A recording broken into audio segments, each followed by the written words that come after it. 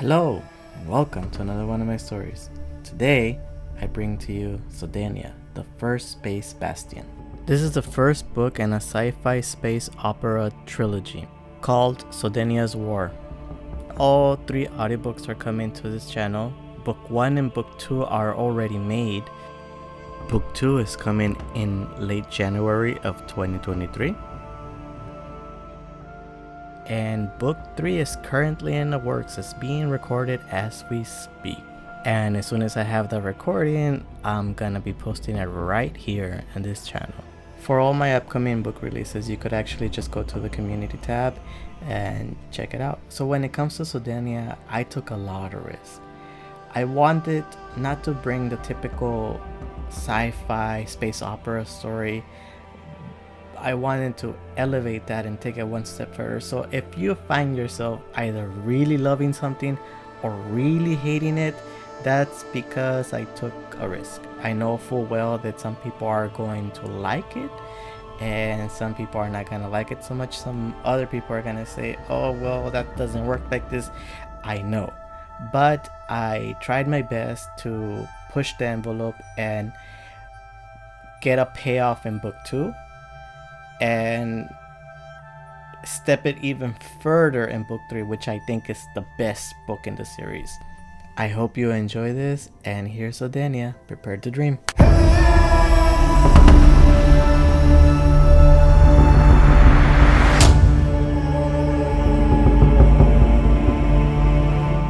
One. Reaching the end.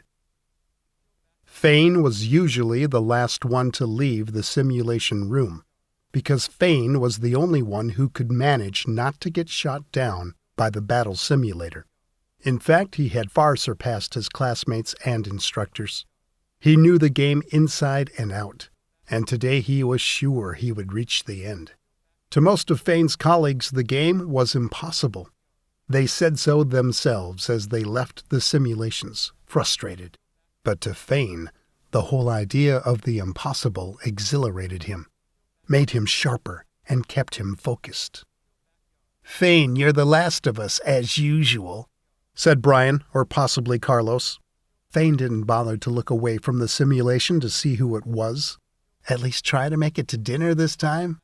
Don't make us go through the whole thing of saving you some food for later. You know, there's no chance of finishing that simulator." But Fain paid little attention to the outside world. He was lost in the heat of battle. He was surrounded 475 to 1. His ammo was running out, and his force field had taken a beating. He had lost the majority of his drones, and with only a few still trailing behind him, he was not about to back down. His speed was still to his advantage. The battle simulator often took place in a random environment: earth, air, space, or sea. The only things that remained unchanged were the steep odds and insane difficulty. The battle that Fain was in now was taking place at sea. "This is going to be a walk in the park," Fain said to no one in particular, remembering a line from a book he was fond of as a kid. "Appear strong when you are weak. We are going to have to put that to the test. Let's hope you were right, Sun Tzu." He sent the drones to circulate around him at full speed, despite all the warnings of low fuel, and programmed his own battlecraft to self-destruct in 20 seconds.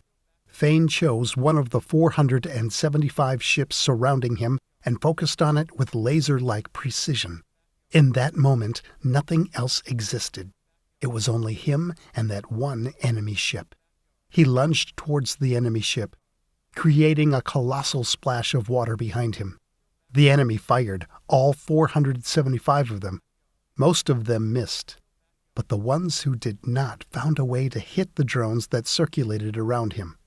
The drones began to drop like poisoned flies, and Fain had mere seconds to complete his plans.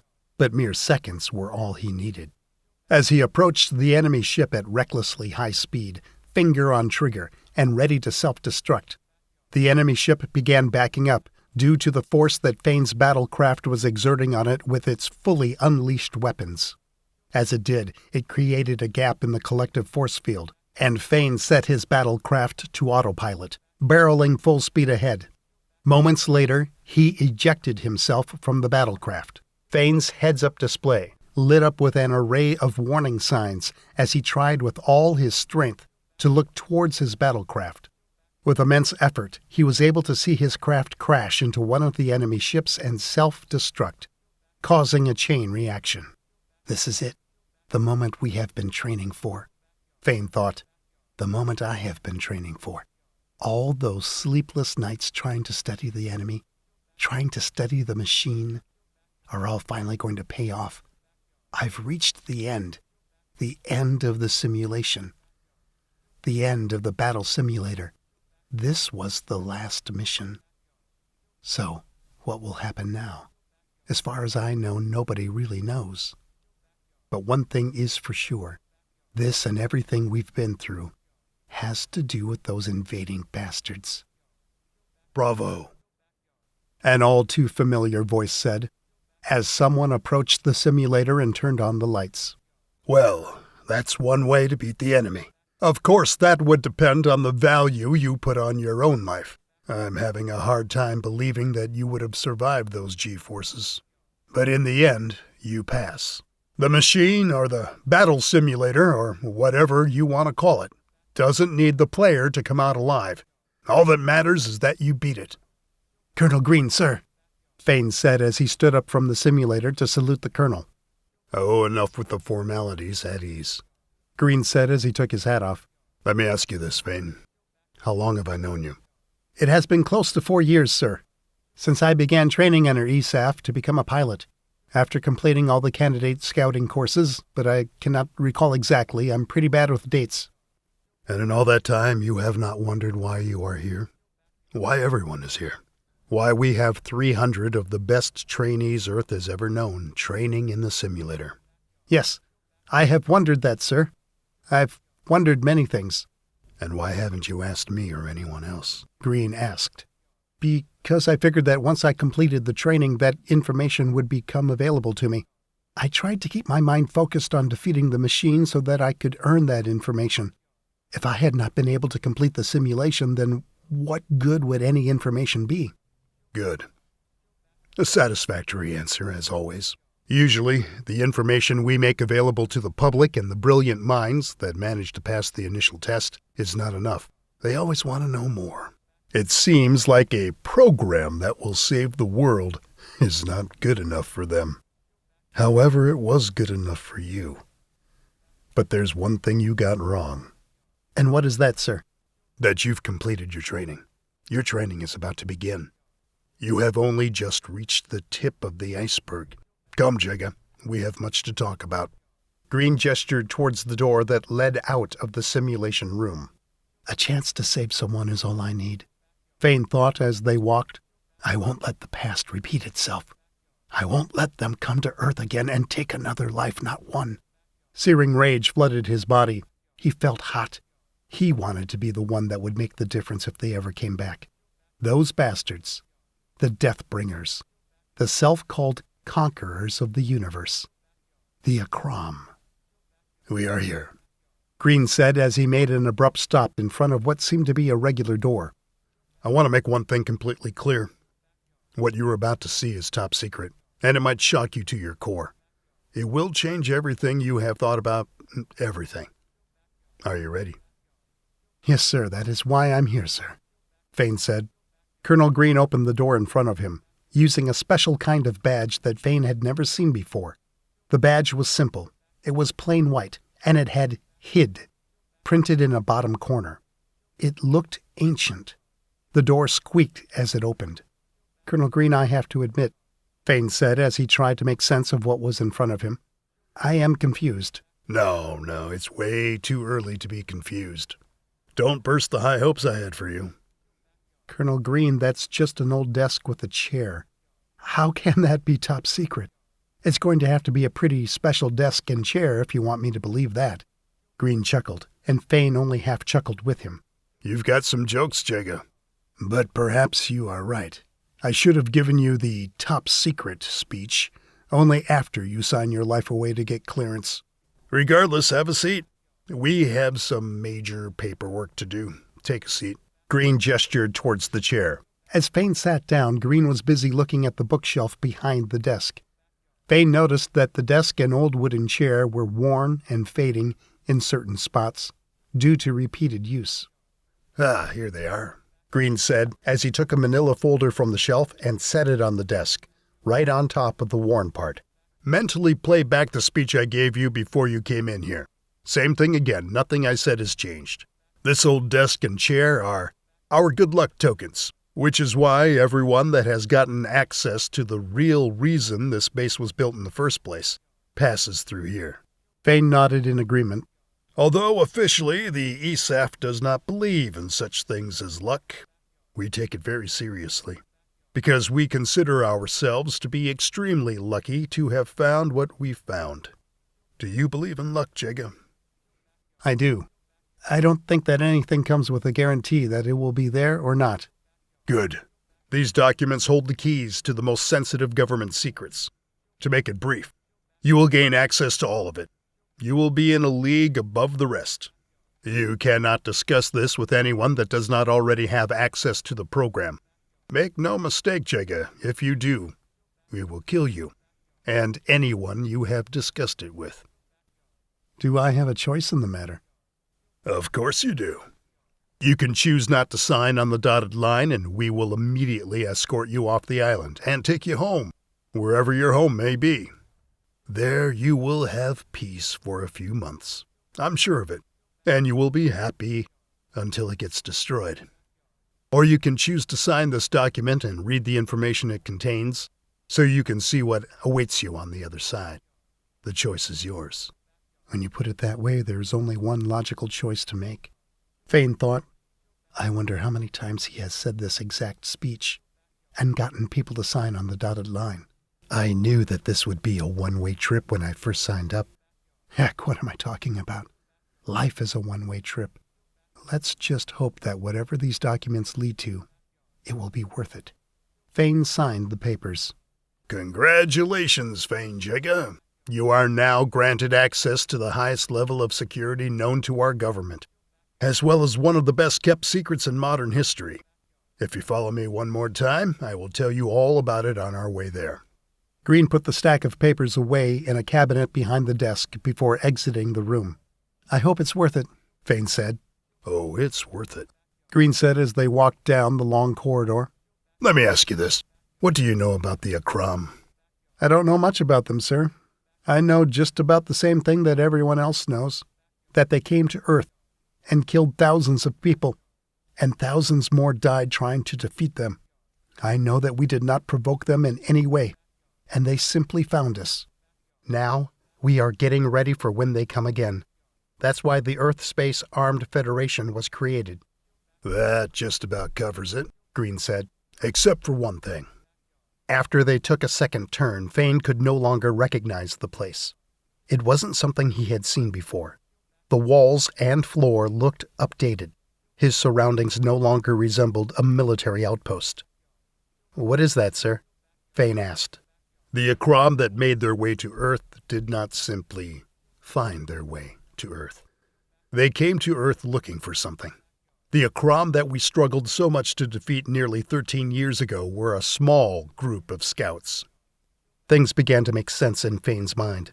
Missing pieces of the puzzle began to fall into place. That would explain the battle happening near here. That is correct. So what exactly did they come to Earth looking for? On September 21st, 1930, a spaceship crashed in the Pacific Ocean. It was 1.6 miles in length, nearly 0.6 miles in width, and 0.2 miles in height. Many speculate that when the ship was making its way to Earth, it decelerated many times over, thus it did not cause any real harm. Back then, technology was primitive, and the crash landing was an easy cover-up, especially as it was in the middle of the Pacific Ocean. Some news made its way to the surface, but it was quickly dismissed as bogus. Frankly, at the time, people had more pressing things to worry about than things they could not begin to understand. The economy had just crashed a year before. The Great Depression, Fain muttered. Fain had always done well at school, or at least paid attention. His father had taught him that history was a way to understand both the present and the future. Correct. along with fascism, dictatorships, and droughts. But still the government scrambled to build this facility you are now in, obscuring the whereabouts of the ship completely. Of course, over the last 126 years, it has undergone some heavy modifications, making it the facility you see now. If you don't mind, I have to ask, Fain said, knowing that he had interrupted. Please, go ahead. At this point, there's very little you can't ask. The Akram scouts that came to Earth looking for this ship, did they come looking for their own ship? Or was this ship from an entirely different species? So, you are listening. We have asked ourselves that same question. And from what we know, it is not of Akram origin. In fact, quite the opposite, as you will find out in just a bit. Fain nodded, trying to take in the information, listening intently. This facility was built with the sole purpose of developing the technology that fell from the sky. Thanks to it, we have made many advancements, and in many ways we have surpassed the technology. However, we have yet to understand the consequences of our actions. We don't know what having this technology means for humanity. That is the simple truth of it. I won't steer you in the wrong direction by pretending we know everything. Thank you, sir. Thank you. For what? Green asked. When you understand the situation we're in, you will see that we don't have time for bullshit. I understand, sir. Despite our misunderstandings of the alien technology, even so, we have pressed on. And now we're here. Why press on? Why not slow down and try to understand the technology? The answer to that is simple. Green said as he came to a stop in front of a much larger door. Because there's no time to spare. You see, when the spaceship fell from the sky into the Pacific Ocean, it was severely damaged, but not at all from the crash landing. As you know, it did not land that hard. The spaceship was clearly a battleship, and had been through hell before it got here. It is our belief that everyone on board this ship sacrificed themselves and headed towards Earth to give the people of Earth this very chance. How do you know this? Green took a small device from one of his pockets, and an alien message started playing, filling up the hallway with the sound. Fain had no idea what he was hearing, but he knew that it wasn't an Akram message, as he had heard many of those play in the past when they first came to Earth. No, this was different. It sounded less vile, more genuine. If Fain did not know that he couldn't possibly understand what it said, he would have made himself believe that, in fact, he did know what the message said. Since we have been aware of the ship, we've had the world's best linguists working on deciphering the complex alien language, Green said as he put away the small device. The message in part says, "It is too late for us. Here is our best weapon, our champion. Defend your planet against the conquerors of the galaxy." Later, you will have a chance to study the message more extensively. This just got a whole lot bigger. What did I get myself into? Fain thought. What if I'm not strong enough to defend those around me? This is all just way beyond me at this point. There's an entire other race out there besides the Akram. And surely they are not the only ones. What difference will I make? I am just one person, right? No, you can't start thinking like that, not this early. You have to get it together. You have to finish what you started. Don't be stupid, Fain. You will do what you can, and hope that it is good enough. Fain noticed Green looking at him, examining him, so he snapped out of his thoughts and back into the moment. You aren't having doubts, are you? Green asked. Please don't tell me that I have chosen the wrong candidate. If you are not feeling up to it, let me know. I have it under control, sir, Fain said, straightening himself up. It's just a lot of information to process. Very well. Let's continue. There is no time to waste, Green said as he rolled up his left-hand sleeve, revealing a thick black wristband. A machine next to the door began scanning the wristband. Colonel Alexander Green. Access granted, said a disembodied voice. Thank you, Kaya, Green said as he gestured towards Fain. Please grant temporary access to guest Fain Jegga. Temporary access granted. Welcome, Fain Jegga. Thank you, Fain said. Jegga, Green said while standing in front of the large door. Before we take one more step, there's something I have been wanting to ask you. As you are aware, everyone that enters into our program is subject to a background check, not only for the individual but for the family as well. We pay little attention to this at first, but as the cadet moves up the program, the past becomes more important. In short, I am aware that your parents were killed in the crossfire when the Akram first came to Earth. Now I must ask you, are you doing this for revenge? I've asked myself the same question, sir, Fain said, trying to control his breathing. And I have to be honest with you. At first, revenge was the only thing in my heart. I went to sleep every day after my parents' death thinking how to get back at their murderers. I woke up every day to train, to get stronger, to get faster, to get sharper, so that I could get back at them, so that I could make them suffer, perhaps just a fraction of what I've suffered. When I first heard about the program, things couldn't have been more perfect. But as time went by, and as I won battle after battle, I began to realize something. And what was that? Green asked. I began to realize that I no longer craved revenge. It was as if I had already obtained revenge when I decided that I was going to fight for the human race. I am doing this because I want to make a difference, because I want to save people from the hurt I have endured. And if I can save even one person, I know that I've done a great thing. Good. Very good. I'm glad you said what you said. Just know that the time will come when you will have to make your own decisions for the sake of humanity. And when that time comes, I hope you make the right decision. Now, let me present to you the very reason we are here. The large door behind them began to open, revealing an entirely different world inside. It was too much for Fain to absorb. There was too much going on. It was a busy dock-like place, but at the center of it all, there was a massive ship, unlike anything he had ever seen. Behold, Sodenia.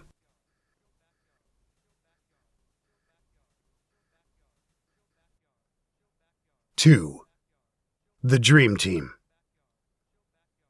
Fain entered the massive hangar, bewildered at the complexity of it all. He never thought that such a structure could be possible, let alone underneath the sea.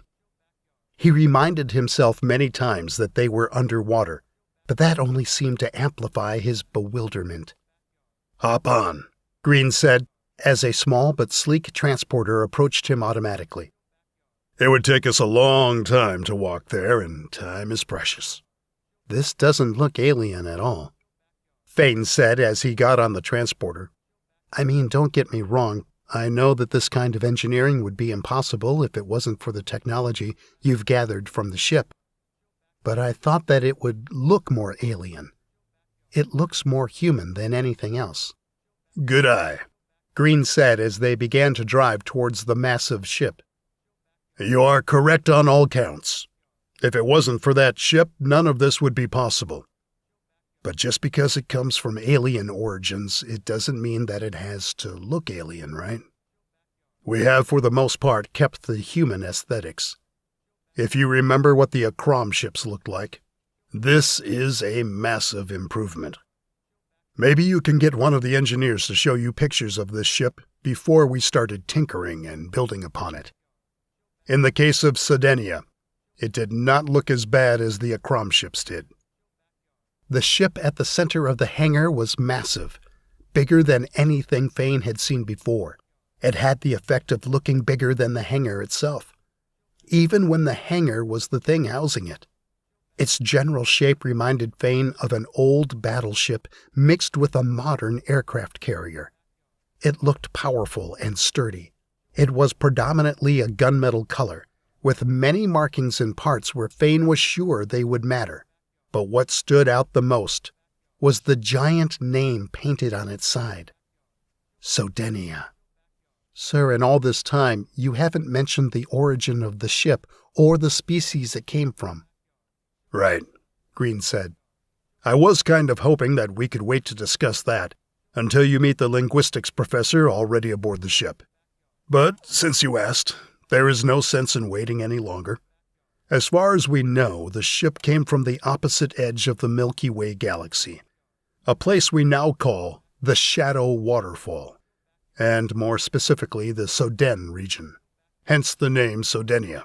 We know little about the place, and we call the species Hurrian. As they neared the ship, Fain was no longer able to distinguish its shape. It all just looked like a massive wall to him. If it wasn't for the obvious small bridge between the dock and the ship, he would have had a hard time finding the entrance. They got out of the transport and walked inside the massive ship. Everything smelled brand new. Everything looked brand new. And again, surprisingly human. "Welcome to Sodenia," Green said as they walked down one of its corridors. "Here's where you will spend most of your time from here on out. I suggest you get intimately familiar with the ship, as there will be no need for you to disembark. You will eat, work out, and sleep aboard this ship, unless you are granted a leave of absence." This place is amazing, Fain thought. Now I get the feeling that every time I've used the word amazing in the past, I've been using it wrong. It's just hard to wrap my mind around it, especially knowing that all of this is meant to fly. And not only in the sky, but also in space. Whoa. But all that aside, I wonder what my duties will be on board this ship. Am I going to be the backup pilot or something? Nah, that would be too much responsibility for me. "Sir, can this ship really fly?" Fain asked as they got on an elevator. "I've never seen something so massive in the sky. The Akram ships that came to Earth don't even begin to compare to this one." "Well, we have never tested it beyond this hangar," Green said. "Our engineers are positive it can fly, but they do tell us that it's meant to be in space more than anything else." "But it must weigh several million tons," Fain thought as they exited the elevator and headed towards a group of people. Taking off must be one hell of a task, that's for sure. How can it even be done without the ship tearing itself apart? "It's time to meet the flight crew," Green said, walking into a room. "These are the people you will spend most of the time with. Get to know each one of them, as you will rely on them to carry out your duties on the ship." "I understand, sir," Fain said as the faces of the strangers came into view. "I will do my best." The group of 5 saluted Green as he approached. They were standing around the center table in the room. "At ease. Sorry we are late," Green said as he saluted back lazily.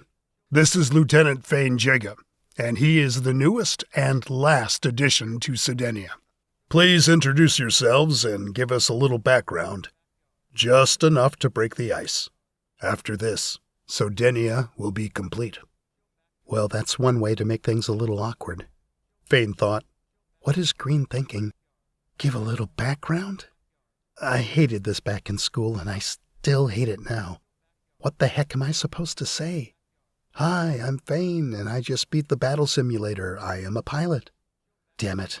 I'll just have to go last. The room was silent. It looked as if no one wanted to be first. "Well," Green said, fixing his eyes on one of the 3 females in the room. "I don't have all day. Why don't you start, Eora?" Fain looked towards a woman wearing a black uniform with red accents. "Very well, I am Lieutenant Eora Blackwaters, weapons specialist. Nice to meet you. I am intimately familiar with all weapons on the ship, all 20 different kinds and all 864 of them. The ship has an impressive array of weapons, from turrets and missiles to drones and cannons. I can take them all apart and put them back together. Well, that's with the exception of the main cannons. Those I still have to study, but they are kind of complicated because they are just so large. But I am sure, given their size, they could probably destroy a small planet if we wanted. I mean, they run the full length of the ship. I haven't seen anything like them ever, and—" "Okay, thank you, Eora," Green said, cutting Eora off. "That's quite enough. Save the details for another time. It was only meant to be a little bit, not your entire experience on board the ship." Fain looked expectantly at the next person, whose uniform was also black, but with yellow markings. "I am Lieutenant Commander Larissa Druner. I am the general manager on board Sodenia. I take care of the rations on board this ship, as well as directing all fellow officers in their day-to-day tasks.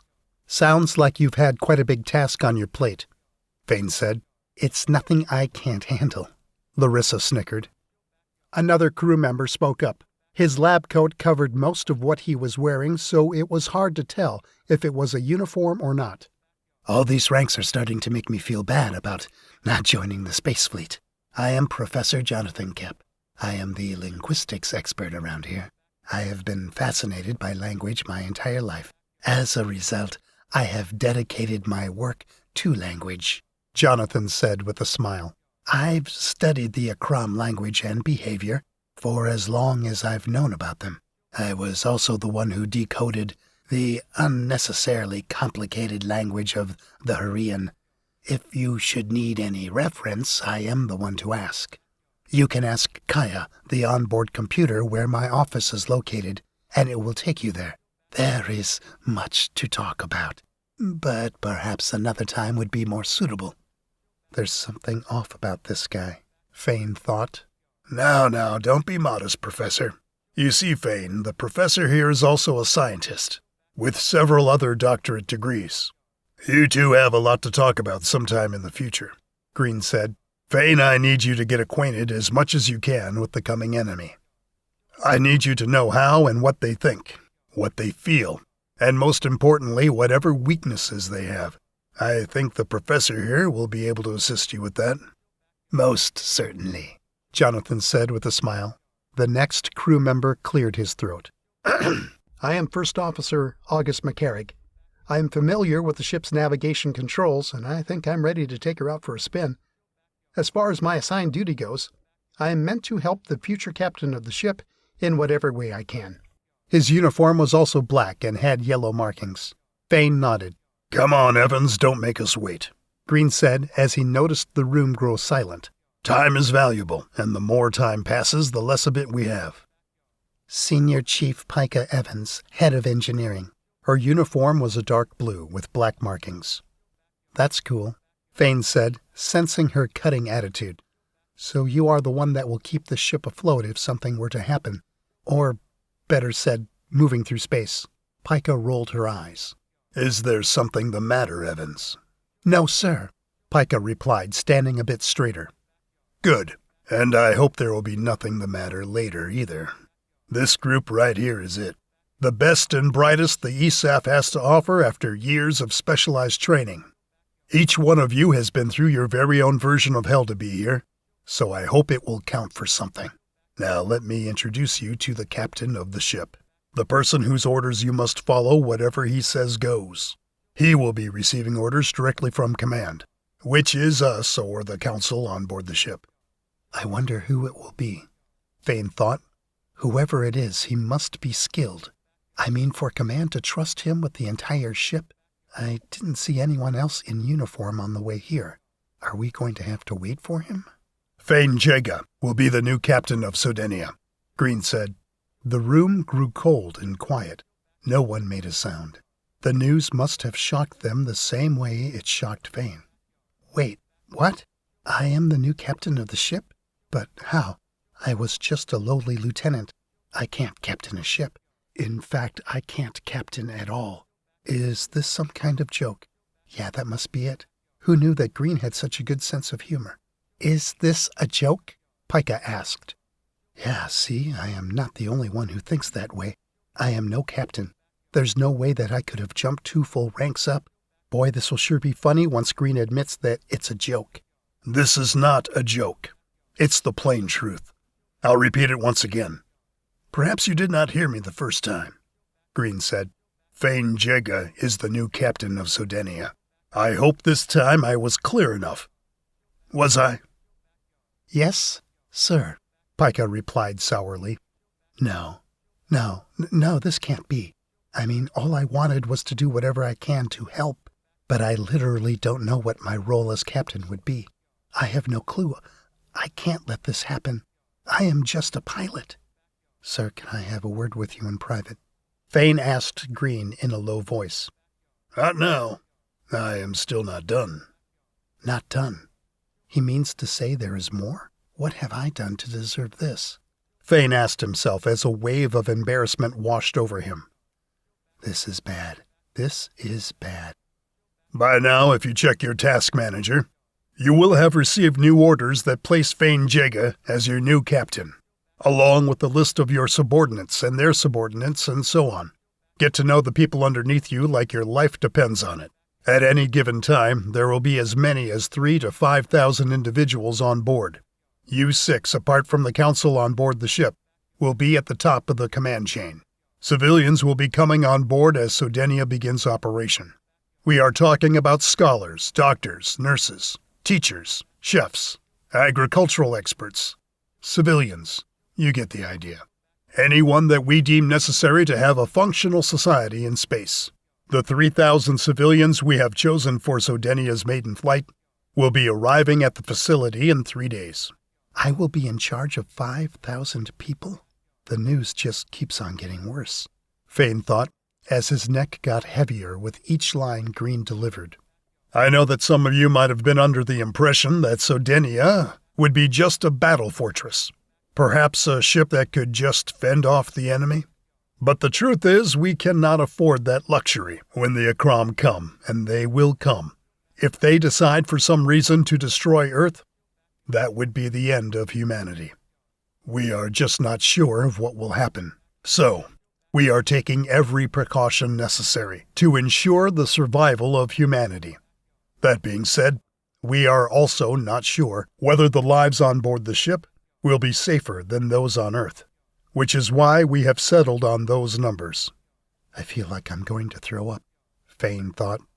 The new captain isn't looking too good, sir, Pika said with disdain in her tone. It might be an early sign of ineptitude. That's enough, Pika, Green said with authority. You will treat Fain Jegga as your new captain or lose your place on this ship. It is your choice.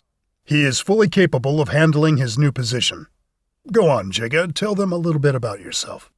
Can't you see that I'm in the middle of having a crisis here? Fain thought while he tried to snap himself out of it. What am I even supposed to say?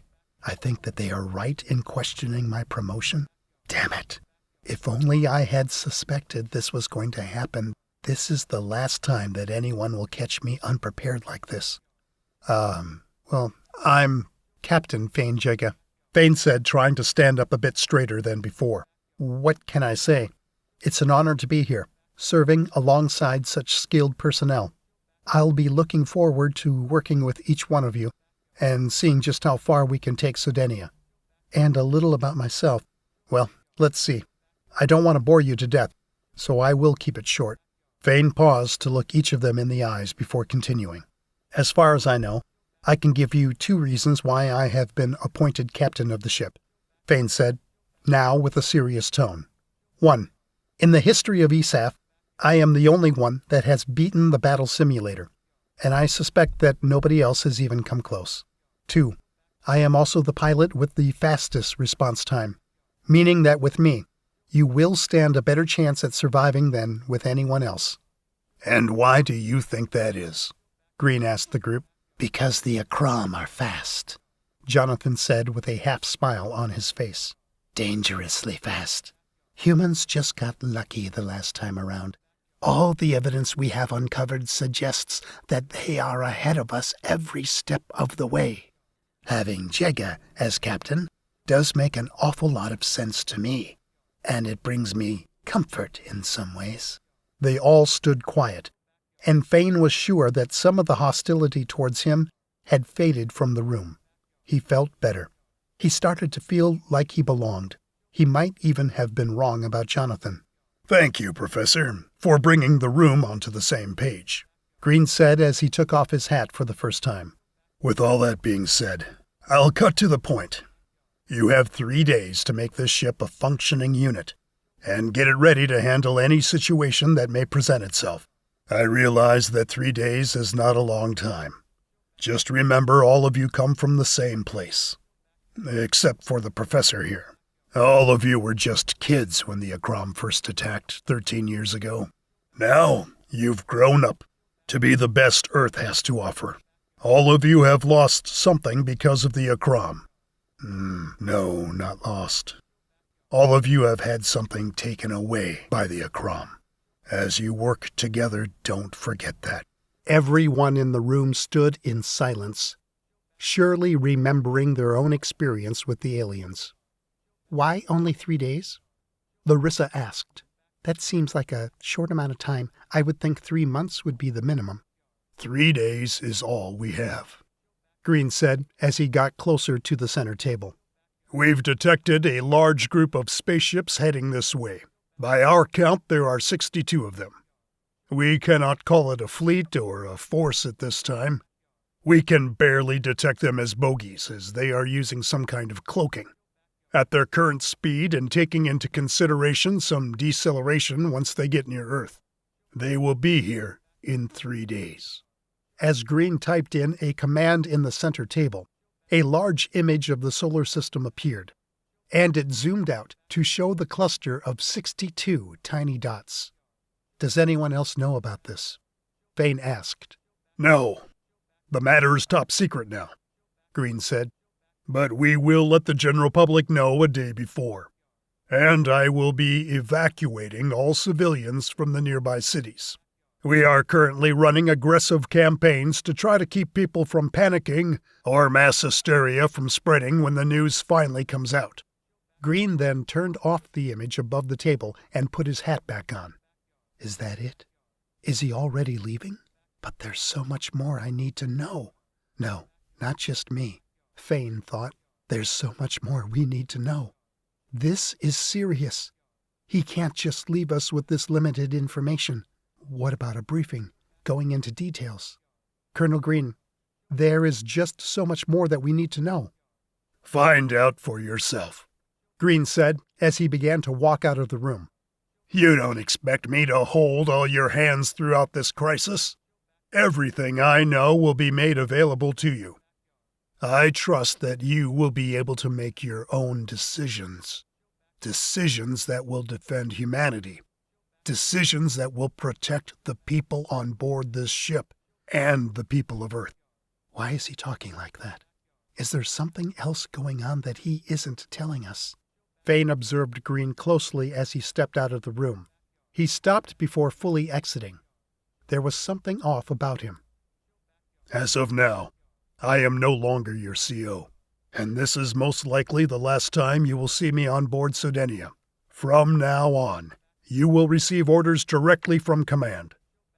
Sometimes, perhaps from me, but mostly from the council on board the ship. Follow those orders to the best of your ability." Green left the room, and the door closed behind him. The room felt cold without Green in it.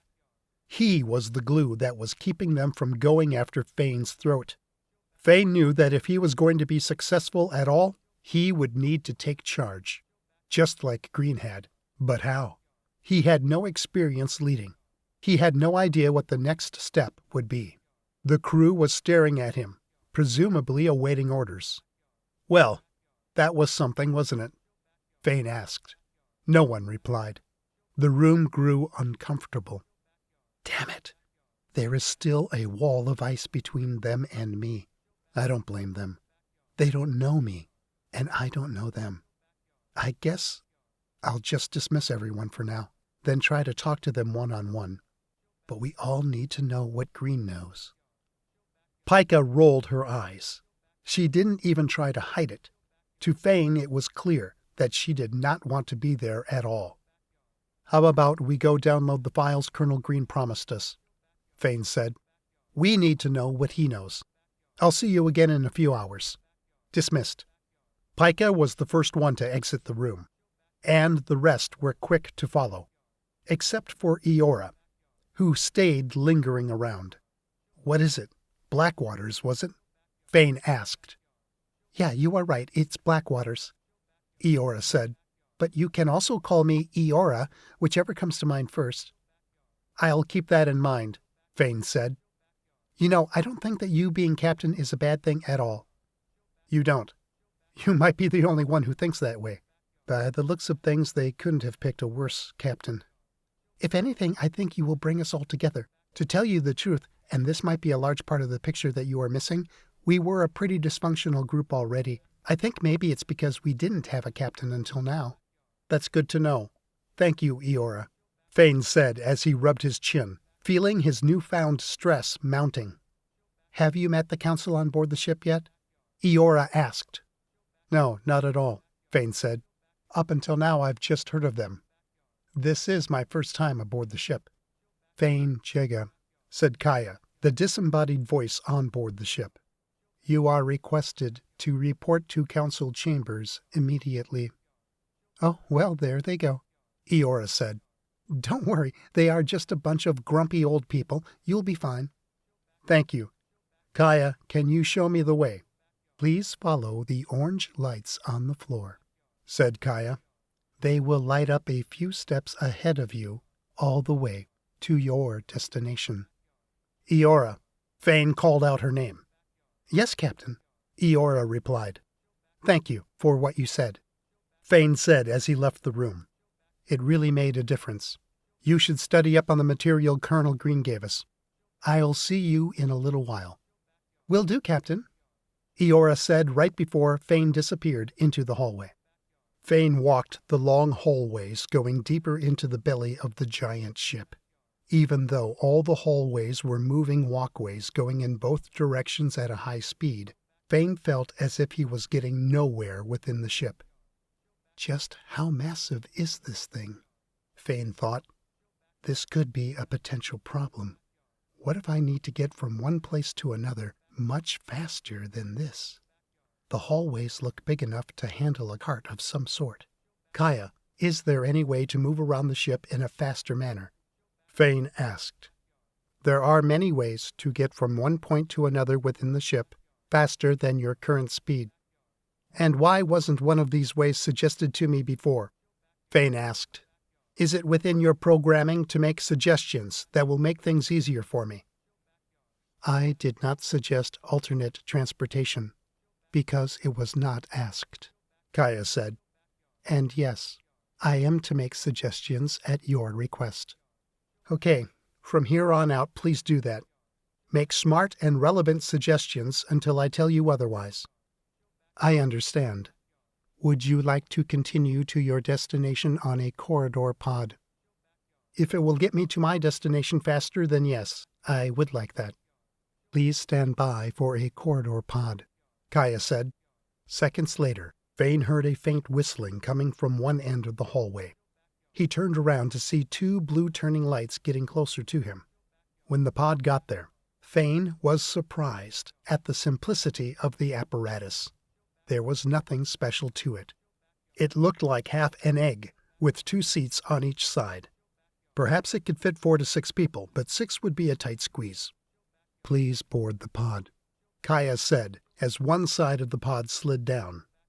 Fain entered the pod, and seconds later everything around him became a blur of movement. He was used to sudden acceleration, so he felt right at home, but he saw how someone else might be taken aback by the fast movement. He reached his destination only 2 minutes later. You've arrived at your destination, Kaya said. The council room is just beyond that door. I will not be able to guide you any farther. There was only one door in sight, so Fain knew what door Kaya was talking about. He was still curious as to why Kaya couldn't guide him all the way to the council room, but he thought it best to leave that question for another time. Thank you. You know, Kaya, Fain said as he got out of the pod. We really need to work on the pod's acceleration and deceleration. Perhaps a warning would be nice, at least for other users. I am available to work on my programming 24 hours a day, Kaya said. All right, Fain said as he walked towards the door. I will be availing myself of that soon. There was no further response from Kaya. It was as if she was not allowed to talk or be near the council's door. The door was plain, to say the least, but it looked solid, and engraved across the center of it were 5 stars. Are these people generals of the ESAF? Fain wondered as the door opened before him. Please enter and be quick about it, a commanding voice said from inside the room. You have already wasted enough of our time. As soon as Fain stepped into the room, the door behind him closed. But he couldn't help but notice just how thick the door and walls were. It took him several steps just to cross them. The room was circular. The walls were high and had nothing on them apart from the same 5 stars, engraved in a similar style to the ones on the door. Fain Jegga. A voice filled the room, this time a woman's voice. You are the newly appointed captain of Sodenia, and as such, you will receive your orders directly from the council. You will discard any orders previously given to you. A different voice spoke this time, not the voice from the door, nor was it the woman's voice. You will follow any new orders given to you by the council to the letter. If you do not comply, you will immediately be removed from your position and met with capital punishment. Do bear in mind that the orders given by the council are in the best interest of humanity, a fourth voice said. You will receive your new set of orders when and how we deem it necessary, a fifth voice said. That is all. What? I came all the way here so they could tell me who is in charge? Fain thought. This is not a good start to any relationship. Council, if I may, Fain asked. You may not, the fifth voice said. You will only speak if asked to speak. You will not address the council unless asked to. That is all. Shit. This is going to make things a whole lot more complicated. This is going to suck big time, Fain thought as he left the room. What have I gotten myself into?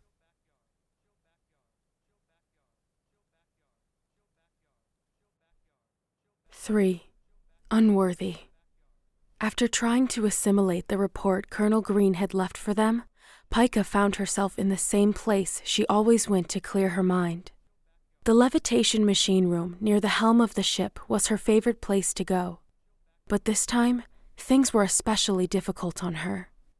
There was a lot happening around her that she didn't understand, but what bothered her the most was the sudden promotion of Fain Jegga. She hated the thought. The levitation machine room was like all the other machine rooms on board the ship, grandiose. The whole thing seemed impossible at first glance, but once you looked at it for a while, it became clear that everything in the room had a purpose. Apparatus turned, others moved slowly, and others moved so fast that they were hard to see with the naked eye. But what made this room stand out from the rest was 2 things. The first was that this room was the only room in the whole ship with more than 1 levitation machine. It had 3. And second, Pika had helped rebuild the room and put the new levitation machines together. To her, it was more than just a room. It was her entire career's work. Sodenia was equipped with a total of 28 levitation machines. They were all distributed equally across the ship for optimum levitation. Even fully loaded, weighing in at 19 million tons, the engineering corps calculated that the levitation machines would have an easy time lifting the weight. Said machines were giant cylinders, 30 feet tall, and ran from floor to ceiling in each room. But the extent of the machines did not end in the room. Rather, the supporting pillars and branch-like structures ran throughout the whole of the ship. Together, apart from the main cannons, they were the largest things on the ship. But the levitation machines weren't the only thing that Pika knew how to work on board the ship. She took pride in knowing more than most. She was one of the few persons that knew all the vital machinery on the ship. From the artificial gravity machine, to the air filtration units, to the recycling plants, Pika was on top of it all. I really can't believe Colonel Green, Pika thought, as she worked on one of the levitation machines. What the heck is he doing? I mean, I think I would understand if the new captain of the ship had been someone who was here from day 1, but no! It had to be someone totally new to the program. I've spent years of my life working on this, staying up late and trying to understand the technology just so that someone could come and call it theirs? How can I possibly be good with that? Ugh! I hate this situation. Just when I thought things would finally go my way, bam! There's life to remind me that there are a lot of stupid people in the world that will do stupid things to prevent that from happening. What the heck is the battle simulator anyway? It's Fain's only qualification on his profile card, literally. It could be that he hasn't updated himself, but still, by the looks of him, he isn't much good for anything else. Pika couldn't help but feel betrayed by her higher-ups. Many times during the rebirth of Sodenia, she had pushed her mind and body to the point of collapsing from exhaustion. And she did so for many years.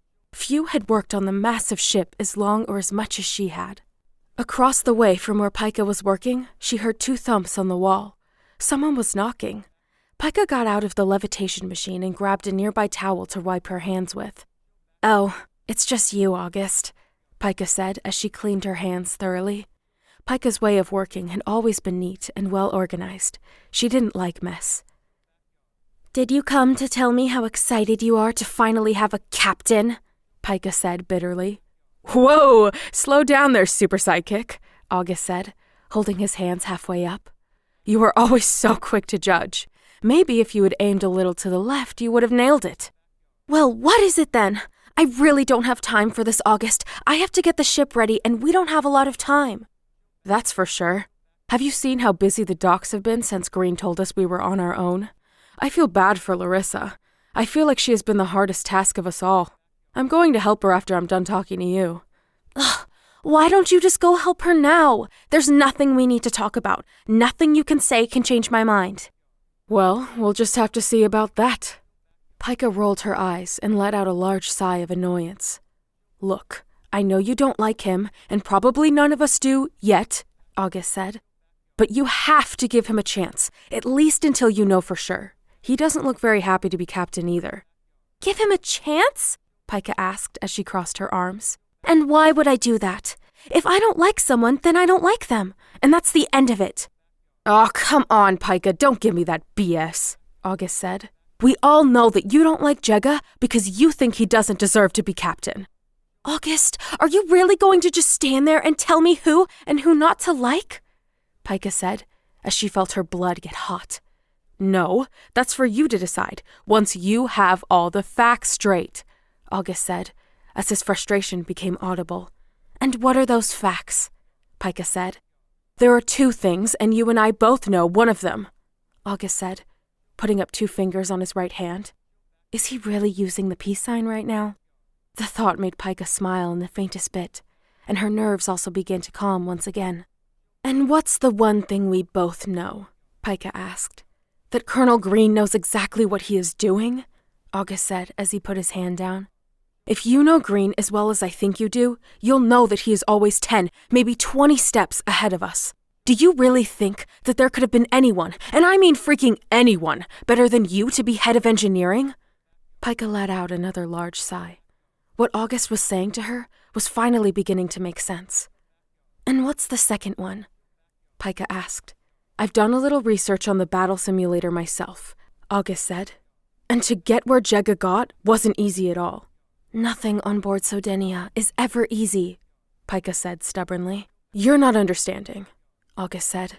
"The records show that 22,000 people were tested for the battle game, and from those, only 2,000 were selected, and after that, 300 remained. And from those 300, just take a guess on how many finished the battle simulator." "Only Jegga did," Pika said, trying to imitate August's voice. "So what? If people could program it, people can beat it." "First of all, listen to listen, not to reply," August said, clearly unfazed by Pika. "The simulator has its own set of rules, and the AI does the rest. It's like a game of chess, where no 2 scenarios are the same, and yet Jegga finished it. But that's not the impressive part. Out of those 300 highly qualified candidates, none of them came close to completing even half the simulator. In fact, most of them thought it was impossible to finish." Pika said nothing. Although she did not want to admit it, she knew that deep down, August was right. Fain Jegga could very well be the best candidate the ESAF had to offer as the captain of Sodenia. "There's no better person," August reiterated. "You know that Colonel Green doesn't make decisions lightly." "Ugh, I know," Pika said, finally caving in to August's argument. "So, can you give him a chance?" August asked. "In hell," Pika said. You don't stand down, do you? Why am I supposed to do what you're telling me to do? Pika asked, looking away.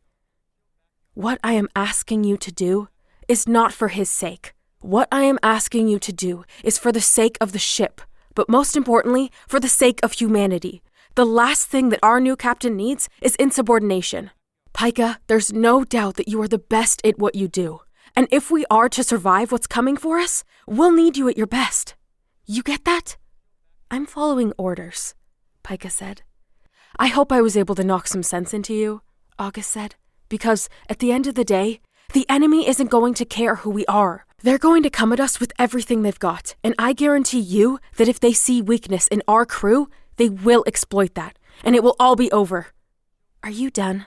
Pika asked. Yeah, I said what's on my mind. The rest is up to you. Larissa is probably neck-deep in work by now. I'll get going. August exited the room without looking at Pika or saying anything else. With her mind lost in thought, Pika went on to do what she did best, disassemble a machine and put it back together again. She did so, trying to relax, thinking about the moments in her life that truly made her happy, like the time when she was a little girl and Mom pushed her back and forth on a thing called a swing, or when Dad got her a puppy for her 9th birthday. But the happy thoughts began to wash away when she thought about the Akrum. She remembered why she had enlisted in the ESAF in the first place. Society had become a weary place. The news had never stopped talking about the next invasion, and how humans stood very little chance against the Akrum. The world had lost its color, its spark. Pika's parents had stopped smiling, had stopped enjoying life along with the rest of the world. When the ESAF offered hope to Pika, hope in a way that she would be able to make a difference in the world, she took it.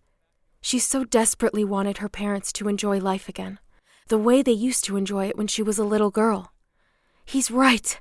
I just can't help it, Pika thought as she finished putting the small machine back together. I've worked so hard to get to this point. There was a light knock at the door. You're already done with Larissa?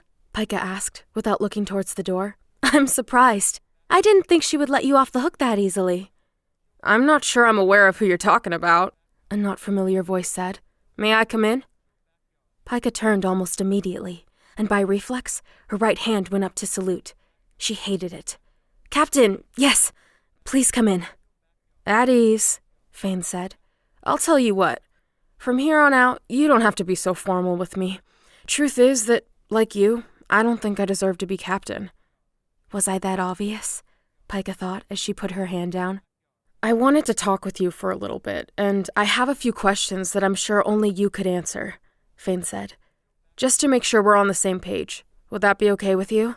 That's fine, Pika said as she cleaned her work area. I'm just wrapping things up here. I'm ready to go check on the main thrusters. You don't mind talking while I wrap things up? Not at all, Fain said. As long as you can follow what I'm saying. I promise I won't miss a beat, Pika said as she began to put away the tools she had used. She slid some of the smaller ones into the pouch she always carried around her waist. Very well then, I'll start, Fain said as he got nearer. What you heard just now is true. I don't think I deserve to be captain, and I came to you first because you didn't bother to mask your feelings about the matter like the others. I'm sorry, Pika said. I can be quite transparent sometimes and unaware of the things I'm doing. Don't apologize. In many ways, your heart is in the right place, and I'm glad you did what you did. How so? Pika asked, feeling a bit embarrassed. Without you to confirm what I already suspected about myself, I might have believed it. I might have believed that I was the best Earth had to offer. And if that was the case, then all hope would be lost. Pika slowed down and began to listen more carefully to what Fain was saying. You see, I never believed that I was the best there was, Fain said, stopping just a few feet away from Pika. I just wanted to be good enough to help, good enough to make a difference. But when I found out that I was top 2% on the battle simulator, and then number 1, I couldn't stomach it. Since then, I've been giving it all I have. Every single ounce of me has been poured into this operation, because I want to give humanity a chance to survive, whatever is coming. If you don't believe that you're the best, then what are you doing here? Pika asked. Why not just resign or refuse your promotion? I think that there will always be someone better, smarter, sharper, faster, Fain said. But until that person is found, And until the ESAF scours the globe, I'm all they've got. Perhaps if we had more time, they would have done just that. The same goes for you and for the rest. We're not perfect, but we can try our best. I might have the wrong idea about you, Pika said, turning to face Fain for the first time. But only a fool would believe it without seeing it. I'm good with that, Fain said with a half-smile. If you'll let me show you. Do I have a choice? Pika asked. You are the captain. I have to follow orders and do what you say. Captain means nothing if people don't genuinely believe it does, Fain said. And to be totally honest with you, it means nothing to me either. I haven't earned the meaning, but you are wrong about one thing. And what is that? Pika asked. The way I see it, you do have a choice, and I am fine with that. Is this guy for real? Did he just come in here and completely change my mind about the matter? Damn, he's good. But I will not fall for it. I won't believe this until I see it. I won't allow it. So, then we will see what happens, Pika said. Sounds good to me, Fain said. So, about my other question. Yeah, what is it? You said it was something only I can answer, Pika said. Earlier today, Green told me that there were many kinds of technology on board this ship. Some that we were able to understand and surpass, but some that were beyond us and that we were nowhere near understanding. I'm trying to get to know the ship as best as I can, and I figured I'd start there. Wait, why am I smiling? Quit that now, Pika thought, as she felt a slight smile appear on her face. I'm not going to change my mind. It's not that easy. I guess the easiest way I can explain it to you is by showing you, Pika said, trying to sound as dry as possible. But this kind of stuff was her world, her comfort zone. And for that, we'll need to take a ride to the rear of the ship. I'm ready when you are, Fain said. Just give me a minute while I finish putting this away, Pika said as she turned back towards her work area. Pika didn't look, but she heard Fain clear enough, walking outside the room and waiting for her there. Him standing out there waiting for her didn't bother her as much as she thought it would. On the contrary, she was sort of looking forward to the little field trip. It wasn't every day that someone was interested in this kind of thing, her world, but she didn't allow herself to feel that way. She fought that feeling. Pika took her time cleaning the area. She didn't exaggerate, but she did not hurry either. So, how did we get there? Fain asked as Pika stepped outside the room. Kaya, can you bring me a corridor pod? Pika asked, and seconds later the pod appeared before them. After you, Fain said. Pika puffed as she got in her pod, and Fain followed. Where would you like to go? Kaya asked. Take us to the main power room, Pika said, squinting but trying not to. The pod launched fiercely from a standstill, reaching full speed in a matter of seconds. As Pika tried to adjust to the pod's high speed, she took a peek towards Fain, something that she instantly regretted. Fain saw her and smiled back at her as if nothing was happening, while Pika was holding on for dear life. She tried to sift through all the reasons why he was so comfortable at these speeds, but she gave up and held onto her seat instead. High speeds were the one thing Pika was not particularly good at. The pod slowed as they arrived at the destination. You have arrived at the main engine room, Kaya said as the double doors began to open on one side of the pod. Please, watch your step as you exit. Thank you, Kaya, Fain said as he got out of the pod. Pika got out also, feeling a bit embarrassed for showing weakness to Fain. The best thing that could happen was that he wouldn't bring it up as a conversation starter, or at all. So, this is it? Fain asked as he stepped inside the massive room. The heart of the ship. You could call it that, Pika said. I'm not sure why we aren't calling it that already, Fain said. It looks just like a heart, arteries and all. As Fain mentioned it, Pika too found the resemblance to a heart in the main engine. But the shape was more cylindrical than anything else, and it was 2 stories high, covered all around in thousands of root-like wires. But it was not messy. It formed more of a web-like structure. Everything around the room was precise. You know, about earlier, Pika said, blushing. I have a problem with speed. That's why I was holding on so tight. That's all. Pika, what the heck are you doing? Why are you bringing it up? She thought. And so do many others, and I think that's perfectly normal, Fain said with a slight smile on his face. I've only grown used to it because of all the training I've been through, but at first, I was horrible at it. So, this is one of the things we cannot begin to understand? This is it, Pika said, glad to change the topic.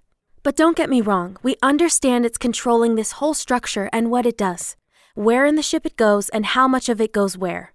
But what we utterly fail to understand is what's inside. We call it the quasar. This was the only part of the ship that was intact. Do we know why that was?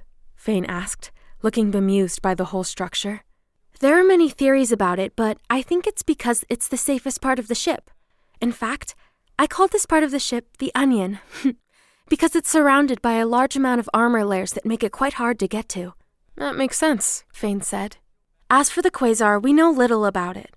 We have done exhaustive research to try to replicate it, to look inside or to benefit from its power outside the ship, but each one of those attempts has failed. It's only recently that we've given up trying to understand it, because with our current technology, and even borrowing technology from the ship, we still cannot fathom it. Has it always been this active? Fain asked. Its activity has increased lately, Pika said as she too stared into the churning light coming from within the heart of the ship. For a while, when the ship first got here, it was only producing as much power as a small nuclear power plant. That's 12,900 megawatt hours a day, to be exact. We are expecting that number to drastically rise as the ship becomes more active. We just wish we knew more about it. So far, the ship has been doing this all on its own. Fain let out a whistling sound. That sounds like a lot of power. And you say that it has increased lately? It was quite enough back then, Pika said. It allowed us to work on the ship, to do research, and to rebuild it. Now that power has grown to nearly 16 times as much, I feel as if it's getting ready for something. And all that power is contained there? Fain said as he pointed towards the heart of the ship. Yes, and also in various battery-like modules spread throughout the ship, Pika said. So, we never really gained control of the ship? Fain said, appearing to be lost in thought. It would seem that way, Pika said, but this is all we've got and all we can do for now. The ship has been kind enough to reveal most of its secrets to us thus far. Humanity has advanced because of it. Perhaps we aren't ready to know it all. Yeah, maybe you're right, Fain said as he turned to face Pika and lowered his voice. Talking about knowing it all, why isn't Kaya allowed near the council room? The question caught Pika off guard, but she knew it would be coming. She just didn't think it would be so soon. The council on board the ship was the one thing that no one discussed openly. Everyone suspected that they had ears and eyes everywhere, and that the council followed their every move, and no one knew a thing about the council. The only thing that they knew was that the council outranked everyone. Many personnel who had tried to get to the bottom of it, who tried to find out more about the council, had mysteriously disappeared. Pika turned to look steadily at Fain, trying to convey a sense of warning. This is something you shouldn't ask because you already know. If Fain's meeting with the council had gone at all like Pika's meeting, she knew that he would understand what she meant. Fain nodded slowly. He looked like he was thinking, but Pika couldn't be sure. Well, there's no sense in trying to find something like that out, Fain said. I guess I'll get going. I won't take up any more of your time. I'm interested in having a chat with the professor. After that, I figure I'll go help out Larissa with whatever she needs. Larissa is more than capable of handling anything that's thrown at her, Pika said. Besides, shouldn't you be getting familiar with the ship's controls? Yeah, there's no need for that. At least not now, Fain said as he began walking. The ship's controls are exactly the same as in the simulation, and I'm already intimately familiar with them. So I figured I'd make myself useful somewhere else. All right, see you around. Why is he so nonchalant about this whole thing? Or is he just pretending? Who are you, Fain Jegga? Pika knew that she had a decision to make. Either she was going to trust Fain fully, or not at all. She didn't have the luxury of time in this case. The fate of the world might depend on it. Knowing full well that she could not choose to, she decided to trust her new captain, but not as captain of the ship, just as Fain, another human just like her, trying to protect Earth. Pika knew that the change wouldn't be like switching on a light. It wouldn't happen instantly. But she made up her mind to try and adjust as best as she could. You have my trust, Fain, Pika thought. Take care of it, because if you break it, you'll never get it back.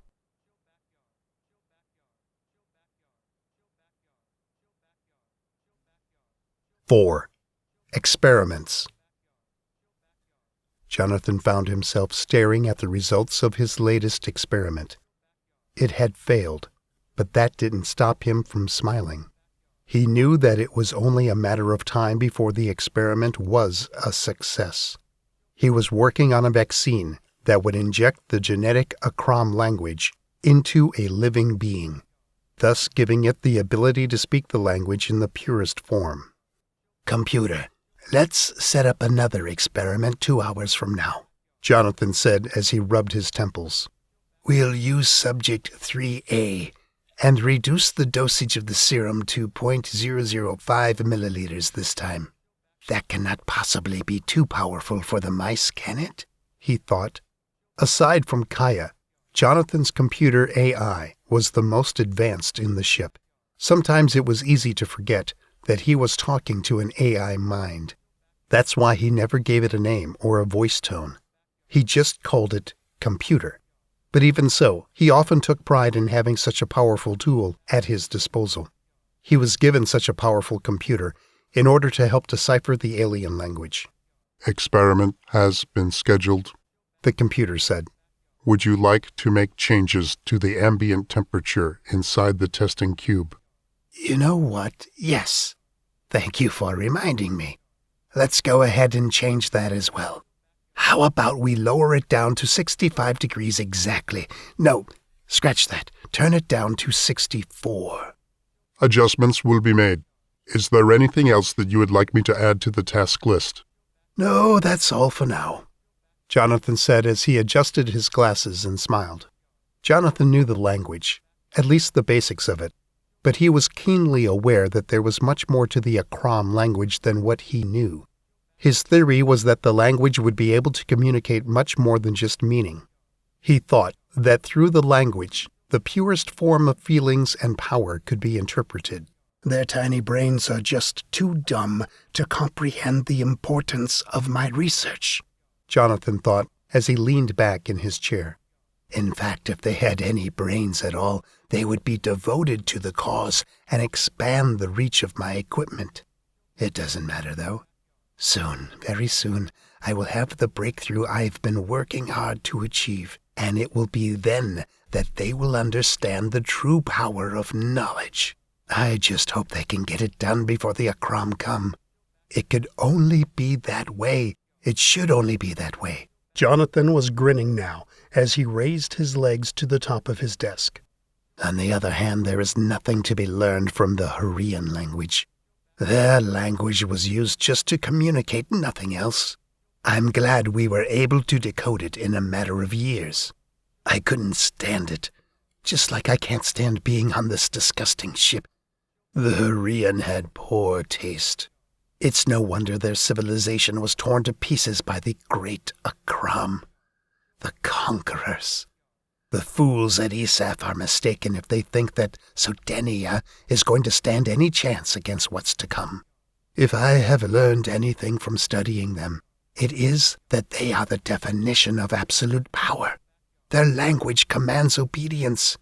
It oozes power. That is why if you command the language, you command power. I wonder if the Council suspects me yet," Jonathan thought. "So what if they do? It will be in their best interest to keep me alive.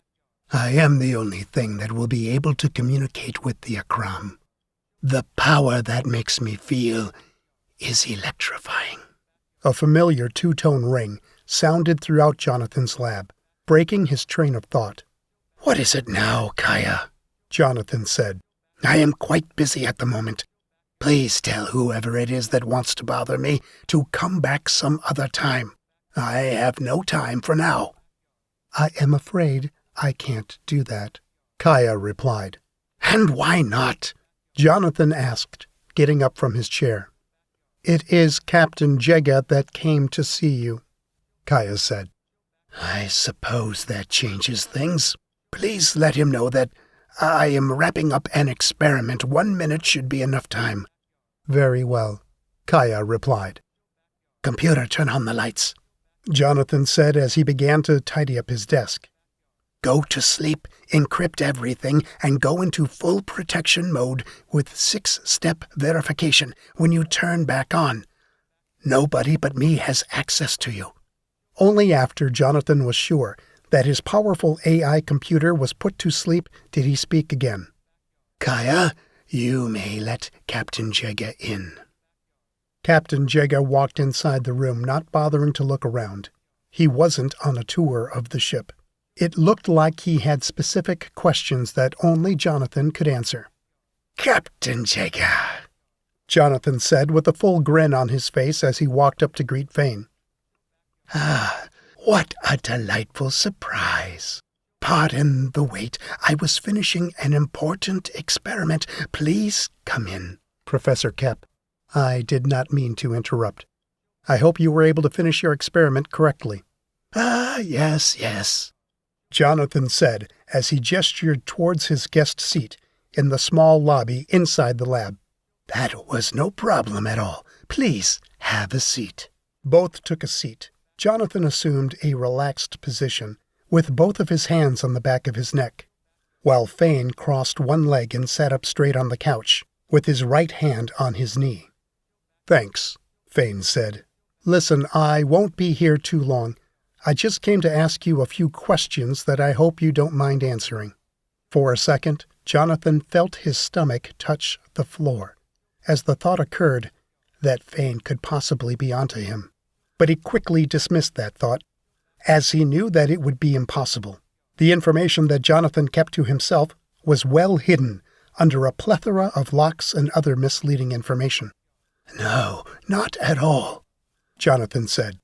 "If your questions are within my reach, I will be happy to share everything I know about the matter. If anything, I think that the more information we equip ourselves with, the better our chance against the Akram." "That's good to know. All right, I won't beat around the bush. Just how much do we know about the Akram? Why exactly did they come here? How much of their language do you know? And what of the Hurrian race? What were their motives?" "I'm impressed," Jonathan thought while he pretended to think how to answer that question. "When Fain says something, he means it. He is diving directly into the good stuff. But the real question is, how much am I willing to tell you? You should only know enough to keep us alive until I can successfully communicate with the Akram myself." "I'm assuming that you have had access to more material than anyone else, since you are studying the language, and you have been working on it for many years. So what can you tell me?" "You are correct to assume that. I am the leading expert on Akram. Nobody has ever come close to my level of research. I'll tell you everything I know, but I'll have to be blunt about it." "I'm all ears." "We don't know nearly enough about the Akram," Jonathan said, now letting his head lean on one of his hands and putting his other hand on the sofa rest.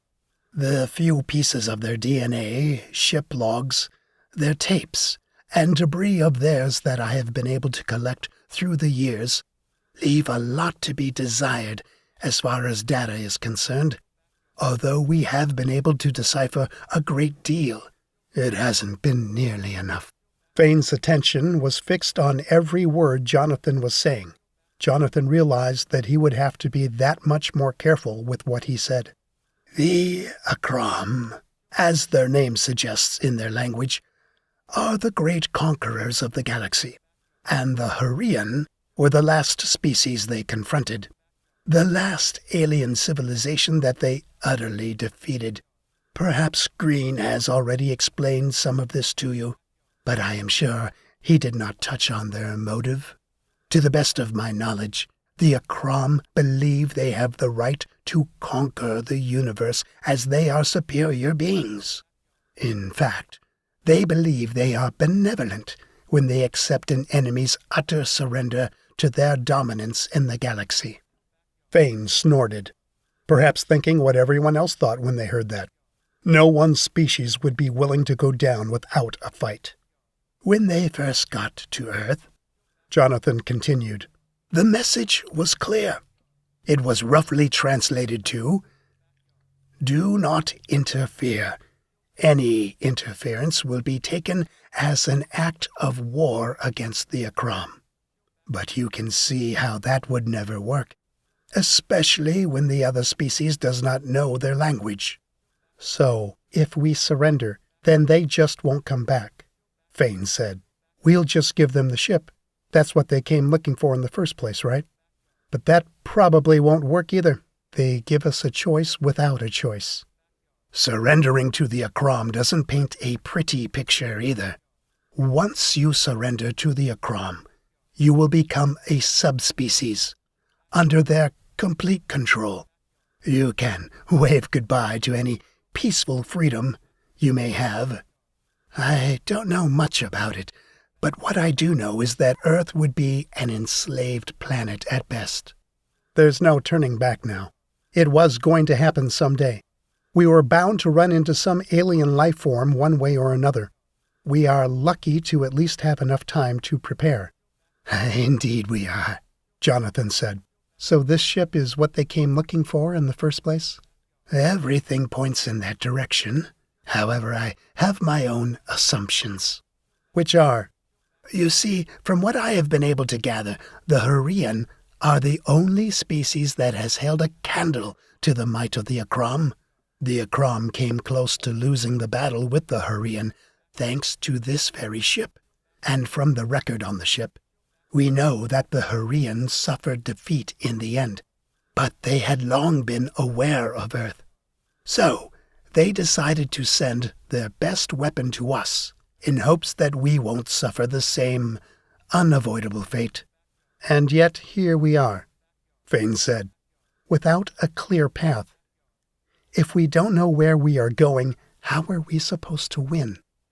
So he is not here to pretend that he knows where all of this is going, Jonathan thought. Does he suspect the council?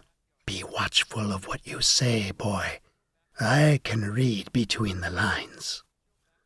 That is the sad part of this whole ordeal, Jonathan said. Did the Hurrian leave any advice behind? Fain asked. Anything that can help us? From what I have been able to gather, the ship was barely able to make it out of the onslaught, and those who were on board the ship perished on their way to Earth. They became dust as they arrived. We know little about the Hurrian species, only enough to know that they were primitive and inferior when compared to the Akram. You are quite fond of them, aren't you? Fain asked. No, not really. I just recognize power when I see it. Fain's hand clenched into a fist slowly, and Jonathan spotted it. Of course, I am only stating facts in their purest form. If we are to win this war, if we are to win the right to keep living, we must be honest about the data and say it how it is. There's no sense in pretending, regardless of which side we are on. You are right about that, Fain said. What can you tell me about your studies, Professor? Will you be able to understand the Akram? Just how much do you know about their language? The Akram language is one of the most complex forms of communication that I've encountered. No, let me correct myself. It is the most complex form of communication, Jonathan said. Meaning?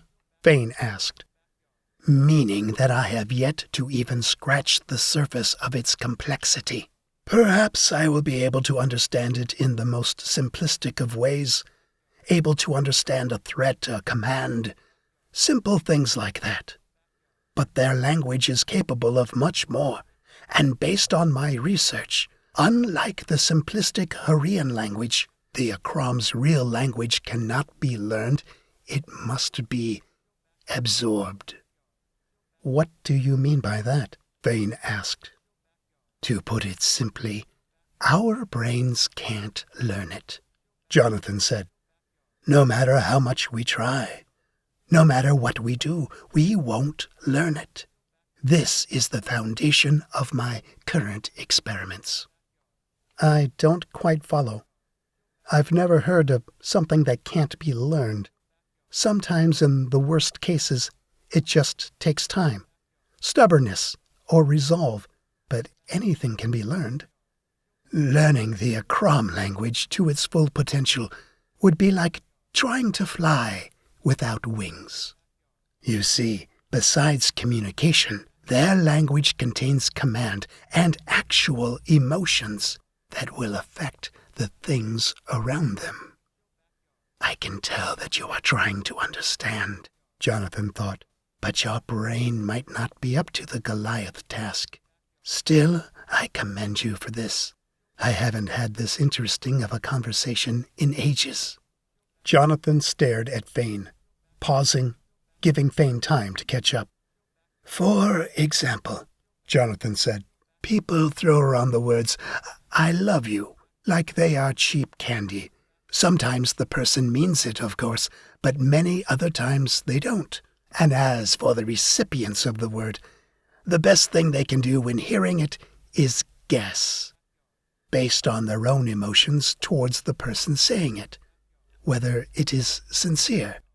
But they cannot know for sure.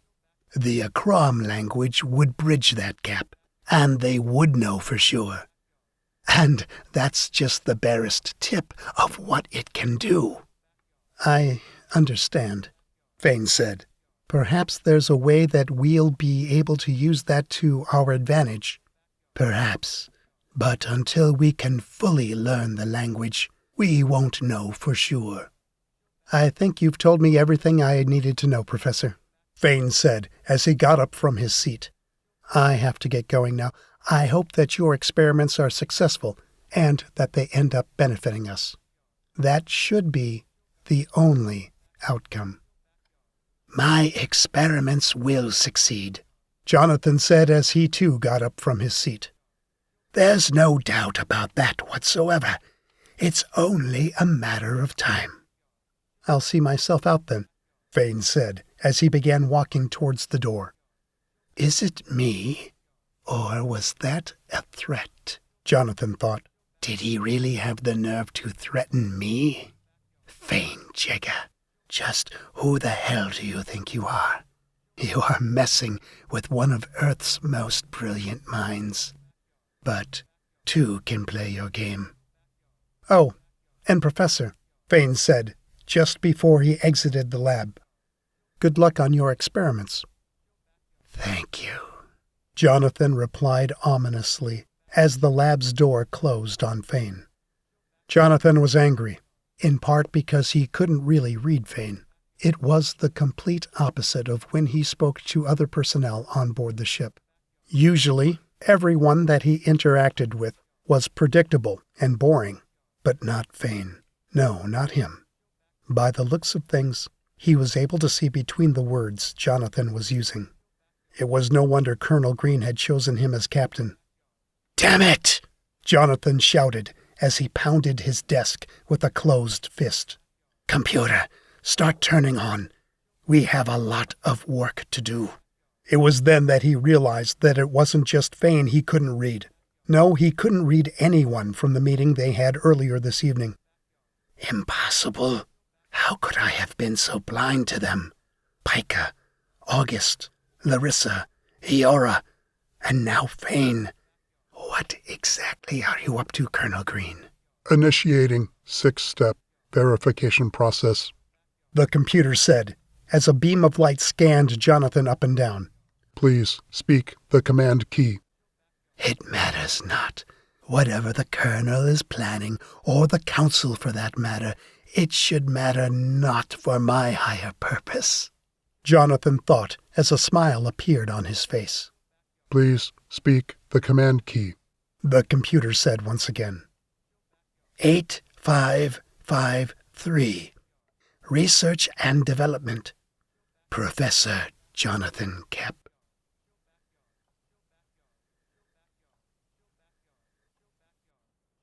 Five. Captain.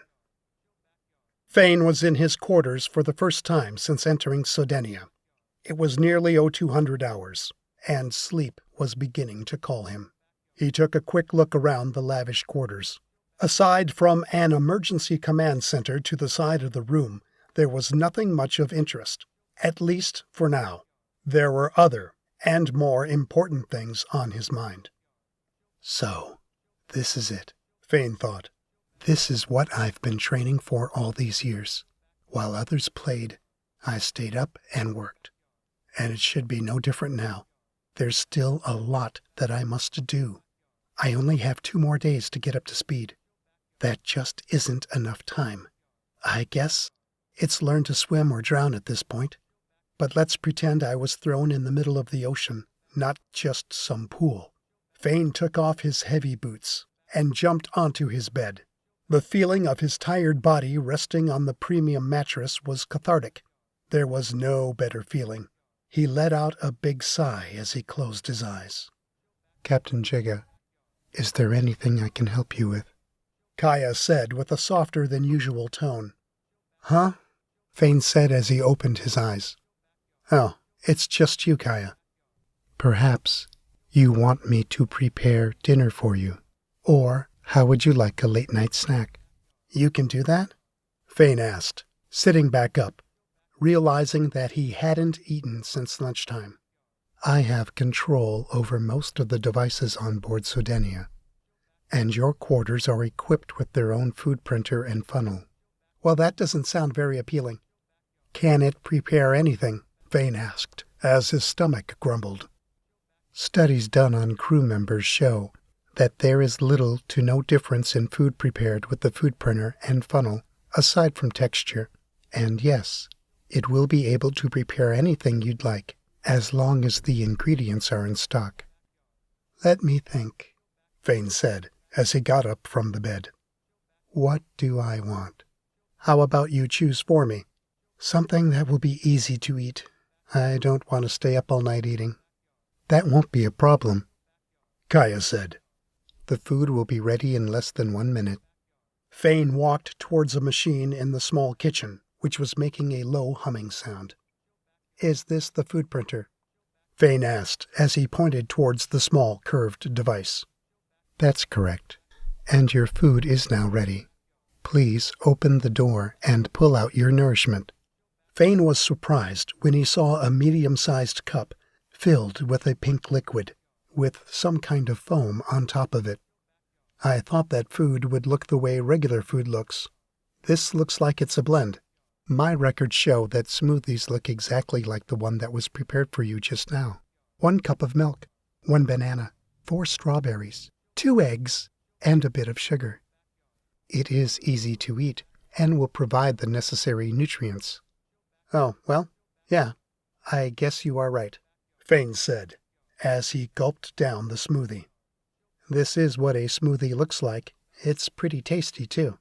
The cool liquid filled up Fain's empty stomach, giving him a satisfied feeling.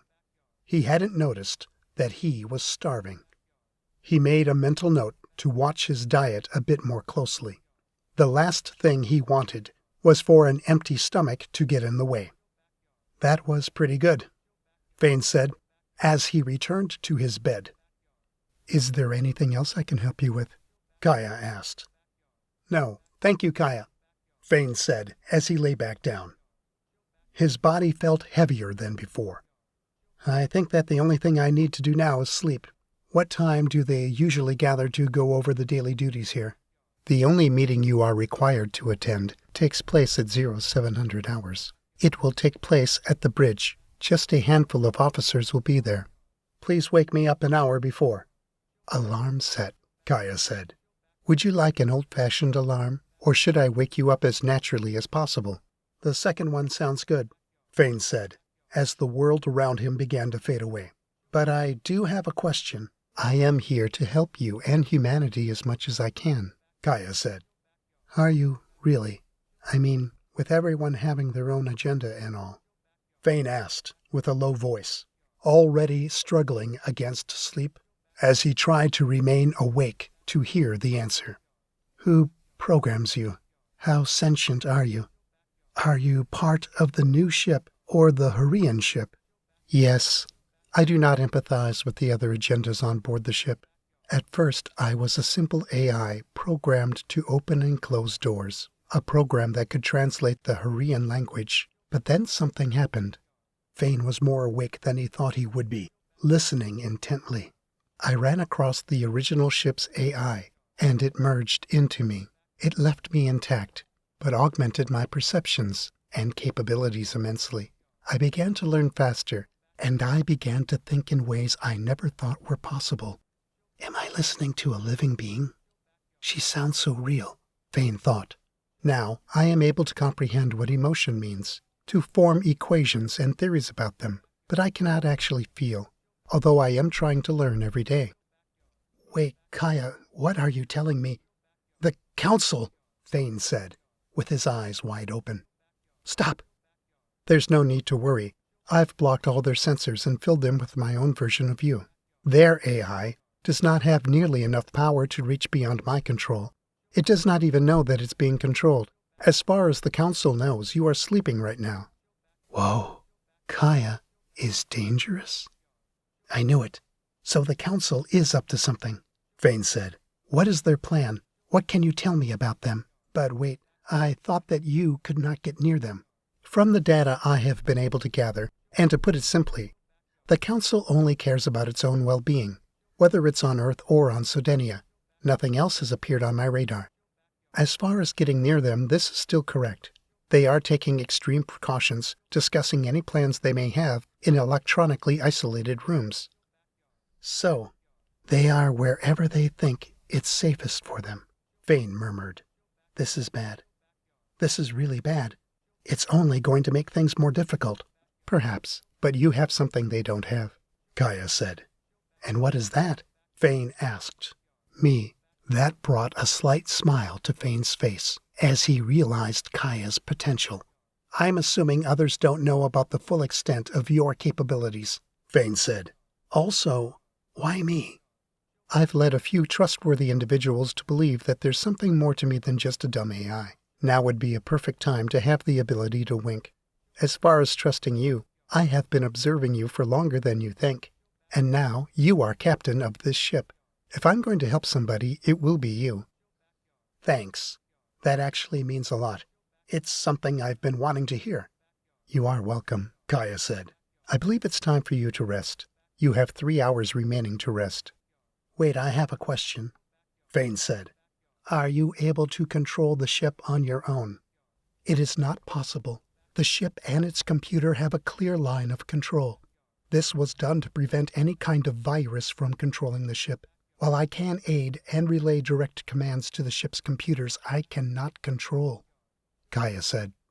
That's too bad, Fain said with a low voice. I can think of a few ways that would have been helpful. What a day this has been. What a task I have ahead. What a mess I am in, Fain thought, as sleep took hold of him, shutting off the world around him.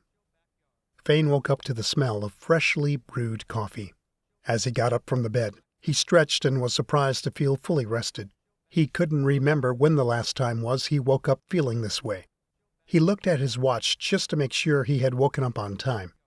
It was 6 a.m. sharp.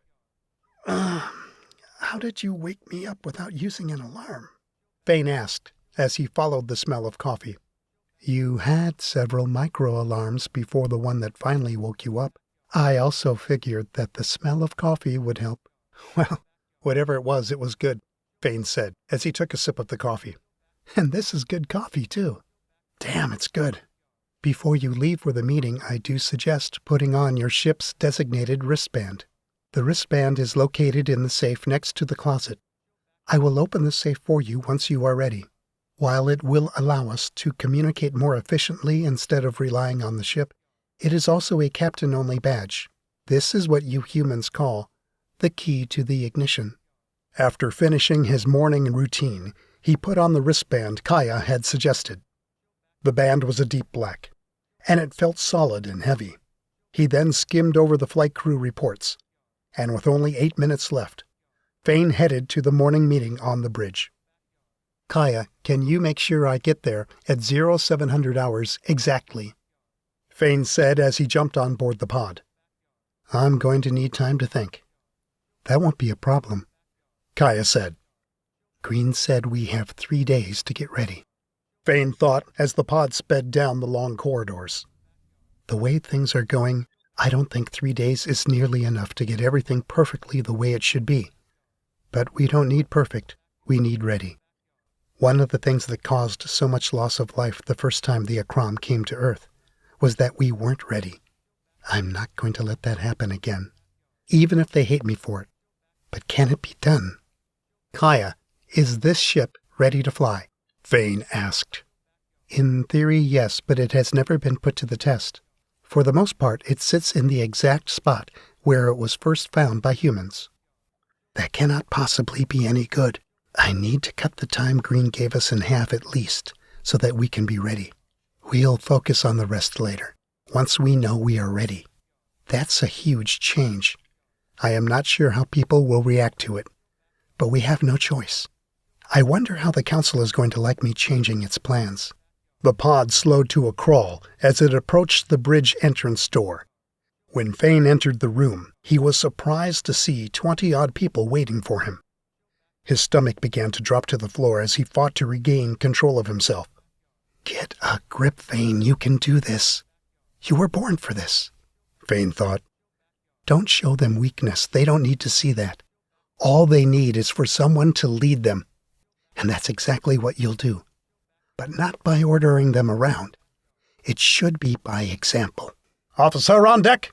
The nearest officer to the door yelled as Fain walked in. Everyone in the room turned to salute Fain. He was almost caught off guard, as he wasn't expecting the gesture. At ease, Fain said as soon as he saluted. Everyone lowered their hands and relaxed a bit, waiting for Fain to start the meeting. I did not expect so many of you here, Fain said as he looked towards August for an answer. Sir, the order came from the council directly, just a few minutes ago, August said. If you check your task manager, you'll see it there. Fain did not allow himself to feel anger. Instead, he decided to play their game. If they want more people in our meeting than necessary, that can only mean one of two things, Fain thought. They either suspect Kaya, or they are becoming extremely paranoid. Let's get on with it. There's no time to spare, Fain said as he walked towards the center of the room. I saw your reports and the progress is right on track, from the looks of it. Previous orders stated that we should have the ship packed and ready to go within 3 days from yesterday. Today will count as the second day. I've made a slight change to the schedule, more like a rearrangement. Fain paused to look steadily around the room. He knew that no one was going to like the news. By the end of today, Sodenia should be ready to fly, Fain said. Angry faces began making themselves visible around Fain. That's literally impossible, Larissa said with a frown on her face. The past schedule was already a daunting task. How are we supposed to pull this one off? I don't doubt that, Fain said, as calm as possible. That is why we will only focus on the absolute essentials. Whatever is necessary for this ship to take flight at a moment's notice. The rest, we will figure out once we get to it. And how are we supposed to know that? What exactly is essential? Larissa asked. Look, all of you are the heads of your departments. Don't disappoint me by telling me that you don't know what is or what isn't something that we need. And as far as you, Lieutenant Druner, I suppose you have the most work out of everyone, but you will also have the most help. All hands will be on deck today, including me. I will help in any way possible. We must get this done. Yes, sir, Larissa said with a calmer voice this time around. That's all for now. We don't have time to spare. If you find yourself finished, ask Kaya where you will be of most help. Can you help us with that, Kaya? That won't be a problem, Kaya said. Dismissed. Everyone began walking out of the room. Fain hurried to catch Larissa before she exited the room. Lieutenant Druner, Fain called out to Larissa. Yes, Captain, Larissa said as she stopped. I'll be working with you for now, Fain said. I know that you need the most help. Let me know what part of your work I can help you with. That really isn't necessary, Captain, Larissa said. I'll try to work with what I have. I insist. Let me carry some of the burden, Fain said as he and Larissa both continued walking. He tried to keep a cheerful face. Being a pilot is not my only qualifying skill, you know. If you insist, I suppose I can give you the food supplies to bring on board the ship. Kaya, pod to the loading dock, please, Larissa said as she came to the end of the corridor. There are around 168 tons of supplies sitting in the dock. They are part of the original schedule that we haven't touched. And since we will need food on board the ship, that should be considered essential. I figure if you can bring 84 tons in over the course of a day's work, we won't have to worry about food for a while. That sounds good to me. Just give me a few crew members and tell me where you want them, Fain said as they got on board the pod. I'll take care of the rest. We'll see how experienced you are with forklifts, Larissa said, holding on to the pod as it accelerated, but much less so than Pika. Just don't try pulling any stunts. We don't need anyone getting run over by accident. Remember, these new kinds of forklifts are pretty capable. Slow and steady is best. So you've gotten used to the speed of the pods, haven't you? Fain said. Yeah, it's quite unfortunate, really, Larissa said. I spend a lot of time on them, more so than most crew members. My job requires me to oversee the entire ship. And Sodenia isn't exactly small, that's for sure. I still can't wrap my mind around just how large it is, Fain said. Trust me, it takes a while to get used to it, Larissa said. Sometimes I still wonder about it myself. You've arrived at the dock, Kaya said, as the pod came to a stop. Fain was surprised at the magnitude and activity of the dock. Everyone was working. He first thought that it resembled an ant colony, but then he thought that it would only resemble that if the ants had machines, powerful machines. At first glance, it looked as if there was a machine for everything. You see those large orange racks? Larissa asked as she pointed. You'll be working over there. I'll send you a crew of 10 in a little while, 2 drivers and the rest spotters. You can get started with any of the forklifts. And where is all that stuff going? Fain asked as he began walking towards the orange racks. Just ask Kaya where to set them down, Larissa said, raising her voice as Fain was quick to walk away. We already have a few tons on the ship. It should be easy. Fain gave Larissa a thumbs up as he continued walking. It took Fain some time to get used to his new task, but he took his new job seriously. And with a few adjustments, he found he could operate the powerful forklift with ease. As the crew joined him, he was quick to assign positions. And soon after that, they were working in unison. Ton after ton of food supplies went into the ship under his leadership. After a while, Fain saw August and Pika join Larissa at the dock. As they passed the halfway point, Larissa called for a 15-minute break through Kaya, and everyone gladly took it. The dock had assigned break areas, where sandwiches and drinks appeared before them via automated robots. The food was good, and it was just what they needed to replenish their spirits. But the task at hand was far from over, and as soon as the 15-minute break was over, everyone got back to work. As the day neared its end, only 2 trips remained before Fain completed his task. But it was then that red lights flashed and a blaring alarm began to sound.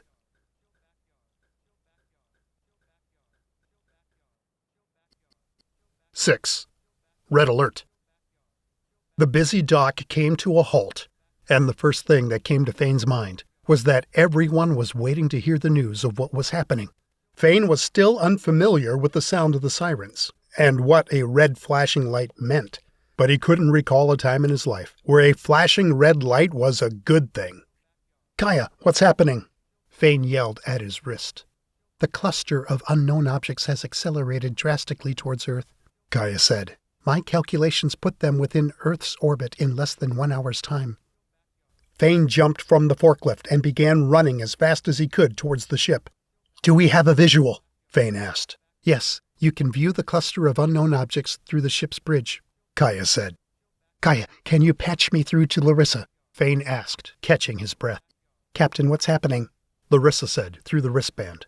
"Kaya won't tell me anything else other than there's possible danger. It's Captain's clearance only." "I need you to keep calm," Fain said, "and to keep everyone else calm also. Have everyone finish what they are doing and go to their stations as soon as possible. They are coming a lot sooner than we thought. I'll brief you as soon as I know more." "Roger," Larissa said. A corridor pod was already waiting for him. Fain got on the pod, and without a moment to waste, it accelerated towards the bridge of the ship. Damn it, it looks like we aren't going to have a break after all, Fain thought as the pod sped along the corridors. I was hoping to finish today so that tomorrow we could breathe a little easier, but from the looks of things, that's not going to happen. Worst case scenario, we will leave now. I'm sure that the council is going to have something to say about it, but this is no time for bureaucracy. If the Akram are here, we need to act fast. Fain entered the bridge running. He was the only one there. Kaya, on screen, Fain said.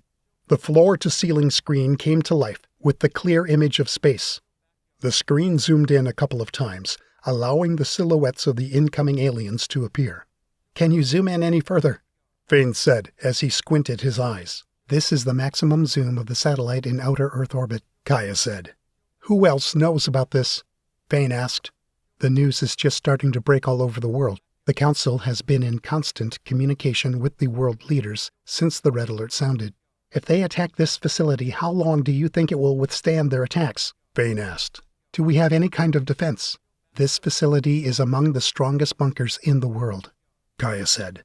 However, if I make calculations based on the past Akram attack on Earth and multiply it by the number of craft on the way, this bunker will remain standing for 36 minutes. The bunker is equipped with 234 anti-aircraft turrets and 10 missile bays. Although the weapons are upgraded, determining their effectiveness is, at this point, impossible.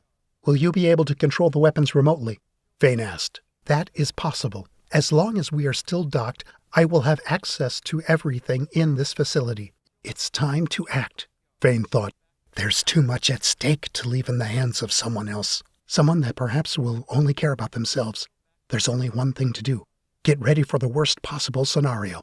If the past serves as a reference, this place won't be left standing. I need to get everyone on board the ship now and even out the odds. At least the target won't be still this time. Kaya, can I send a message to the entire bunker? Fain asked as he tried to calm himself and just breathe. There's a flashing blue button on the center console that will allow you to do that manually. When you are ready, just press the button, and everyone in the facility will be able to hear you. Once you are done, simply let go. I got it, Fain said as he walked to the button. There's no sense in planning out what I'm about to say, Fain thought. I'll just have to go with my gut and stick to whatever comes out. As long as everyone makes it aboard Sodenia, we stand a chance. ESAF personnel, this is Fain Jegga, your captain speaking. I'll give it to you straight, as there is no time.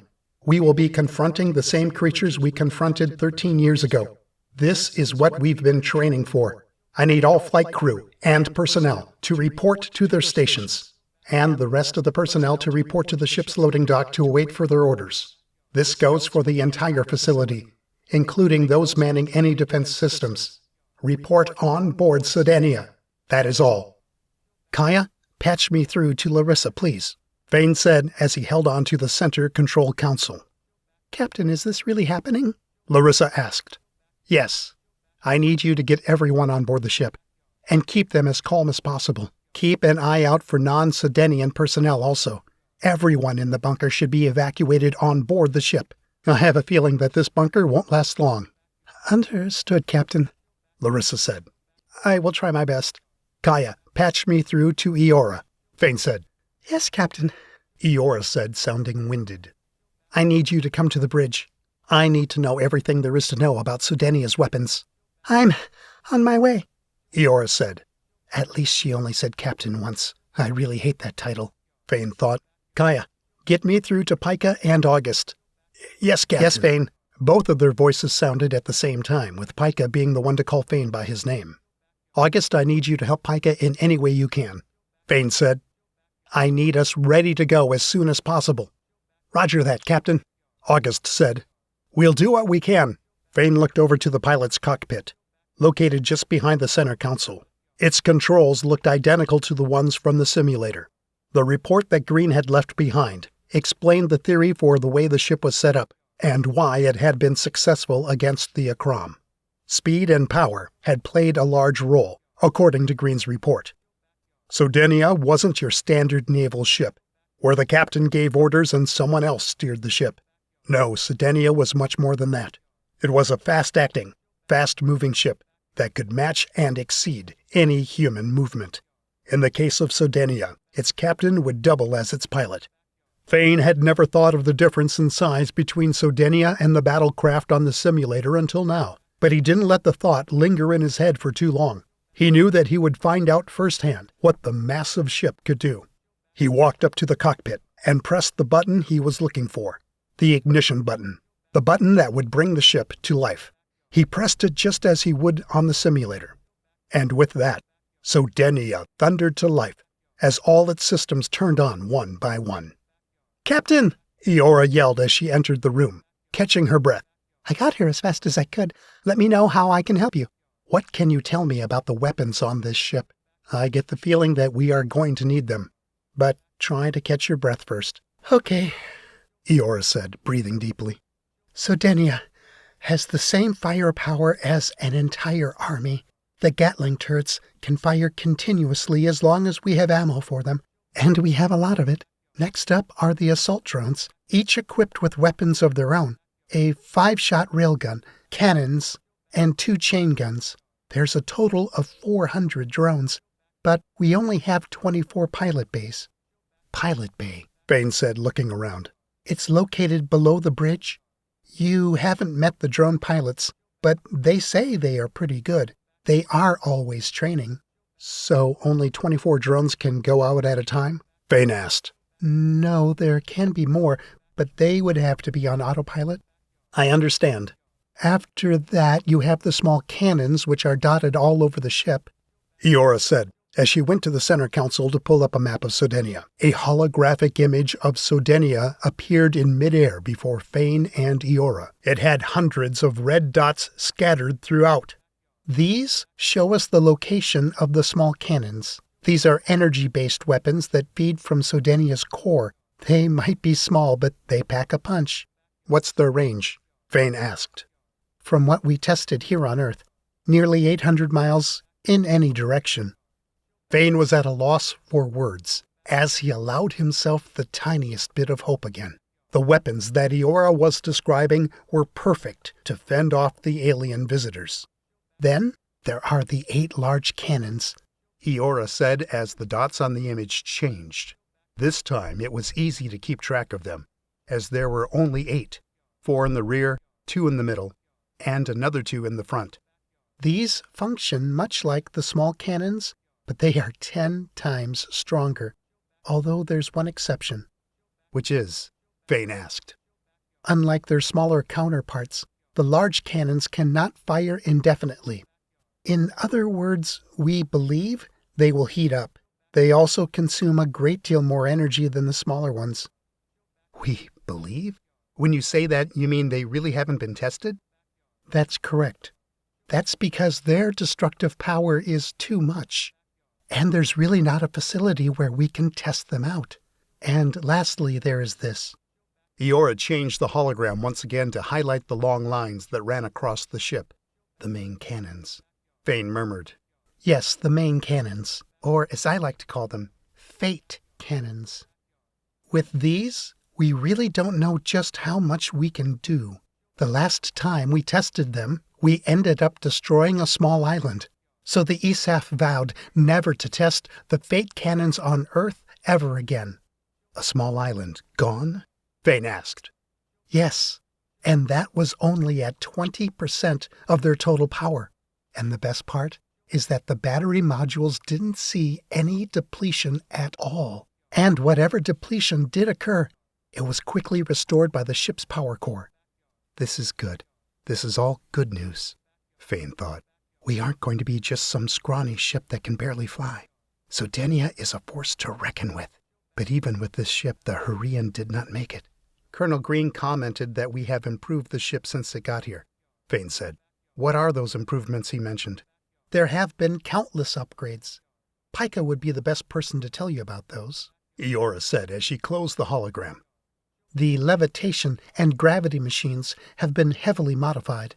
I think Pika may have perfected them. In theory, they will allow the ship to move in unison with the pilot. Also, perhaps the biggest upgrades were the battery modules. Somehow, when we combined the alien tech with materials from Earth, they became quantifiably much more efficient. Will that be enough? Fain thought. Will that be enough to at least stop the incoming threat? I understand, Fain said. Thank you for coming. I need you to ready everything to fire at a moment's notice. If something needs to be primed, prime it. And if something needs to be loaded, load it. I will do that, Captain. Fain nodded, dismissing Eora, and she quickly left the room without saying anything else. Eora's light-hearted personality reminded Fain of hope, something that he didn't want to allow himself to feel just yet, at least not until everyone was safely on board the ship. He was determined to protect those around him. Kaya, can you give me an update? Fain asked. Where is the cluster of ships now? It has been increasingly difficult to track their movements in the past 10 minutes, as they have been sporadic, speeding up and slowing down, while alternating between different levels of cloaking as well. But my calculations show them reaching Earth within 26 minutes. 26 minutes? That's hardly enough time, Fain said. Kaya, prepare for an imminent attack. Make sure that all the defense weapons this bunker has are pointing towards the incoming spaceships. Fire as soon as they come into range. Would you like their coordinates as well when they come into range? Kaya asked. Yes, send them to the area where they will be operating the cannons. That would be the weapons bay located underneath the command bridge. The entire first floor of the 3-story bridge is dedicated to such operations.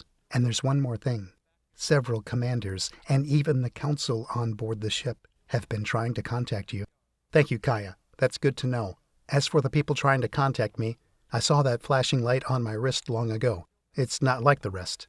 Please don't let them bother me. I will deal with them later, Fain said. Patch me through to Larissa. Captain, Larissa said.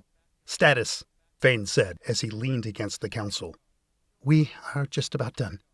We are just waiting on a few bunker personnel from the far side of the island. Great. We are on the same page. She thought about getting everyone off the island also. She knows what the Akram are capable of. Is there any way we can hurry that up? Fain said. Everyone needs to be on board the ship and at their stations within the next 5 minutes. Perhaps I can help get the last of the personnel here. Kaya interjected. Do it. Larissa, how are things down there? It's quite a mess. There are around 2,000 more people than originally planned. Sodenia's dock is getting full. People are starting to panic. Go with them. Try to keep everything under control. Being in here is their only chance for survival. It's our only chance.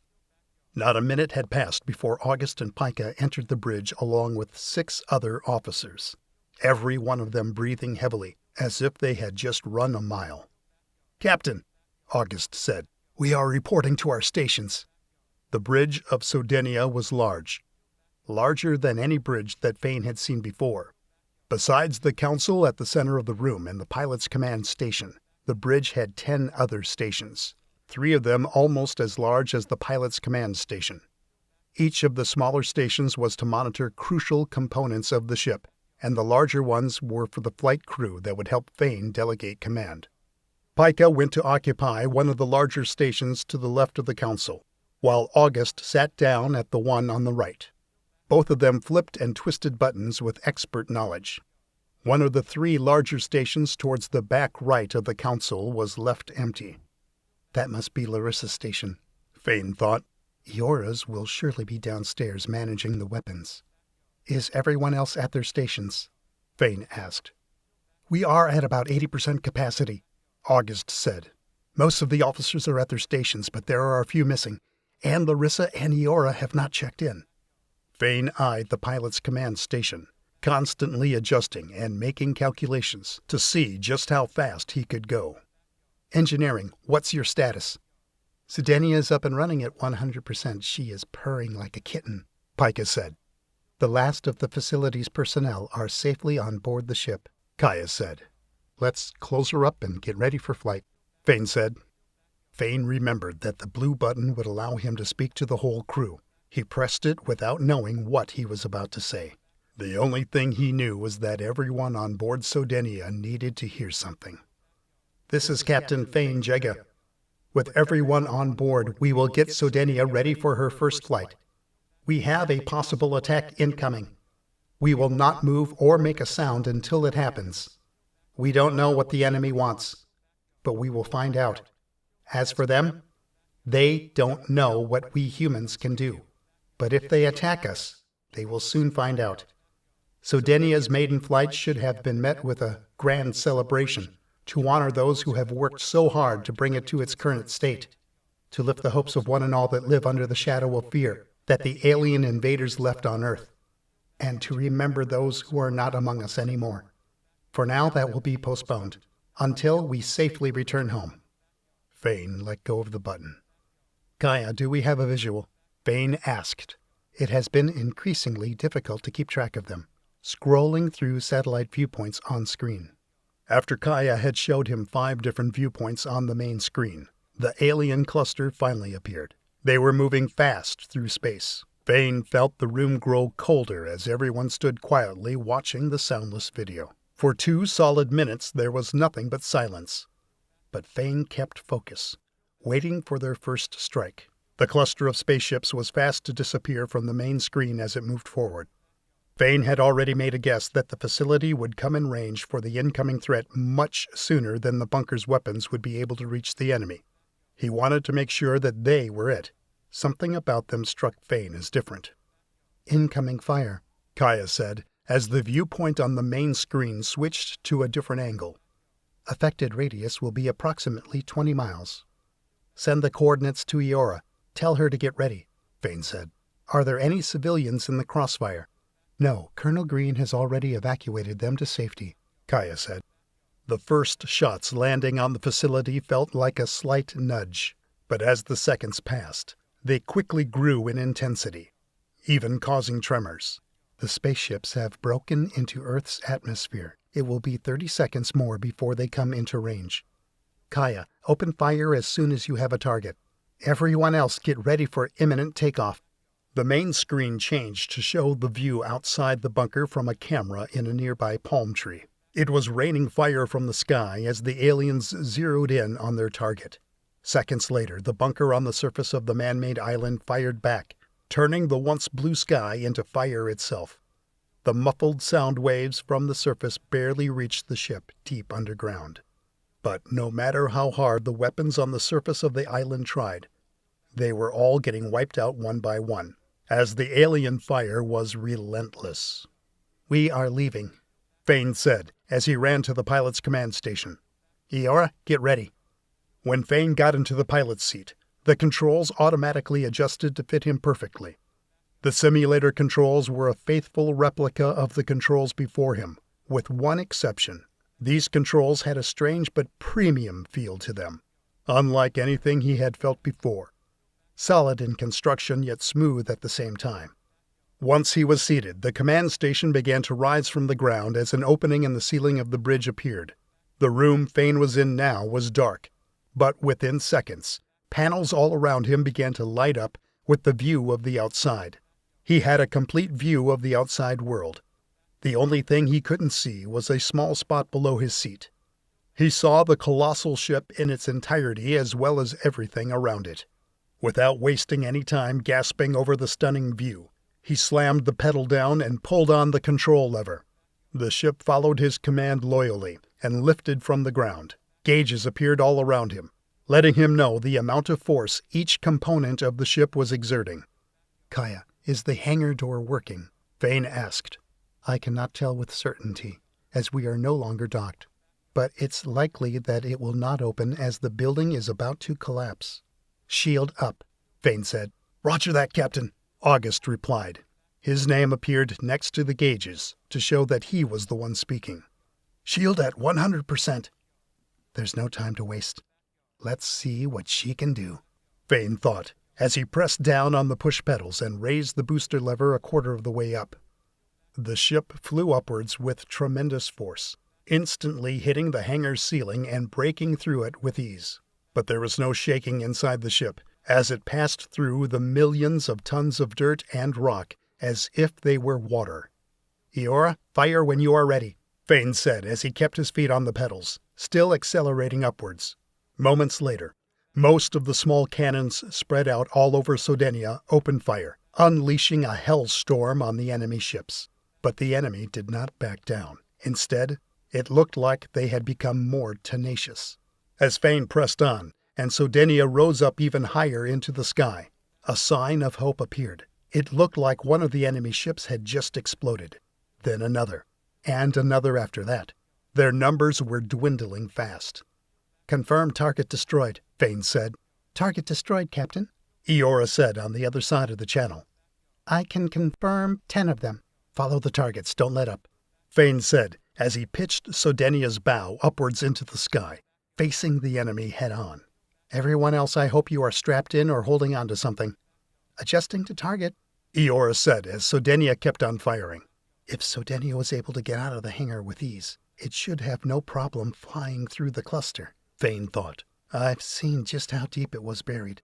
There is no way a ship will matter to Sodenia's mass. Fain raised the booster lever all the way up, and the ship's rear thrusters erupted monstrously into life, sending Sodenia flying through and past the cluster of alien ships and into space. As it passed through the cluster, there were a few vibrations, but it was nothing major. "Shield at 72%, Captain," August said, steadily climbing back up. "Pika, what have you got?" "It looks like you hit and destroyed a few of them on your way up. The impact was greater than any weapon they have. They might be packed with some kind of explosives." "I'm working on the shield now," Pika said. "We are out of range with the small cannons," Eora said as Sodenia flew into space for the first time since it had landed on Earth. "Keep your eye on the target. I will try to stay close and see if they will follow. We have to get them away from Earth to avoid casualties." "Whoa, she's fast," Fain marveled. "She handles just like the small ship in the simulator, if not faster. But speed alone isn't going to cut it. So far, we've only destroyed a few out of 62. This was a big risk I took. But if they follow me, it will be well worth it. Sodenia is now at home. Now, we can really fight back."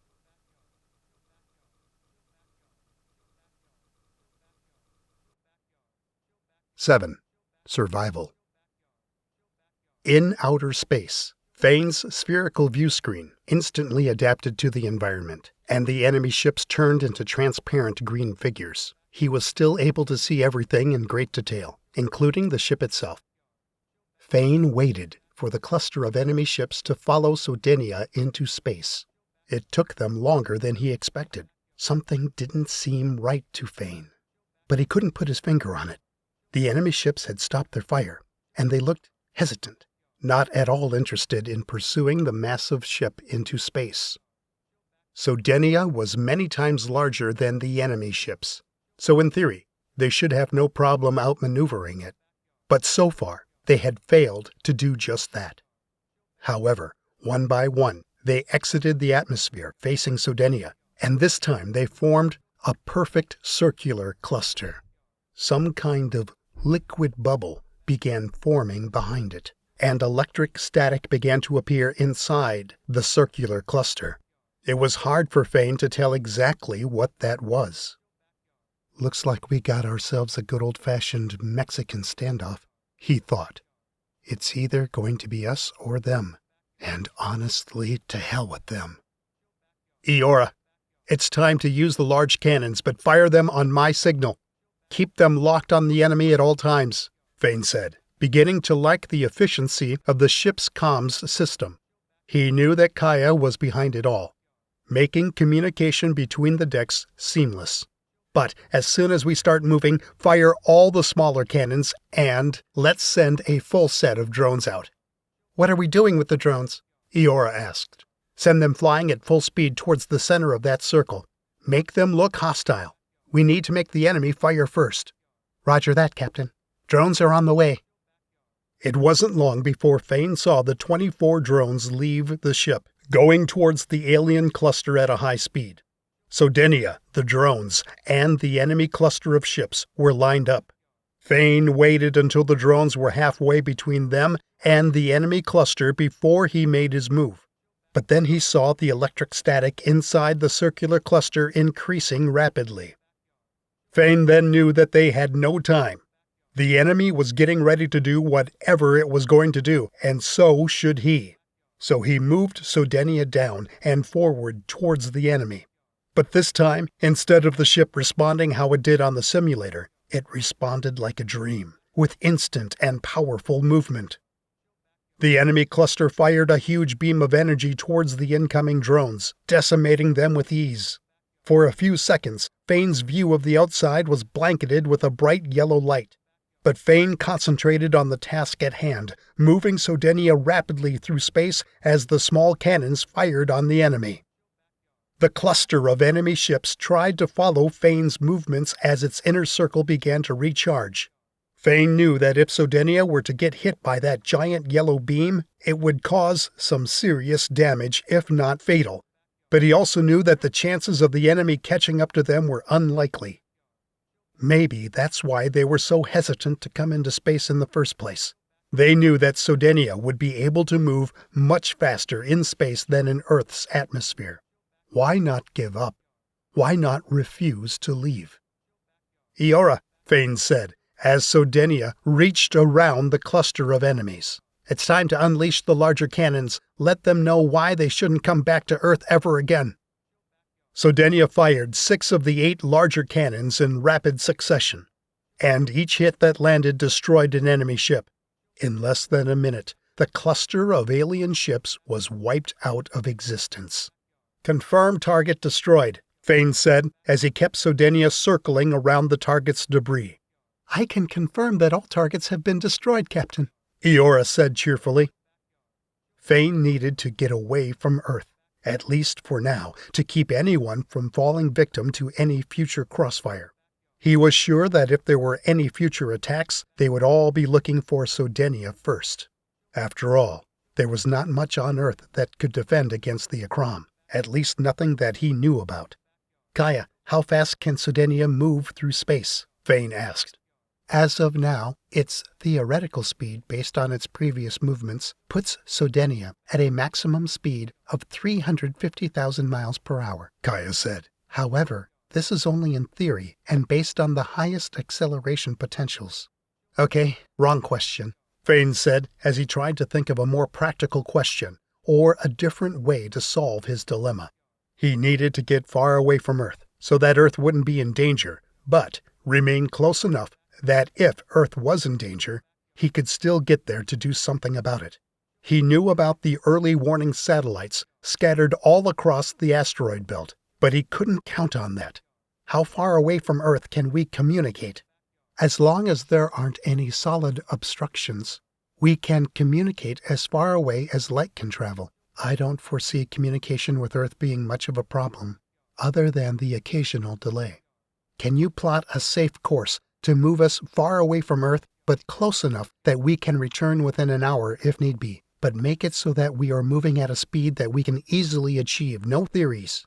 That puts us at 20,000 miles further away from Earth than its moon," Kaya said. "Would you like to see the course and the calculations?" "Yes, and send them to the flight crew as well," Fain said, as he took a quick look at the course Kaya had laid out for them and set Sodenia to autopilot. "They should know where we are heading. Maybe they'll have a suggestion." "And Kaya, how do I get down to the bridge?" Fain asked as he looked around for an obvious button. "This viewing room wasn't included in my training. If you pull up the control panel to the right of you, there's an exit button labeled Exit Combat Mode." Fain did as Kaya said, and the pilot's command station moved back to the bridge, with the ceiling closing behind it. As he descended, he looked at the faces around the room. Everyone was cheerful, including Pika. For a moment he thought about letting the flight crew infect him with their cheerful smiles, but he knew that the fight wasn't over, not by a long shot. If the Akram were really the conquerors of the universe, then there was a lot more to come. A lot more. Fain saw their smiles disperse one by one. Perhaps they, too, had come to the same realization as him. The room became silent, with only the docking noises of the command stations making themselves audible. "Don't get me wrong," Fain said. "I am extremely relieved over winning the battle. It means we have a real chance at winning more fights to come. But winning a battle isn't going to win us the war. That being said, after seeing this flight crew perform, along with every officer on board this ship, those aliens have a whole nother think coming." "Woo!" August said as he clapped. The rest of the flight crew and the officers also clapped. Now settle down. We have much to discuss, Fain said, gesturing with his hands for everyone to calm down. As the room fell silent, Fain walked over to the center console and pressed the flashing blue button in order to speak to the entire ship. It looks like we've beaten the odds and won our first encounter with the hostile alien forces. But there is one thing that became clear today. What the aliens want is this ship. Perhaps it's to get rid of Earth's defense first, or perhaps it's to settle an old rivalry. But the fact of the matter is that until we know for sure, we will head away from Earth. We'll be going just 20,000 miles further than the moon. That's about an hour away for Sodenia. So, for now, get comfortable on board the ship. If we receive any further news, we'll make it available to you. This is the captain. Out. So, that near the moon, huh? August asked, as he stood from his seat. It's the best idea Kaya and I came up with, Fain said. If you have any suggestions, I am all ears. I'm fine with the moon. Besides, I've always wanted to see it up close, August said. Larissa, Eora, Professor Kep, can you please come up to the bridge? Fain asked, using his wristband. On my way, Captain, Larissa said. I'll be there in a jiffy, Eora said. Certainly, Jonathan said. Eora was the first one to join Fain and the flight crew on the bridge. She looked jubilant. Let's wait for Larissa and the professor to get here, Fain said, directing his gaze to Eora. Eora simply nodded and held a slight smile. I'll be quite happy if my services are finally needed by the flight crew of Sodenia, Jonathan said as he walked into the room nonchalant. Although I was in the middle of an experiment just now, but that can wait. Experiments, Fain thought. What kind of a person experiments while we are under attack?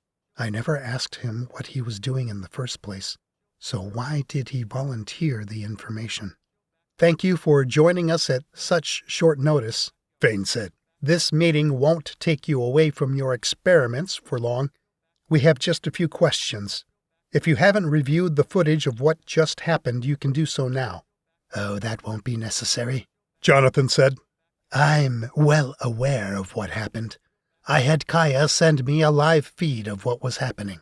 Captain, said Larissa, as she caught her breath. Larissa looked like she had been through hell. Her long black hair wasn't straight anymore. Her glasses were foggy, and parts of her uniform were stained with oil. But it was a testament to her will. She had surely gone all out for the sake of Sodenia.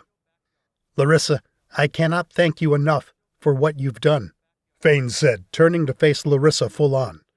Because of you, we are alive. You've delivered everything I've asked from you. More importantly, because of you, all the innocent civilians from the facility are safely on board Sodenia. It was my duty, Larissa said, as a faint blush appeared on her less than clean cheeks. We have to do our best, the very best we can, if we are to survive this. I agree with that, August said.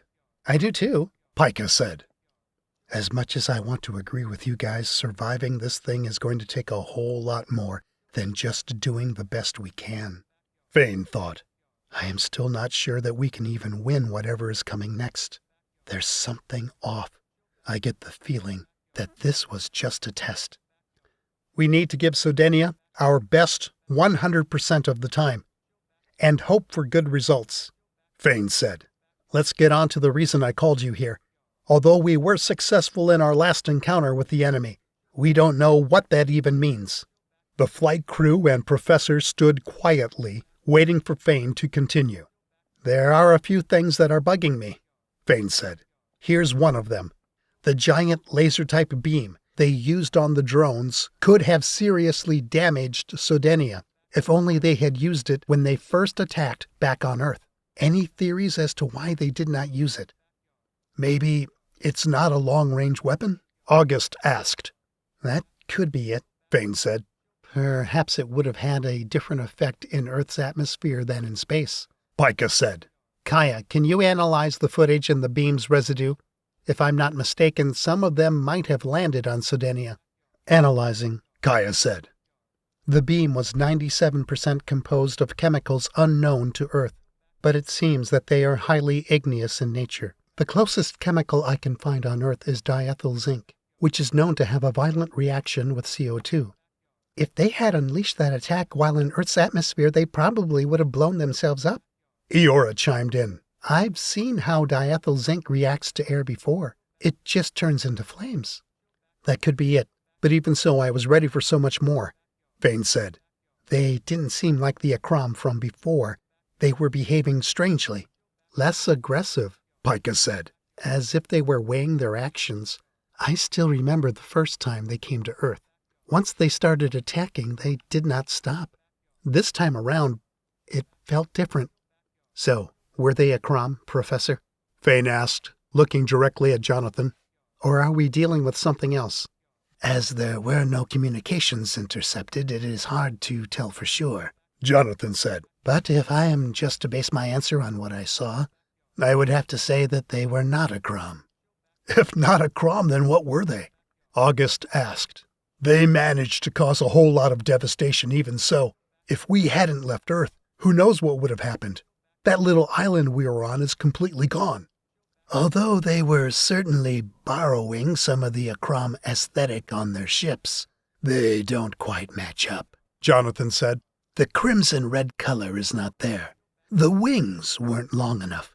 And as Lieutenant Evans stated before, they were less aggressive. The most logical theory I can come up with so little information, is that they were a subspecies controlled by the Akram. What does that even mean? August asked as he scratched the back of his head.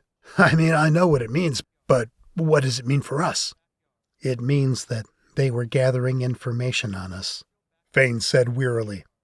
And they probably have it. An officer came into the room and stood just a few steps away from the circle, with his right hand saluting. Fain knew what this meant, that the council had had enough. At ease, Fain said dismissively. Please let the council know that I will get back to them in a few minutes. Sir, I have orders in case you were to say that, the officer said, with clear stress on his face. If you can, please go to the council's chamber now. Oh, really? And what were you ordered to do if I said something the council didn't like? Fain asked. The officer, although already looking pale, pointed towards the corridor, where at least 10 more officers were waiting. They looked ready to take action. You can't do that. This is the captain, August said, turning to face the officer and the group behind him. Tension whiplashed through the room.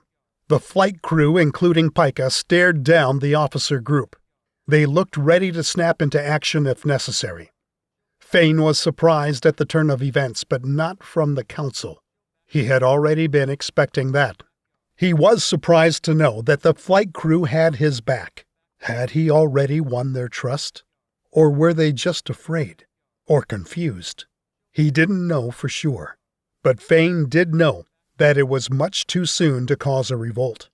Everyone, let's just cool it, Fain said, as he made a calming gesture with his hands. Just have to go see what the council wants. August, you have the bridge. Very well, Captain, August said. The officers made way for Fain as he left the room, and none of them said a word. Within a few minutes, Fain was already standing outside the door with the 5 engraved stars. Fain sighed, as he knew that what waited for him behind the door was pure self-preserving nonsense. Madness. He wished that they would at least let him see their faces, so that he could confirm that he had imagined the faces behind the voices correctly. Would they still act that tough if we were face to face? He wondered. They aren't showing their faces for a reason, maybe. Even their voices are being scrambled so they won't be recognized. Fain Jegga, a disembodied council member voice said. How much longer are you going to keep us waiting? They have probably been observing me since I left the bridge, Fain thought. Permission to come in. The door in front of Fain opened, revealing the same empty room as before, with only 5 large stars engraved on the wall. Before entering, Fain looked up at the corridor to the nearest camera nest, hoping that Kaya was observing what was happening. This is bullshit, he thought as he entered the room. His fist wanted to clench, but he tried to control himself. He didn't want to let them win. He would once again play their game. "What do you have to say for yourself, Captain Jegga?" one of the council members said. The voice came from all directions in the room. "Say? About what?" Fain asked. "Don't play with us," the same voice said. A machine-like robot, with clubs for arms and wheels for legs, came out of nowhere, hitting Fain on his back, causing him to kneel. Fain had heard of such machines. They served only one purpose, and that was to inflict pain. But he had never heard of those machines being used in the ESAF. They were only used in times of war, with defectors or spies. Fain decided not to fight the machine. He knew it was a fight he couldn't win. "We are alive, aren't we?" Fain asked. "What else could have been better than that? I did what I had to do to protect all the people in the facility. We left Earth with minimal collateral damage. What else is there?" "Under whose authority?" A different voice spoke now. "You have not once glanced at the task list that we have been sending you. Our orders were completely different than what you've done today. You should not have left for space. And whatever you did, you should have done so without worrying about the people of the facility. They are not our concern." "These bastards are only in it for themselves," he thought. "How can a person have such low morals? If they were the ones in the facility, they would have surely wanted Sodenia to wait for them. There was no way of evacuating them, and there was no way of knowing what the enemy was going to do." "I am the captain of this ship, and it's my responsibility to save as many as I can," Fain said as he tried to get back up, only to get knocked back down by the punching machine. "What's the point of Sodenia if we cannot protect the people we were sworn to protect? No life matters more than another." "Thanks to your little stunt," the same voice as before said, "we are not going to be able to remain in space for as long as we planned. The people in the facility could have continued loading supplies into Sodenia until the last minute, without knowing what was going to happen. Now we have an extra 2,000+ mouths to feed." Did he seriously just say that? Fain thought. How did these 5 ever get on the council in the first place? They don't deserve it. "We can always go back to Earth and re-up on supplies," Fain said. "I thought the plan was to leave Earth all along." "Only if Earth was the one being attacked in the first place, you fool!" one of the voices shouted as the punching machine attacked Fain. The machine was cruel and relentless. "Again, because of your stunt, the governing bodies on Earth do not want us back. Now they know for sure that Sodenia is what the aliens wanted all along. As we speak, they have all the weapons they can muster pointed directly at us." Fain tried to catch his breath and wiped the blood from his face as the machine stepped away from him. "You know I understand this," Fain said as he pointed at the concrete wall that divided him from the council members. "I understand why you need to hide behind such a thick wall. It's because if this wall was not here, it would be a different story. I don't think you would have made it this far." "Is that a threat?" one council voice yelled. The machine approached Fain once again, but Fain was quick to react and outmaneuvered the machine. Fain quickly got behind the machine and grabbed its head with his arms. With the full weight of his body, he held the machine's head and twisted it until it came off. The machine instantly went limp, unable to continue or follow its orders.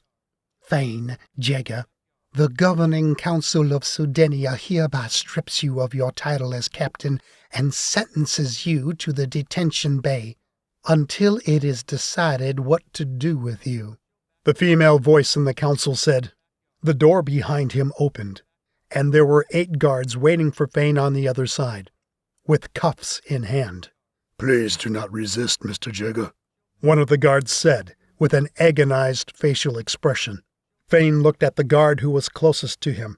He knew that he could take them on, but he also knew that there would be another 8 replacing them soon after. As long as the Council had power over the majority of officers on Sodenia, there was little that Fain could do.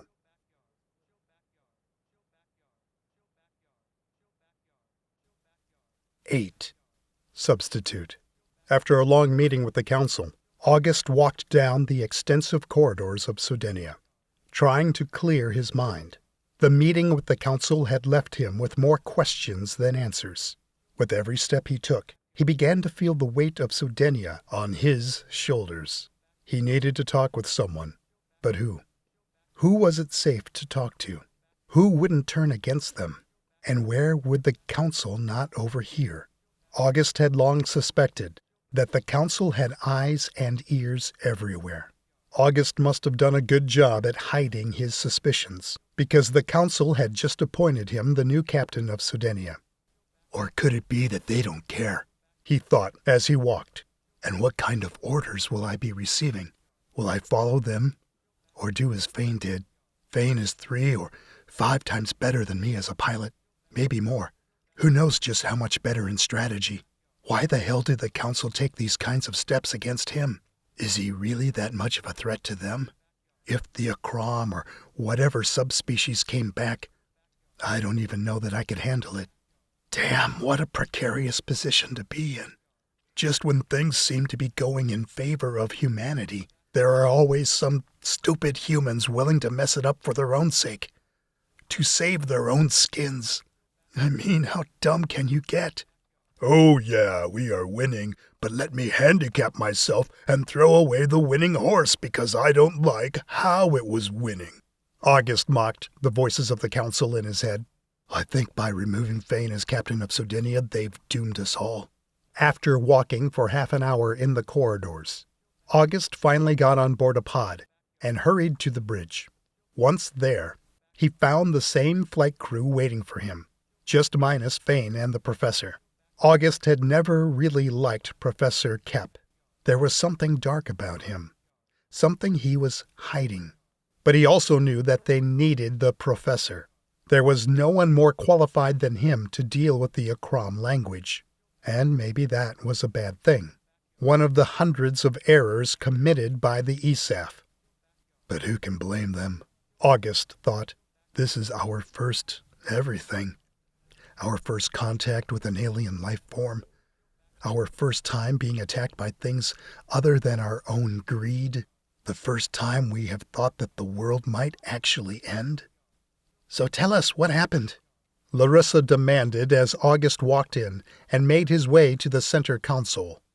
The Council removed Fain as captain and made me the substitute captain instead, August said, defeated.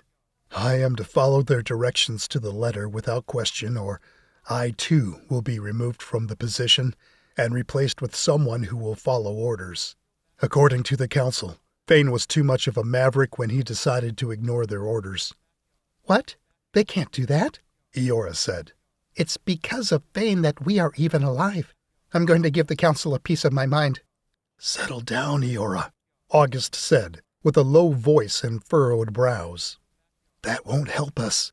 I could not agree with you more, but you know that the Council thinks of us as numbers, as expendable.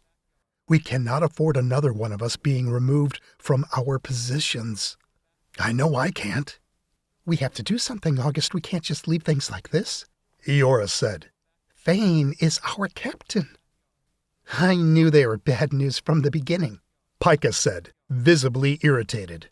And where is Fain now? Pika, I think we should watch what we say or do, Larissa said. I agree with Larissa, August said. Fain was sent to the detention bay, in the lower part of the ship. He is the only one there, so he shouldn't be too hard to find. So what's the plan now? Pika asked, stiffly. We'll wait. And in the meantime, we will follow Fain's plan to linger near the moon and hope that there aren't any other hostiles coming, August said, until I receive further orders from the Council, if any. As of now, they are too busy trying to negotiate with Earth to let us go back. To let us go back? Pika asked. And why in hell aren't we allowed to go back to Earth now? Because the governing bodies on Earth put 2 and 2 together and figured that Sodenia itself is what the aliens are after, August said. Or at least that's the way it looks. That's one of the reasons they took such drastic actions against Fain. They didn't want us to leave Earth at all, even if we had to face the enemy there. Leaving Earth so that we wouldn't endanger others was the only logical thing to do, Eora said. We all saw the destruction the Akram left behind the first time around, and they wanted us to just stay there? What the Eora, Larissa interrupted. And what if Sodenia isn't what they ultimately want? We don't know for sure. Pika argued. What if, next time around, they attack Earth directly since we are not there? Are they then going to want us back? What a piece of shit. Pika, Larissa interrupted. I can't stress this enough.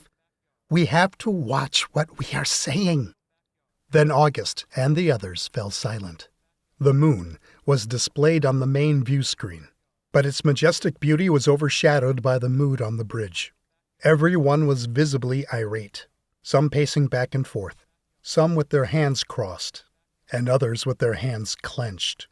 August leaned against the center console, quietly trying to think. It was clear that none of them on the bridge were big fans of the council, but there was nothing they could do for now. Look, I don't like the situation either, but for now this is all we can do, August said. Let's use this clear radar time to our advantage and freshen up. The hour is late. We will need some shut-eye. Especially you, Larissa. You were hit the hardest today. There's nothing showing on the radars as far as we can detect, so we can assume that we are safe, for the time being. Just remember what Colonel Green told each and every one of us before we came on board Sodenia. The crew nodded, and he noticed a difference within them, as if each one of them had come up with a plan in their mind. Kaya, you have the bridge, August said. Please notify us if there are any changes on the radars. As for the other personnel on the bridge, take some rest. Your relievers will be here shortly, and I want everyone to be ready to get to the bridge at a moment's notice. Dismissed. August's words had a positive effect on the flight crew, and he knew exactly which words were responsible for that. Before Colonel Green had led them on board Sodenia, he had said to each of them, "The time will come when you will have to make your own decisions for the sake of humanity. And when that time comes, I hope you make the right decision." Instead of going to freshen up and take some much-needed rest, August went straight to the detainment bay. Thanks to Sodenia's pod system, it didn't take him long to get there. The detainment bay wasn't large at all, at least compared to the rest of Sodenia. It had 60 cells that could hold up to 10 persons each. All the lights in the detainment bay were dimmed except for one. "Well, you're not hard to find," August said as he got near the cell Fain was in. "Kaya, can you?" Fain said. "I already have," Kaya said. "I took the liberty of looping their surveillance and audio of the detention bay and recreating a copy of Captain McLaren asleep in his quarters." August wasn't particularly stunned to learn that his theory about the council spying on them was correct. He had always known that he would find out one way or another. But what did stun him was finding out that Kaya was in on it. He had always thought it was through her that the council spied on them. "Hey, are you all right? You look like you've been hit by a car," August said, as he looked at Fain for the first time. "You want me to call a doctor? I'll have one here in no time." Fain had blood on half of his uniform, and it was less than pristine, with a tear near his stomach and blood seeping through the side of his biceps. "You should see the other guy," Fain said, with a slight smile. "But no, that won't be necessary. It looks worse than it feels. In a few hours the pain will go away. I've always healed pretty quickly. So Kaya is on our side. Forgive me for not revealing that detail earlier," Kaya said. "But it was necessary for me to remain neutral, as it might reveal the true situation. The council is highly paranoid. Any change will make them suspicious." Fain nodded and smiled as he rested the back of his head on the wall. "So, I'm substitute captain now," August said. "It's good that they made you captain. I can't think of anyone else to take my place up there. It's especially good that they didn't make one of their goons captain, because if that was the case, we could just kiss this world goodbye. But it's not so good, August said, because everyone else's life depends on me. I don't think I can do half of what you can do. You are a far better pilot than I am. Nonsense. Don't think that way, or else you really will put us in danger, Fain said. Just do what you think you can do. If you engage in combat with the enemy, my combat skills should be the last thing on your mind. Plus, I don't foresee the enemy attacking us anytime soon. They are still analyzing any information that they were able to gather. And besides, you are far from being alone, and I'm not dead. I guess you are right, August said. If they attack, what should I do? Do what you think is right. Follow your gut. Don't think twice. Unless your plan is to ram the aliens or something that will get us killed, then yeah, think again, Fain said, tapping the back of his head against the wall. But in all seriousness, rely on the flight crew. Larissa, Pika, and especially Eora. She knows what she is doing when it comes to the weapons on Sodenia. And you have Kaya. But I'm guessing that fighting the enemy will be the least of your worries when the stupid council's orders start coming in. I have a feeling that they will attempt to interfere, and that is dangerous. But what can we do? August asked. If I veer from what they are ordering me to do, I will end up here with you. Yeah, if we don't get blown up first, Fain said. The truth is that there's nothing we can do, at least not now. When they have power over so many officers, we don't know who is on our side and who isn't. Shouldn't we try to get you out of here? August asked. No, we don't have leverage right now, Fain said. You'll know when the time is right to come get me. One of their loyal guards has the codes to this place. They're analog, so Kaya and I can't crack them. Are you sure? Yeah, don't worry. All right, I will do what I can, August said as he got ready to leave, but he was hesitant to leave Fain alone. Go on and get some rest. You are going to need it. August left the detention bay without saying another word.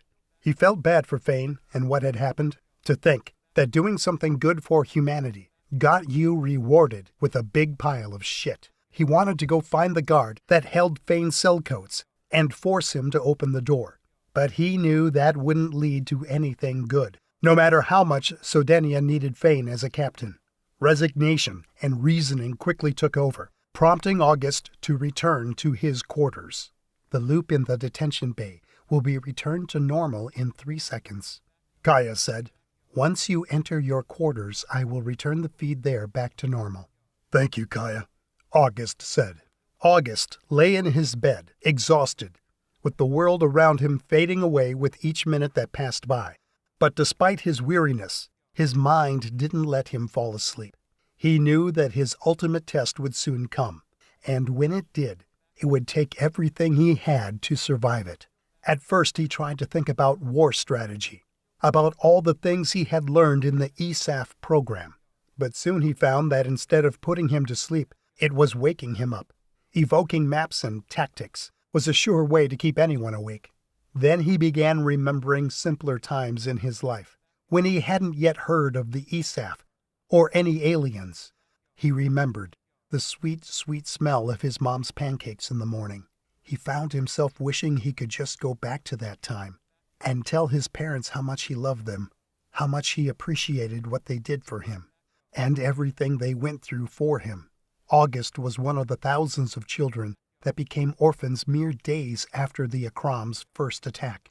It was discovered that wherever the Akram made battle, a powerful virus that affected the immune system of adults spread. Sometimes it spread even 10 or 20 miles away from the battle zone. If left untreated, the virus was lethal, killing within days. By the second week after the Akram's first attack, the virus had infected almost 30,000 people.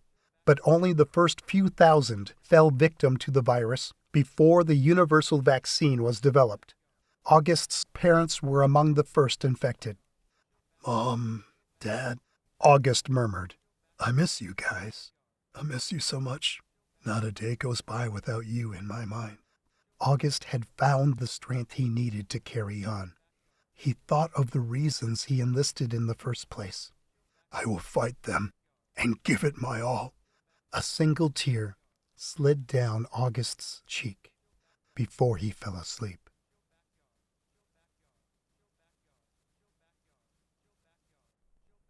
"9. Strong.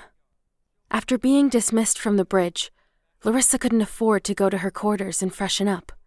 That would have to wait. She had a lot on her plate, but she didn't blame August for completely forgetting about the extra 2,000 people on board. She knew the boy had a lot on his mind. It was best if he concentrated on how to deal with the enemy, and she on how to keep the people on board Sodenia alive. Before Sodenia had left on its first flight, Larissa found herself doing the impossible, pushing and pulling pallets of supplies one after another, coordinating with the workers and people of the facility, running around and making sure that everyone would make it on board. Now her body was in pain and tired. She was fairly certain that one of her knees was beginning to swell up. Regardless, she was grateful for her position. She took a pod towards Sodenia's cargo area, where the majority of people from the facility were. The cargo area used to look huge, but now, with 2,000 people standing about, it looked sort of small compared to the rest of Sodenia. As she neared, she was able to feel the change in temperature due to the large amount of bodies. "Kaya, can you overrule the thermostat and make it a bit cooler in here?" Larissa said as she walked towards the crowd. "We don't want to make things worse for these people." She knew that the decisions she was about to make would be unpopular with most of the working-class officers of the ship. But they would have to suck it up, at least for the time being, until they could return to Earth safely. The facility people are going to will be the most vulnerable throughout all of this, she thought as she walked around the huge crowd of people. They are the ones that don't know their way around the ship, or anything about it. "Kaya, can you patch me through to Officer Rick O?" Larissa asked. Within seconds, there was a response on Larissa's wristband. "Yes, ma'am, how can I help you?" Rick said. "Were you able to get an exact head count?" Larissa asked. "Yes, ma'am. There's a total of 2,860 people on board the ship from the facility. And as far as Sodenia personnel, they all show as present on the computer. Come meet me by the entrance to the cargo area of Sodenia," Larissa said. "Bring your best officers with you. We have a lot of work to do." It didn't take long for Rick and the other officers to get where Larissa was. Rick had brought 12 officers with him. This is good, she thought. "Okay, listen up," Larissa said. "We have to give these people a place to stay, a place they can eat, and a place they can call theirs, at least until we get back to Earth. Sodenia can only hold 5,500 people in the 4 apartment complexes, buildings A, B, C, and D. We assigned 4,200 people to apartments prior to departure. However, that was assuming that things would go as planned, but they didn't, and now we have 7,060 people on board."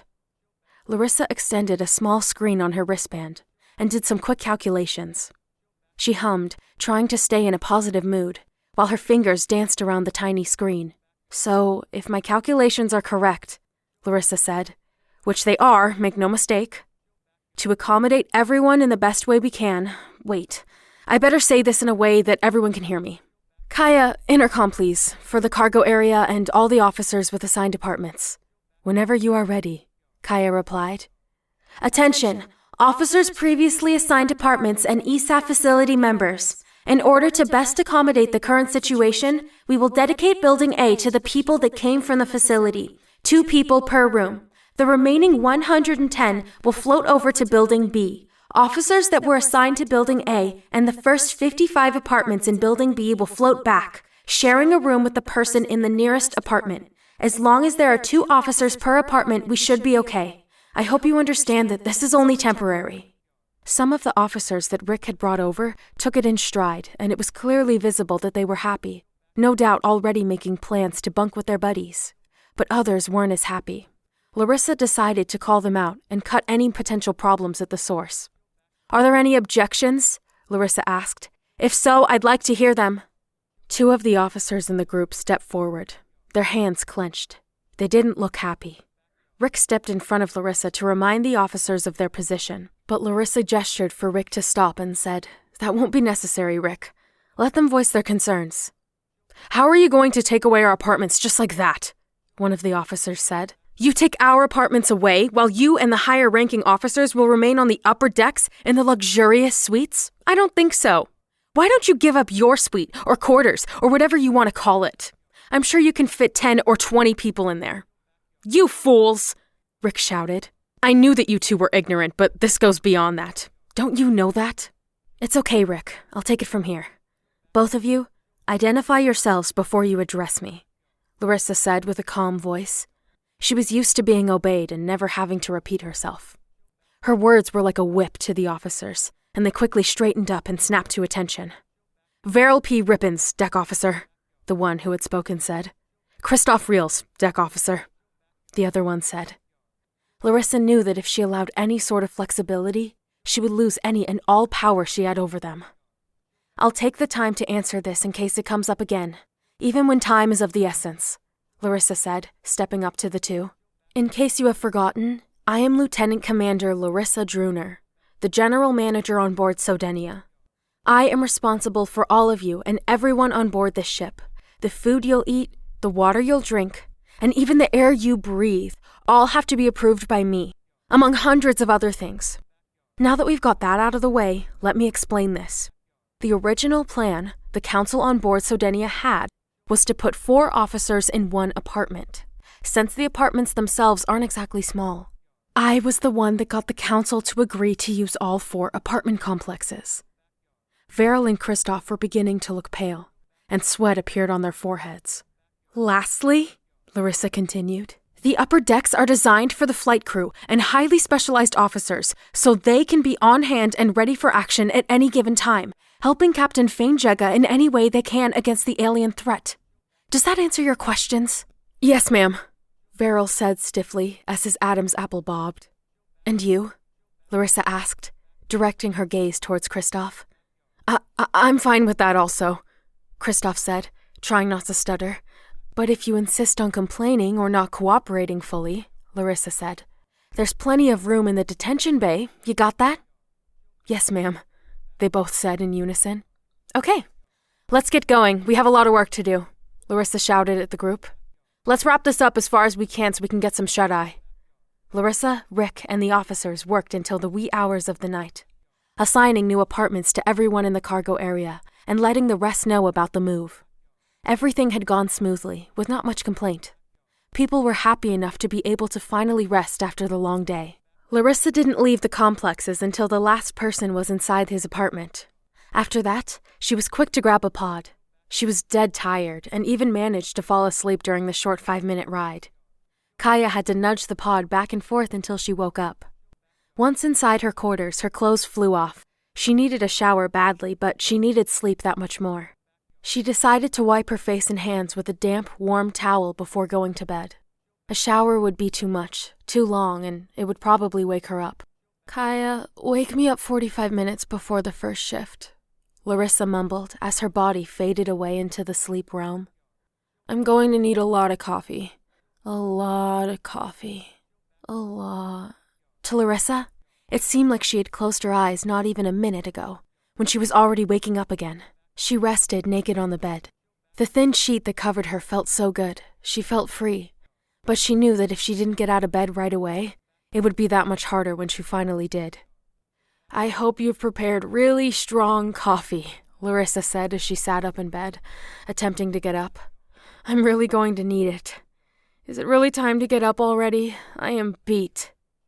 It is exactly 45 minutes before the first shift, Kaya said. Per your instructions, I woke you up. Is there any good news? Larissa asked. How is Fain holding up in the detention bay?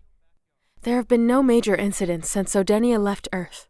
We are currently near lunar orbit, using minimal energy. Captain Fain seems to be doing well. Food and water have been made readily available to him. My sensors indicated a high level of unease and discomfort as he slept last night, but he's yet to complain. Yeah, that's him. I doubt he would ever complain, Larissa said, feeling the unfamiliar traces of a smile on her face. Please do your best to keep me informed if something should happen. Can you run some calculations? Just how long do we have before we need to resupply? I'm not sure just how much we were able to get inside Sodenia before the alarm sounded. The current stockpile of nutrients on Sodenia stands at 105 tons. If we limit the food printers to a basic menu, the current supplies would last a little over 8 days, eating 3 times a day. I'm not sure just how long it's going to be before we get out of here, Larissa said. It might be way too early to answer these kinds of questions. I better wait until I have more caffeine in my system. But I'll have to limit the menu right away and make sure that people get no more than 3 servings per day, and that goes for everyone on board the ship, including the council. I don't think we have to worry about liquid. I feel like there's more than enough of that. Her body was sore. Every movement she made, as little as it might be, caused her discomfort and pain. She made her way to the food printer however she could, half dragging the thin blanket with her. She didn't bother putting cream or sugar in her coffee. She took it black. The first sip made the pain she felt while walking to the kitchen well worth it. Kaya, I have a question, Larissa said, worriedly as she looked at her coffee. Sure. How may I help you, Lieutenant Commander Larissa? Larissa is just fine. Lieutenant Commander is really unnecessary when it's just us. Maybe you can use that when addressing me in front of others. It's up to you. Understood. I'll take that into consideration for next time. Good, Larissa said. Hey, there's something in my coffee. What is it? Kaya said. I'm not sure, but can you make another? Not a problem, Kaya said, pausing for a second. I have begun an audio loop, but with the limited conversation we had, I am afraid that it won't last long. Larissa was the second person Kaya had told that she was on Sodenia's side, and not the Council's. Together, they had worked out a code to initiate a loop in case they needed to discuss something the Council shouldn't hear. I won't take long. How much control does the Council have over the ship? How many people are they issuing orders to? Before we left Earth, Kaya said, the Council issued orders to 443 people currently on board the ship. During the past 24 hours, that number has escalated to 1,820 people. This isn't good, Larissa said. If they wanted to, they could really just take over Sodenia. That's highly unlikely, Kaya said. And why is that? Larissa asked. So far, the only people the Council have under their control are deck officers, peacekeepers, and guards, none of whom have the necessary skills to fly the ship. Well, that's a bit of good news, Larissa said as she took a sip of her coffee. Do you think we can win this? Heck, do you think we can survive? I have yet to understand humanity in its entirety, but what I do know is that the human spirit has never been extinguished in the past. Humanity has faced wars, drought, famine, and natural disasters, none of which have been able to diminish the resolve humanity has to live in this galaxy. I believe that as long as there's one human alive, this is a battle we can win. And loop, Larissa said with a sigh, but she felt hopeful. What Kaya had just said was what she needed to hear. Should I get the shower going for you? Kaya said. I can set the water to the ideal temperature and change the setting to hydrotherapy to better soothe your body muscles. That sounds perfect, Kaya, Larissa said, holding the blanket with one hand and setting her coffee mug next to the food printer. It's about time to start another day.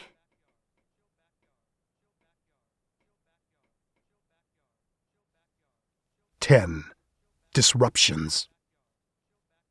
August got to the bridge ahead of everyone else for the morning shift. His nerves were making it impossible for him to relax. To make things worse, the Council had issued at least 20 new orders for him to follow, and he was required to report back each time an order was completed. The first thing on August's plate was a course correction. The Council wanted to be closer to Earth. The only thing that could make things worse for August was a full-on alien invasion. He hovered over the pilot's command station, hesitating to sit down, making excuses in his head for why he should wait just a little longer to get on the seat. I should just wait until Eora gets here. Or Pika. Heck, I should wait for Larissa. Well, because I need them here, just in case something were to happen. Or what if the enemies are waiting for me to get on the seat to attack? Yeah, I can't let that happen. I should wait. Anxiety and paranoia were beginning to churn within August. It reminded him of when he was just a kid and his parents had passed away, but that in turn also reminded him of why he was there in the first place. He was being split in half by his nerves. Morning, Captain. Eora checking in. Weapons bay is operating at full capacity. The drone pilots are also standing by. Eora's voice through the comms snapped him back to reality. You have to get a grip on the situation. Everyone is depending on you, he thought. Do whatever you have to do, but get back in the game. If Fain is not here to command the ship, and neither are you, who will? Colton? Please. He never got a high score on the simulator. Get your shit together, August. Captain, are you there? Eora asked. That's good to hear, Eora. We will be correcting our course shortly. Yes, that's much better, he thought. And what was I thinking earlier about getting on the pilot's command seat? That seat is not even necessary for simple tasks. That seat is only for battle, meaning I don't have to use it. Kaya, has there been any movement on the network of satellites or anything unusual? Everything is within the normal parameters. Let's go ahead and lower those to 10. No, make that 15% under what is considered normal, August said, feeling much better about himself. If asteroids clash just a little bit more than usual, I want to know when and where. Very well. Would you like to know in real time? No, that might not be wise. Make me a spreadsheet with the information so I can take a look at it later. But if something is abnormal based on the previous settings, I want to know in real time. That won't be a problem. Making the necessary changes and beginning to compile data now. Thank you, Kaya. Morning, Captain, Pika said, as she walked over to her station. August looked over to his seat. There was no one there. The council hadn't chosen a first officer to replace him after all. Good day, Captain, Larissa said, as she walked over to her station. He thought about placing Larissa in his old chair as first officer, but her role on board the ship was too great, and there would be no one to replace her. Consequently, he thought about Pika and Eora, but came to the same conclusion. Kaya, can you patch me through to Colton Doyle? Captain. You want to speak to me? Yes, I need you on the bridge to take my place as first officer. Please keep this to yourself. Yes, Captain. I'll be right there. In less than a minute, Colton was on the bridge. The efficacy with which the pods on the ship worked never ceased to amaze August. Where do you want me, Captain? Colton asked, dead serious. Right over there, August said, pointing to the right of him. That used to be my station. Well, that's not true. It still is. This is only a temporary change. Not a problem, sir, Colton said as he hurried to the station. He thought that it would only be fair to inform everyone on Sodenia of their actions, to prevent any form of panic. After all, there wasn't any order from the council not to. Pressing the flashing blue button, the one that would let him communicate with the entire ship, August spoke. This is Acting Captain August McCarrick, filling in for Fain Jegga, temporarily. He added that last part and stressed it to reassure the people of the ship and to let the council know that things weren't over. We will correct our current course from outer semi-lunar orbit to inner lunar orbit. This will put us 35,000 miles closer to Earth. We will also be opening viewing ports scattered across Sodenia. I suggest you take in the view while you can. August entered the new course on the center console, and the ship began to move. Kaya, open up the main display screen and leave optimum polarization on. We don't want to accidentally blind anyone while we take in the view. From this distance, Earth looked like a bright ball in space. Not very different from the way the moon looks to us, perhaps. Just larger, but she was beautiful, glimmering with color in the darkness of space. The moon was impressive in its own colorless way, showing off the billion-year-old scars scattered across its face. The moon was closer than August had ever seen it before. The course correction took them 6 hours, and it all went as planned. They left the moon behind them, and Sodenia began orbiting around Earth on an inner lunar orbit. August decided it was time for the bridge to get lunch. It's lunchtime. Let's meet back here in an hour, August said, his nerves finally calmed. Sounds good to me, Eora said through the comms. I'm starving. August returned to his quarters instead of going to the designated lunchroom. He needed to think. and he needed to make sure that he was doing the best he could and that nothing was escaping him.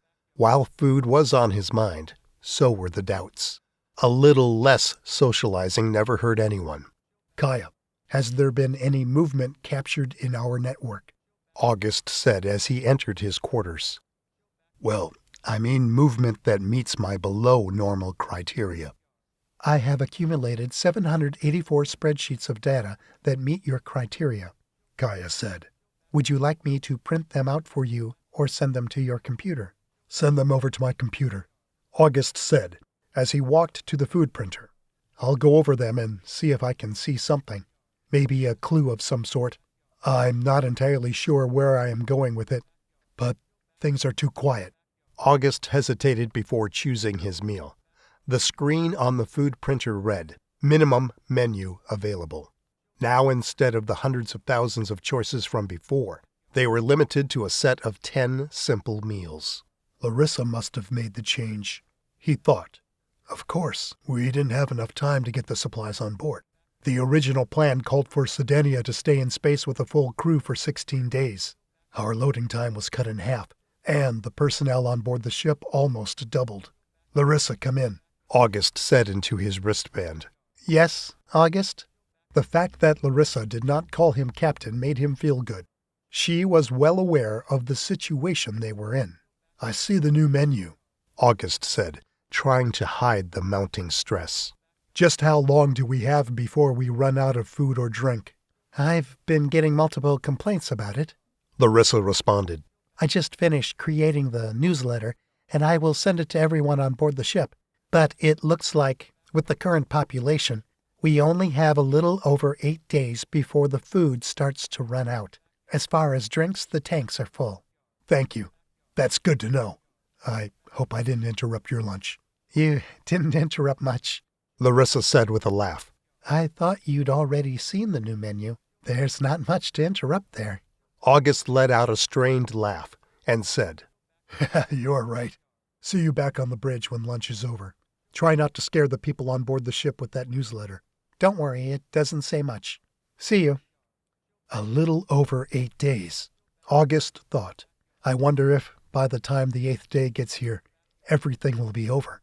Humans can last quite some time without eating, up to 2 weeks if need be, and there's plenty of water. But I don't think that will sit too well with the general population. Once they figure out we don't have food, they will begin to panic. We need to get back to Earth before that happens. August settled for a simple bowl of cereal, option number 1 on Larissa's new menu. He walked, with the bowl of cereal in his hand, over to the computer, where the 784 spreadsheets of data were waiting for him. At first, the numbers and columns didn't mean anything to him, but as he flipped through the pages, a pattern began to emerge. There was a clustering of numbers in different sectors of the asteroid belt. Kaya, is there any way we can put all of this data into a graph? August asked, as he put a spoonful of cereal into his mouth. Or better yet, a map of our relative location. I'm sorry, I didn't quite get the last part, Kaya said. Do you mind repeating? Can you put all of this data into a map? August said, now with clear words. That won't be a problem. Constructing map now. The theory that August had built less than a minute ago appeared to be correct. The unusual movements according to his new standards were clustered in one location in the asteroid belt. That's strange. It looks like something is pulling the asteroids and ice. He flipped the three-dimensional map horizontally, where it revealed a slight hump in the clustering movements of the objects. In August's mind, that was a dead giveaway, and a sure sign that the enemy was approaching, and using a cloaking device. The only good news was that they were making their way slowly through the asteroid belt and had yet to reach the edge. Kaya, can you refresh the map with new data? August asked. There it was. A jump towards Earth, towards Sodenia. If this is the enemy, how long do we have until they reach the edge of the belt? The map went from standstill to real time, following the movement of the ice. They will reach the edge of the belt within the hour, Kaya said. Can you please give this information to the flight crew, but wait 10 minutes before you send it? And I guess you should notify the council. I don't want them questioning my decisions just yet. August said. And can we try a different detection method? If that's the enemy, I need to know. While Sodenia is equipped with several different detection systems, Kaya said. The satellites placed in outer orbit, such as those following the movements now, are outdated. Sodenia's detection systems have a range of around 20 million miles. If at full power, we will be able to detect the bogies as they pass Mars' orbit. So, somewhere between Earth and Mars. That is correct, Kaya said. August stuffed his mouth with cereal and headed back to the bridge. To his surprise, everyone was already back there. At the back of his mind, he felt bad for not letting the flight crew enjoy what could be their last meal. Did everyone look over the information I sent? August asked as he approached the center console. That's why we are here, Pika said. Until we know for sure, we will continue to hope that we are wrong, but we will prepare just in case we are not wrong. Pika, I need you to give full power to our detection systems. If the enemy is really somewhere out there, we need to know for sure. I'm on it, Pika said, as her hands jumped onto her station's controls. I'll send out engineers to each one of the detection systems to double-check manually that everything is working properly. From now on, we have to be on high alert. We just have to. August opened a screen in the center console and started typing his plan of action to send over to the council. He hated the idea of micromanaging Sodenia and its crew, but what else could he do? He knew that the council would agree to this readily enough, but he wasn't sure how they would react if there was another confrontation. He sent the short message, and within a few seconds, it came back, approved by the council. August pressed the flashing blue button and said, "This is Acting Captain August McCarrick. We will now close all of Sodenia's viewing ports and be on high alert for a possible alien encounter within the next couple of hours. There is no point in sugarcoating things for the people on the ship. If anything, they should be ready to act if necessary." As the hours passed by in silence, stress built up on the bridge. It was not that they wanted the enemy to attack. It was just the unpleasant suspense of the fact that the enemy might be sneaking up on them, and they didn't even know it. "Kaya, is there anything?" August asked, breaking the hour-long silence. There has been no movement as far as our sensors can detect. "How about you, Pika?" August asked. "Are the detection systems operating at 100%? I am just now getting the last report from one of the engineers. Everything seems to be functioning properly." Could I have been wrong? August wondered. Was I seeing things that aren't there? Crap, what in the world will I do now? I have to stay strong. I can't let doubt win. A high-speed bogey was detected at the edge of our detection system, Kaya said. It appears to be using some sort of cloaking device. On screen. A map of the solar system appeared on the main screen, with blue lines and dots defining the known planets and sun. A green rectangular shape marked Sodenia's current place, and a red arrow marked the bogey's location. The bogey was moving fast through the map. How long before it reaches us? If the speed remains constant, it will be here within 40 minutes. It's moving at an incredible speed, he thought. Eora, are you getting this? August asked. Yes, Captain. I will try to lock onto the target as soon as it gets in range. A message from the council appeared on the center console. It read, "Engage target as soon as weapons can reach it. Council." August ground his teeth in frustration as he read the message. Why are they interfering already? Eora, try to engage the target as soon as our weapons can reach it. Orders from the council. As they watched the bogey on the main screen get closer to Sodenia, hundreds of red triangles began appearing on the edge of the map. The bogey count on the side of the map went from 1 to 230 in less than a minute, and it looked like they were catching up to the single bogey. Kaya, can you confirm what we are seeing on the main screen? August asked, trying to keep calm. There are now 230 bogies approaching Sodenia at high speed, Kaya said. My calculations place them within Sodenia's firing range in 35 minutes. Another message from the council. This time, August couldn't keep the anger inside as he read it. It read, "Plot a course to Earth and execute immediately." The whole reason we came out here in the first place was to try and stay away from Earth to avoid casualties, he thought. August knew that this was the first order he could not follow, and it wouldn't be the last. The Council wants us to return to Earth with the enemy on our tail, August said with his head down and fists clenched. What's wrong with those people? Pika asked. We can't do that. It would put too many people at risk, Larissa said. That's an order I cannot follow. They can do what they want with me once this is over. That's if there's anything left. Colton walked up to August and paused. He looked unsure of what to do next. Captain, Colton said, hesitating. I have direct orders from the Council to relieve you of your duty. You are hereby relieved, sir. August looked towards Pika, then Larissa, and said, Eora, are you in the weapons bay? Yes, Captain, I am here. Do you have a full crew with you? Yes, Captain, I do. Kaya, seal off all entrances to the bridge and weapons bay. Seal all corridors as well. I don't want anyone under the Council's control coming to the bridge. Deny access to the pods to anyone carrying orders from the Council. Right away, Kaya said, as the doors all around started to close. A message from the Council appeared on the console. It read, Traitor, you will all pay with your lives. Colton, get back to your seat. Now. Yes, sir. Right away, sir. Colton said as he scooted to his seat. I've severed all communications between the Council and their AI. They will no longer be able to see or communicate with the bridge, Kaya said. However, I'm afraid I won't be able to hold them for long, as they do have mechanical access to all the doors, and there are vehicles that only the Council has access to on closed circuits. Thank you, Kaya. There is one more thing. What is it? August asked, trying to keep his nerves under control.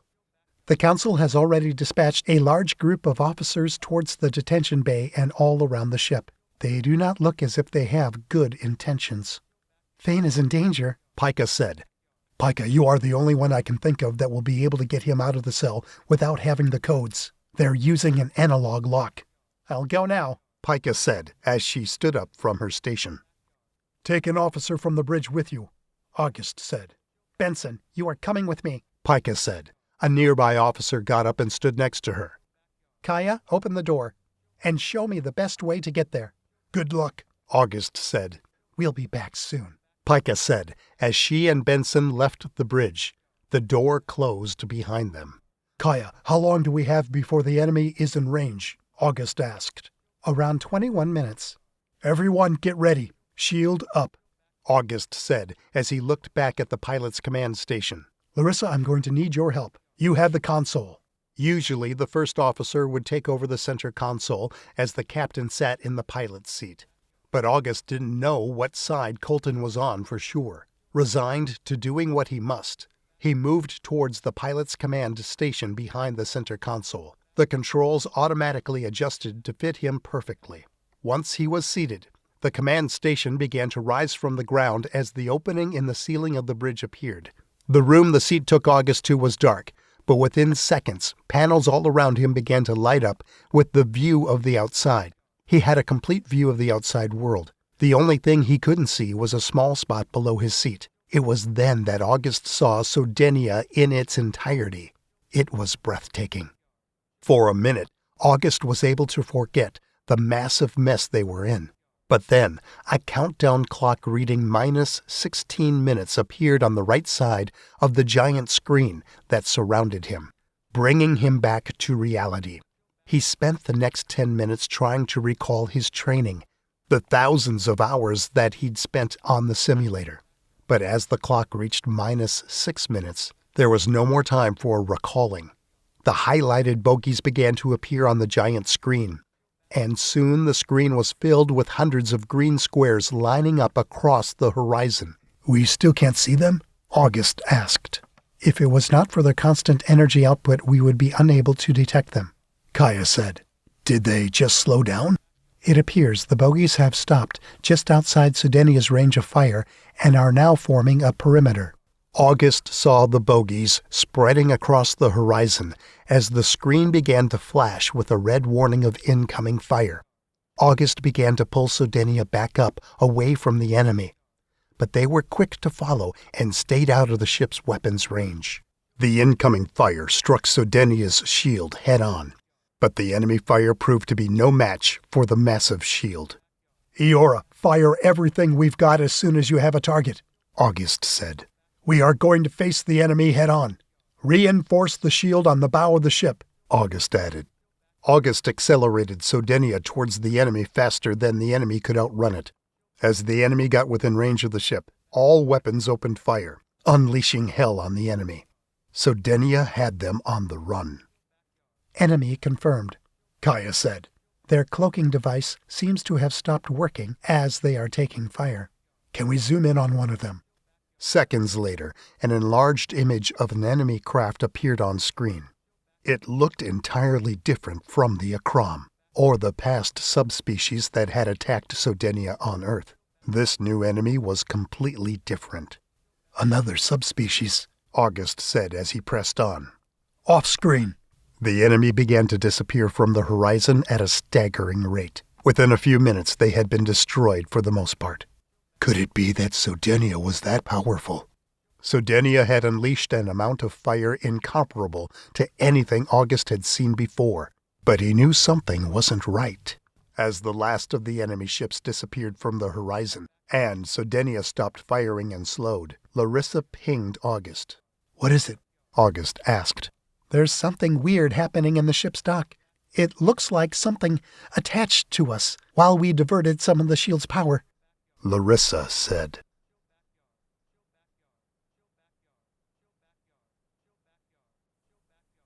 11. Run. Pika ran through the ship just in front of Benson, guided by Kaya's directions. Since most of the doors were closed to prevent anyone loyal to the Council from attacking the bridge and trying to remove August from command, Pika and Benson had no option but to run. Pika and Benson were taking the long route to the detention bay. There were more officers loyal to the Council than Pika had expected. Almost at every other door and hallway, Pika and Benson had to turn to avoid conflict. Why are there so many officers loyal to the Council? Pika wondered. What is the Council promising them? I am sure they know that the Council is only acting in its own best interest and no one else's. Do these loyalists not have family on Earth? Why are they so willing to destroy it, or put people in danger? This is such bullshit.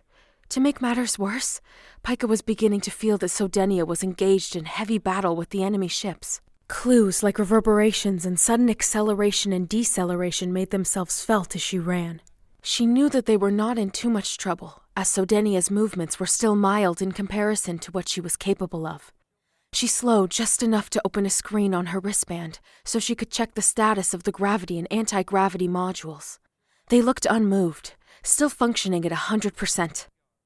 The gravity modules on Sodenia were the reason they could all walk, stand, sit, and feel the acceleration and deceleration in space.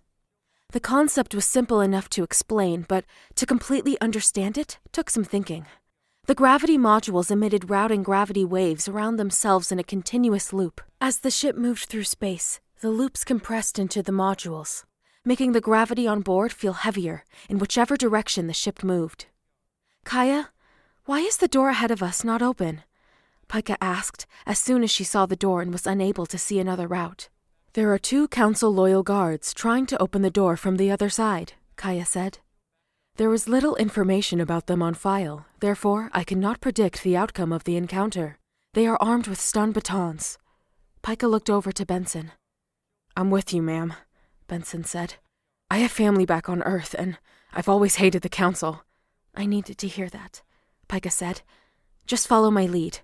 Benson tilted his head down once in agreement. Kaya, open the door, Pika said. And get ready to open the next one as soon as we get near it. Hey, it worked, one of the officers behind the door said. You see, you dumbass, I told you it would work, a different officer said. What the hell are you guys doing going this way? Pika said. You are far from going the correct way. Officer on deck, one of the loyalist officers yelled. Both of the officers stood straighter and saluted. At ease, Pika said. Correct your path right away. Turn left into the corridor you just passed. We are so sorry, one of the loyalists said. We were just following the map that was given to us by the Council's AI.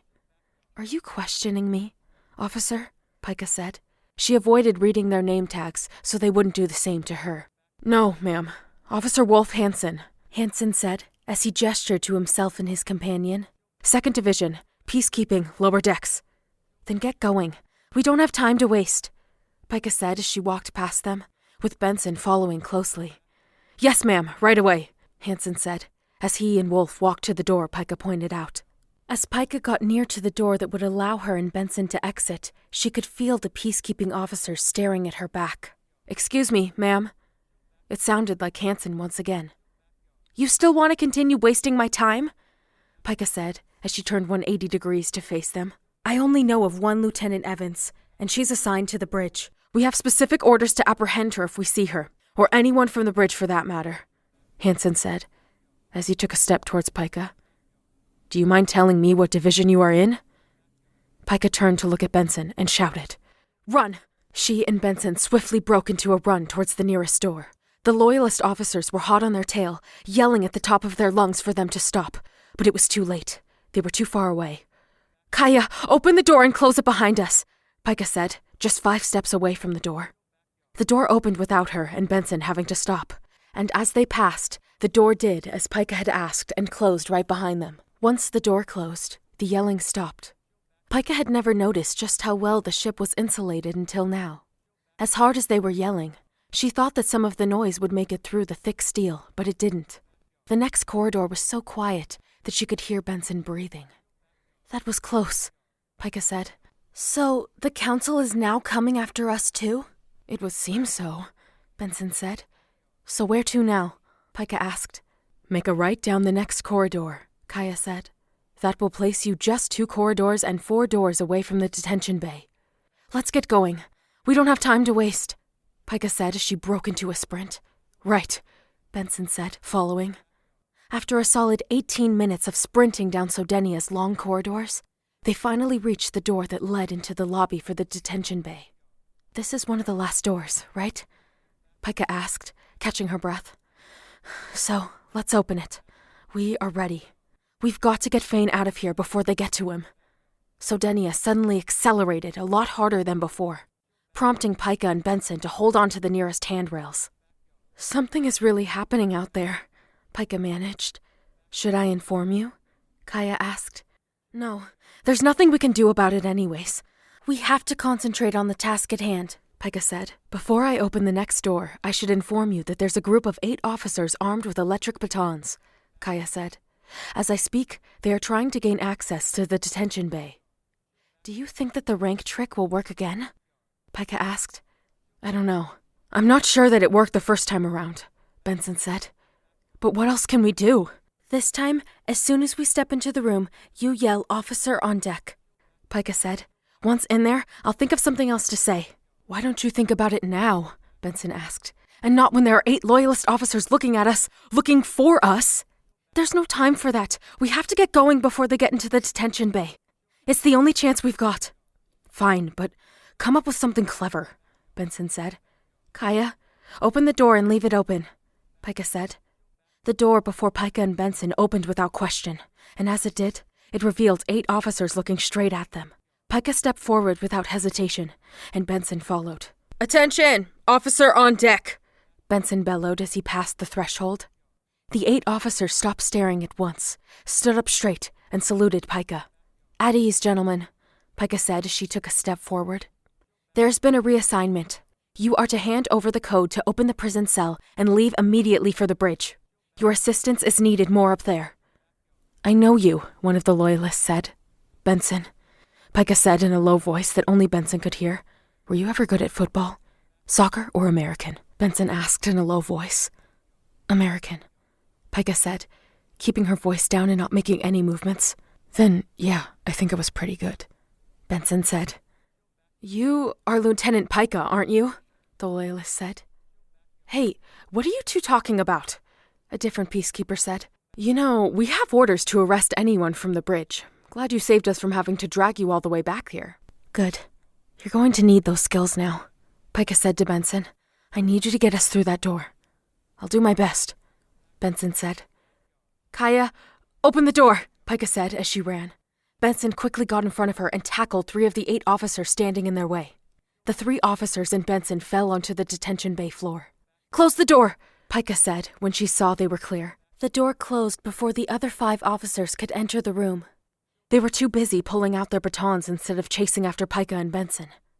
"Go get Captain Jegga out!" Benson yelled as he tried to keep the peacekeepers on the floor. Pika didn't say anything in return. Instead, she ran to the only lighted cell in the place. When she got there, Fain was sitting down on the bed, looking out into the corridor. "Pika?" Fain asked. "What are you doing here?" "What does it look like I'm doing?"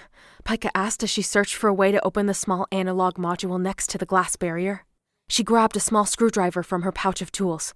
"I came to get you out of here." "So the council finally lost it?" Fain asked. "It's worse than that," Pika said as sweat began to build up on her forehead. "They want us to go back to Earth, despite being engaged with the enemy." "What the hell is wrong with them?" Fain asked. "It gets better, but there's no time to explain. I'm not alone," Pika said, focused on the task at hand. Fain got up from the bed and pressed himself against the glass. "Are those council officers?" Fain asked. "Hey, I know that one other guy wrestling with them. He's from the bridge." "Not helping," Pika said, as she finally got the analog module open. "Right," Fain said as he took a few steps back, disappearing from Pika's view. "Hey, wait!" Benson yelled. "You come back over here. I'm not done with you." Pika concentrated on the module, studying the wiring. Within seconds, she saw the wire she needed to change. She stuck her fingers into the module, pulled 2 wires out, and swapped them. With the Loyalist looming over her, the door opened, and Fain ran out. Without saying anything, he tackled the peacekeeper to the floor. The officer made several attempts to swing the electric baton, which was now sparking, but Fain looked like he was overpowering the man. "You don't have to do this," Fain said as he struggled with the man. "You don't have to listen to the council. I'm the captain of the ship. The council is in charge," the man managed. "Get that stick," Fain said as he kept the man down. "Be careful to only grab the handle." Easily enough, Pika took the electric baton from the peacekeeper. She made sure that the settings were not set to maximum capacity, then turned to look at the man. "Sorry," Pika said. "This might sting a little." She touched the man with an electrified stick, but not before Fain let go. The man shook for a little while, then passed out. "Wow, this thing packs a punch! Benson, we have to help." Pika and Fain ran to aid Benson, who was still wrestling with the peacekeepers on the floor. The group of 3 managed to separate from the scrabble right before Pika and Fain got there. Benson moved towards them. He was dripping with sweat and catching his breath. Now the odds were in Pika's favor. "Things aren't looking too good for you 2, Pika noted. "It's 3 against 2. You'd be better off surrendering now." Just then, the door behind the 2 peacekeepers opened. Hydraulic pumps pushed against the heavy steel doors, opening them against their will. Officers from the lobby next door started to jump into the room as soon as the opening was big enough. "What were you saying, Lieutenant?" one of the peacekeepers asked. "Kaya, close the door," Pika said calmly. "I cannot close the door," Kaya said. "The hydraulics they are using are specially made to open Sodenia's doors in case of malfunctions or emergency." Pika looked again at the electric baton and moved the settings on it just a little bit higher. "Okay, let me ask you one last thing before we surrender," Pika said. "So, you finally saw sense," one of the Loyalists said. "Things aren't looking too good for you now, are they?" he mocked, trying to imitate Pika's voice. "How good are you at catching things?" Pika asked as she hurled the electrified baton at the group. Some tried to knock the baton to the side, and Pika thought that she saw at least 2 of them try to actually catch it. Within seconds, 4 of the 5 Loyalists in the room were immobilized. "Run!" Pika yelled as she ran to the opposite side of the detention bay. Fain and Benson followed, and so did the 5th officer, but he was far behind them, just what Pika needed. It wasn't long before they reached the other side of the detention bay. "Kaya, open the door," Pika said as they were just a few feet away from the door. The door opened in an instant, allowing them in, and it closed right behind them, leaving the officer in the detention bay. "Whoa, we made it," Fain said, catching his breath but keeping his composure. "Is there any way we can get some real weapons? It looks like the officers were just armed with electric batons." "You kept them from accessing the armory, right, Kaya?" "In a way, that is correct," Kaya said. "That was the plan. However, as all the doors are shut, and their progress through the corridors is relatively slow, they have yet to reach the armory." "I'm guessing that's where we should go next?" Pika asked. "It's our best bet," Fain said. "And, by the way, thank you for getting me out of there." "Acting captain's orders," Pika said, shrugging. "Still, thank you," Fain said, looking directly at Pika with a slight smile. I don't think there's anyone else that could have done that. Don't mention it, Pika said with the faintest hint of a smile on her face. There was a reverberating thud across the ship. It sounded muffled many times over, but it was enough to remind Pika that things were not over. It sounds like things are heating up out there, Fain said. Would it be better to head back to the bridge? Pika asked. Not if the council has any kind of control over some of Sodenia's officers, Fain said. We need the weapons from the armory to secure the bridge against the council. Understood, Pika said.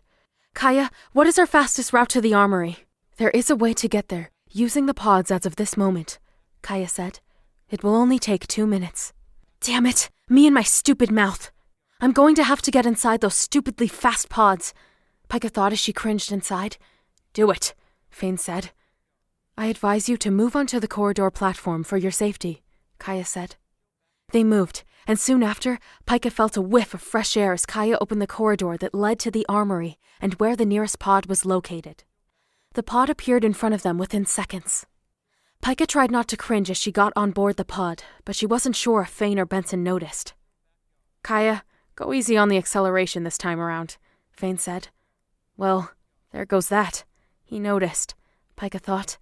Depending on the acceleration curve you choose, Kaya said. That could make the commute take up to 4 minutes. We can't go wasting time just for that, Pika said. Go ahead with the normal acceleration, Kaya. Very well, Kaya said. Pika tried to ease up as much as possible and not hold on to the seat like she usually did. Yeah, I don't like these things either, Benson said. I always think that it might derail or crash into a wall, since it's always going so darned fast. Once they were seated, the pod accelerated at its usual rate. But Pika found herself not holding on as hard as before, not stressing over the duration of the ride. The pod slowed down when they reached the armory. It was only Pika's second time there since she started working on board Sodenia. There were 3 entrances to the armory, one on each wall. The pod had come in through the middle entrance. On the 4th wall, there was a large reinforced security door with a multitude of locks. Open the door, Kaya, Pika said. There has been an occurrence, Kaya said. While the enemy force's small craft have been successfully destroyed, a ship managed to attach to Sodenia near the docks. I have been attempting to investigate further, but they are using high-power disruptors and jammers. However, the seismic activity seems to indicate that they were attempting to enter the ship. We're being boarded? Fain asked, sounding incredulous. How big is their ship? It's relatively small. My visual estimates place it at 115 feet long, 31 feet wide, and 16 feet tall, Kaya said. That's a dropship for sure, Fain said. Kaya, that's even more reason why you should open the armory door now, Pika said with a raised voice. The door opened, revealing an array of weapons from many eras. Some looked like they were from the past, some from the present, and others from the future. If we are getting boarded and they happen to be a Crom, we need to get ready for it, Fain said as he walked to the darker side of the armory. When the Akrom first came to Earth, none of the high-tech weapons worked on them. In the end, it was good old-fashioned lead that finished the job, at least on individual soldiers. I suggest we arm ourselves with the same. If it wasn't for the clearly marked tags on the weapons, Pika wouldn't have a clue what she was picking up, or what kind of ammunition it took. Every time they undocked a weapon, an elongated cabinet would open below it, filled with loaded clips and boxes of ammo. Pika and Fain settled for heavily modified assault rifles, with combat knives, while Benson chose a machine gun and a shotgun combo. Each of them carried the ammo for the weapons in backpacks. There has been a breach. Alien lifeforms are aboard the ship, Kaya said. Can you identify? Pika asked. And how many are there? Identification is impossible, Kaya said. They are using a high-level disruptor. Their exact count is unknown at this moment. If they are in the dock, that puts the council between them and us, Fain said. You know that those corridors will be flooded with their officers. Calling for backup from the bridge is also a no-go. Calling for backup at all is a no-go, without knowing who is on our side or not. What a shit show the council has created. So, what will we do? Pika asked. Is there any riot control stuff here? Benson asked. That's it, Pika said. That way we can use the pods to get there. They each grabbed a riot control weapon before leaving the armory. The batons the peacekeepers carried had no chance. Kaya, take us to our unwelcome guests, Pika said as they got back into the pod. There appears to be a lot of commotion near the council chambers due to the alien lifeforms, Kaya said. Then that's where we are going, Fain said. The pod sped up at first through 2 long corridors, then slowed down as they entered the 3rd. There are small groups of officers gathered in this and the next corridors, Kaya said. Ready your anti-riot weapons, Fain said, as he pointed his weapon outside the pod, letting it show. Kaya, can you tell them to step away from the tracks? Please clear the corridor tracks, Kaya said through the corridor. Incoming pod. The groups of peacekeeping officers moved away from the center of the corridor onto the walkways. They looked expectant, but as they got closer, their blank expressions began to turn into looks of anger. Hey, wait a minute. They're from the bridge, one of the officers said. Yeah, I know her, another yelled. That's Lieutenant Pika. Looks like you're pretty popular, Fain muttered. Maybe you should address them. Step away from the pod, or we'll shoot, Pika said, as a few officers got near the pod. Don't test me. She fired a paralyzing round into the chest of an officer that didn't want to stop. The officer fell to the floor like a log. The corridor froze.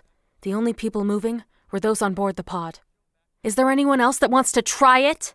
Pika yelled, with the weapon ready. Is there anyone else? No one else made a move, and within a minute, they had exited the corridor. The next corridor was more of the same, but this time, Pika took a different approach. Instead of waiting for officers to approach the pod, she fired random paralyzing shots at those she thought were considering being stupid enough to try and board the pod.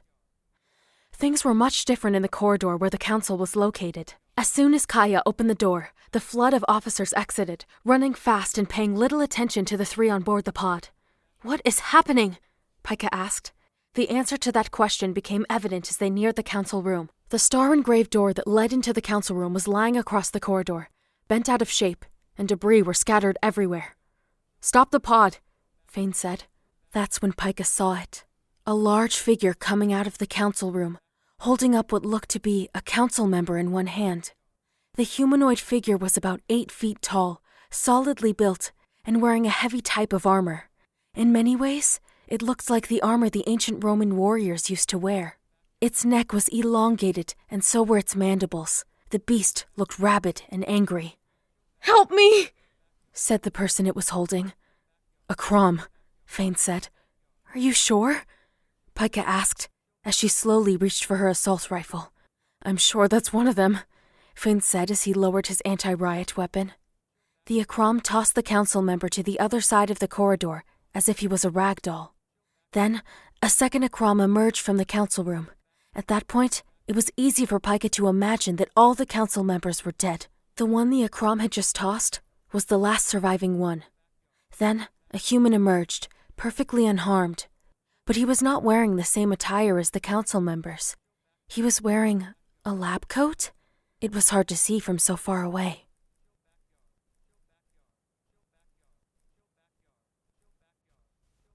"12. Serum.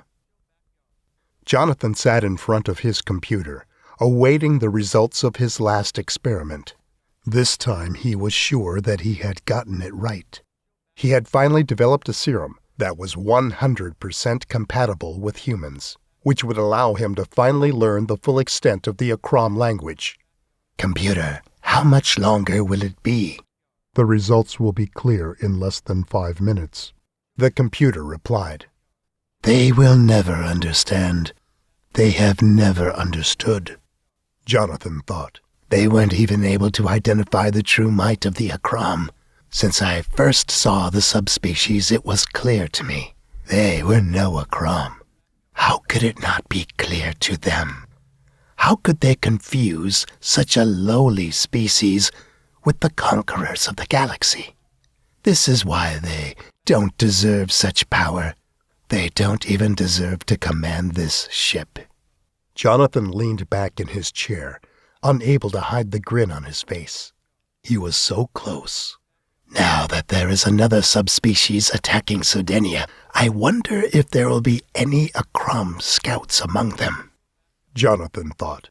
I think it's time for them to show their faces. If I know anything about them at all, they will show.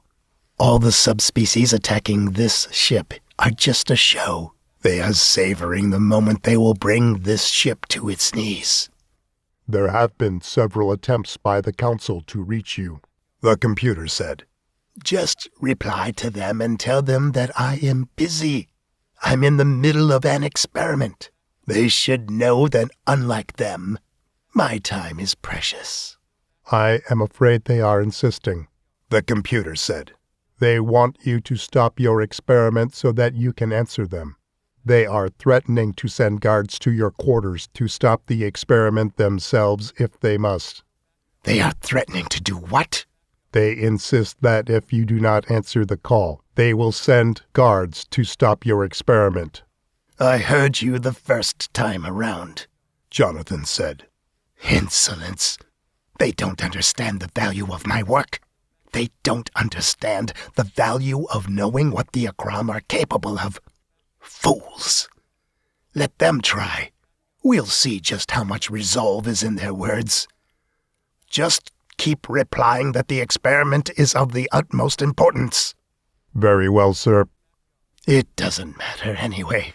In a few minutes, I will be standing among the greatest entities that ever lived in this galaxy.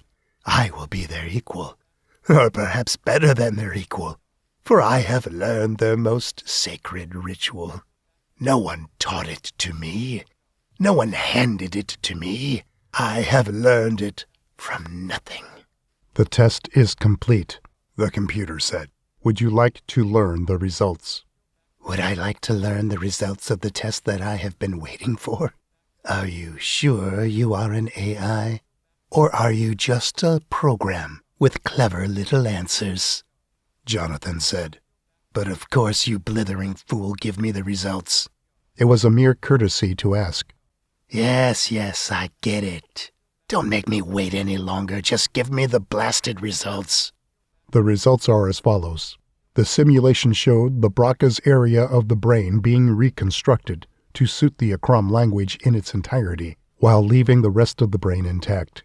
It also showed the human DNA string being reconstructed in segments to better cope with the language, while the pain caused by the change will not be tolerated by the conscious human mind. It will not kill the human body. Any physical changes to the body are unpredictable at this time.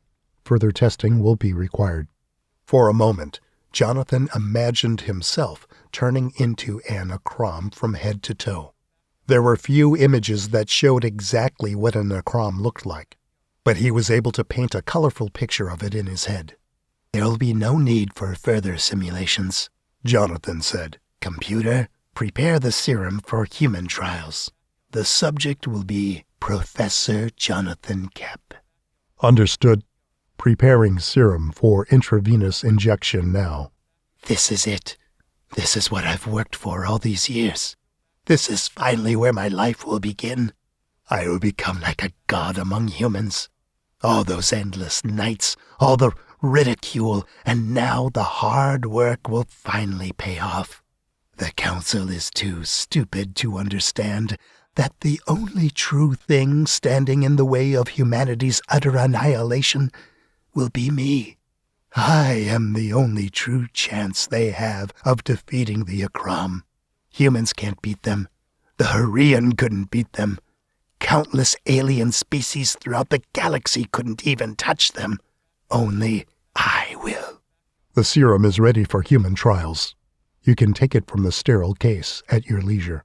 "Thank you," Jonathan said as he stood up from the chair and walked over to the glass case. "Is it exact?" "To the best of my abilities, it is," the computer said. The syringe full of viscous green fluid was floating neatly in the center of the case. Jonathan looked at it from several angles, admiring its beautiful color. For a second, he thought that he ought to reconsider what he was about to do. But he also knew that it was too late. "Why stall the inevitable?" Jonathan said as he grabbed the syringe and went over to where the vein visualizer stood. He turned on the machine and put his left hand underneath the red light it emitted.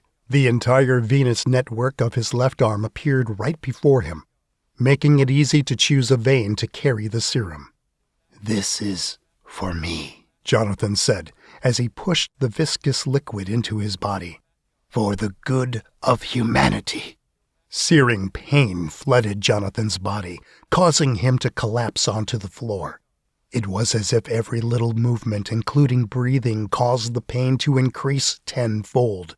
Terrified to move, he lay on the floor trying to remain as still as possible. But the pain kept escalating, and no amount of stillness was stopping it. His consciousness was beginning to fade away as the pressure in his head mounted. The computer spoke to him several times, but he was unable to understand what it was saying. Only the sound of the voice was familiar to him. Several minutes later, as the pain receded, Jonathan awoke and got up from the floor. He was looking at the world through new eyes, understanding things more clearly.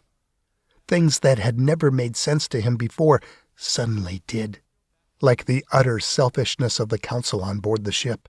He now understood how deep it all went, or the true inability of the human race to unite as one, even in the face of certain destruction. Humans were such a weak species, always exploiting any weakness, even if the weakness came from within themselves. The computer spoke, but Jonathan was unable to understand. The words sounded familiar, but he didn't know the meaning of them. He had to concentrate hard to work out what the computer was saying, and slowly the words had meaning again. Say that one more time, Jonathan said, still trying to fight the fogginess in his head. There are several guards sent by the council approaching the lab, the computer said. The language the computer spoke sounded repulsive to Jonathan, unimaginative and without meaning. At the same time, Jonathan felt power surging within him. He wondered what exactly he would be able to do now if he spoke in true Akram. Computer, destroy all the data from all my experiments. It will no longer be necessary for anyone to know what I now know, for I have succeeded. And don't bother with the door, Jonathan said. Let them in as soon as they get here. The guards came into the lab running, but when they looked at Jonathan, they stopped in their tracks. Sir, are you all right? One of the guards said. You don't look well. Jonathan looked at his hands for the first time since taking the serum and muttered, Oh, interesting. You don't have to worry about it, Jonathan said. This is nothing but a mild side effect of my latest experiment. Maybe you should see a doctor, the other guard said. You look pale, sir, and not well. Jonathan took a look at their name tags. They were named Ted and Sam. He had dealt with them before. It was no wonder they were worried. He knew they looked up to him. Pathetic. A mere human is nothing to look up to. But an Akram is. Take a seat, Jonathan said as he gestured towards the guest chairs next to the lab.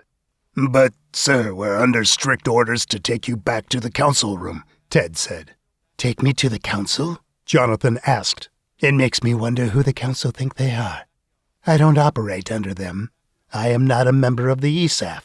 Sir, the bridge has refused to follow orders from the council, and the council has taken over the ship, Sam said.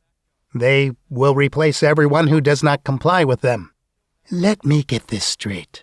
The council is trying to take control of the bridge from the comfort of a safe room. Forgive me, but I fail to see how that can possibly work out for them. Perhaps at first, but I don't foresee a good ending for those who hide and risk nothing.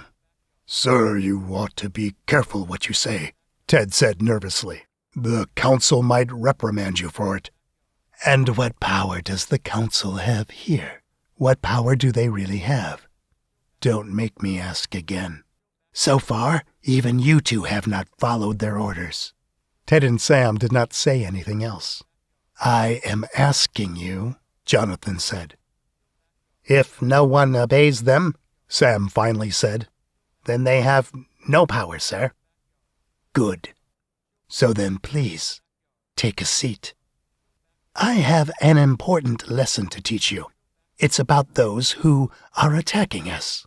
Ted and Sam took a seat, and so did Jonathan. The two guards were visibly nervous. Would you like to learn about the Akram language? Jonathan said with a smile. It could be the only thing that can save you if you ever come face to face with them. They both nodded slowly. I'll start by asking you this. What do you know about the Akram language? or as I've now learned to call it, acro. Not much, sir, Ted said. I've just heard some rumors about it. I heard that it is one of the ways they control things, and that is the reason why they are so fast in working together. And you? Jonathan asked, turning to face Sam. More of the same, sir, Sam said. But I have also heard that they can do damage just by speaking. See, I have run thousands of experiments throughout the years, Jonathan said as he turned away from the two guards. And I found those 3 things to be absolutely true. But not only that, I also found out that the Akram language is much more than that. There are hundreds of secrets hiding behind every sound. And the only way to learn what exactly those secrets were was to learn the languages and try them out myself. Sir, what are you saying? Ted asked. Jonathan felt the grin on his face when he turned to face the two guards. The guards seemed nervous, and they were sweating from their foreheads. Your leg will break, Jonathan said in acro, focusing on Sam's leg. A loud crack came from Sam's leg, and he erupted in searing pain. He tried to hold his leg, unsure of what to do.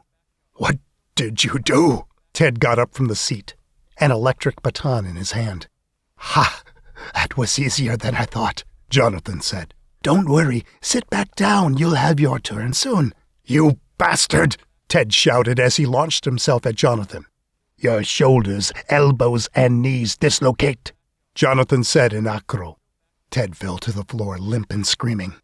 What an interesting experiment. I saw the words in a language that your mind cannot possibly comprehend, and your body follows the orders. That just proves what a lowly species humanity is.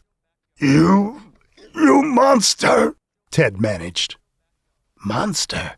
The correct term would be superior being.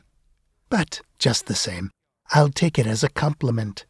Say goodbye to this world. You won't be living for much longer. Please, sir, Sam begged.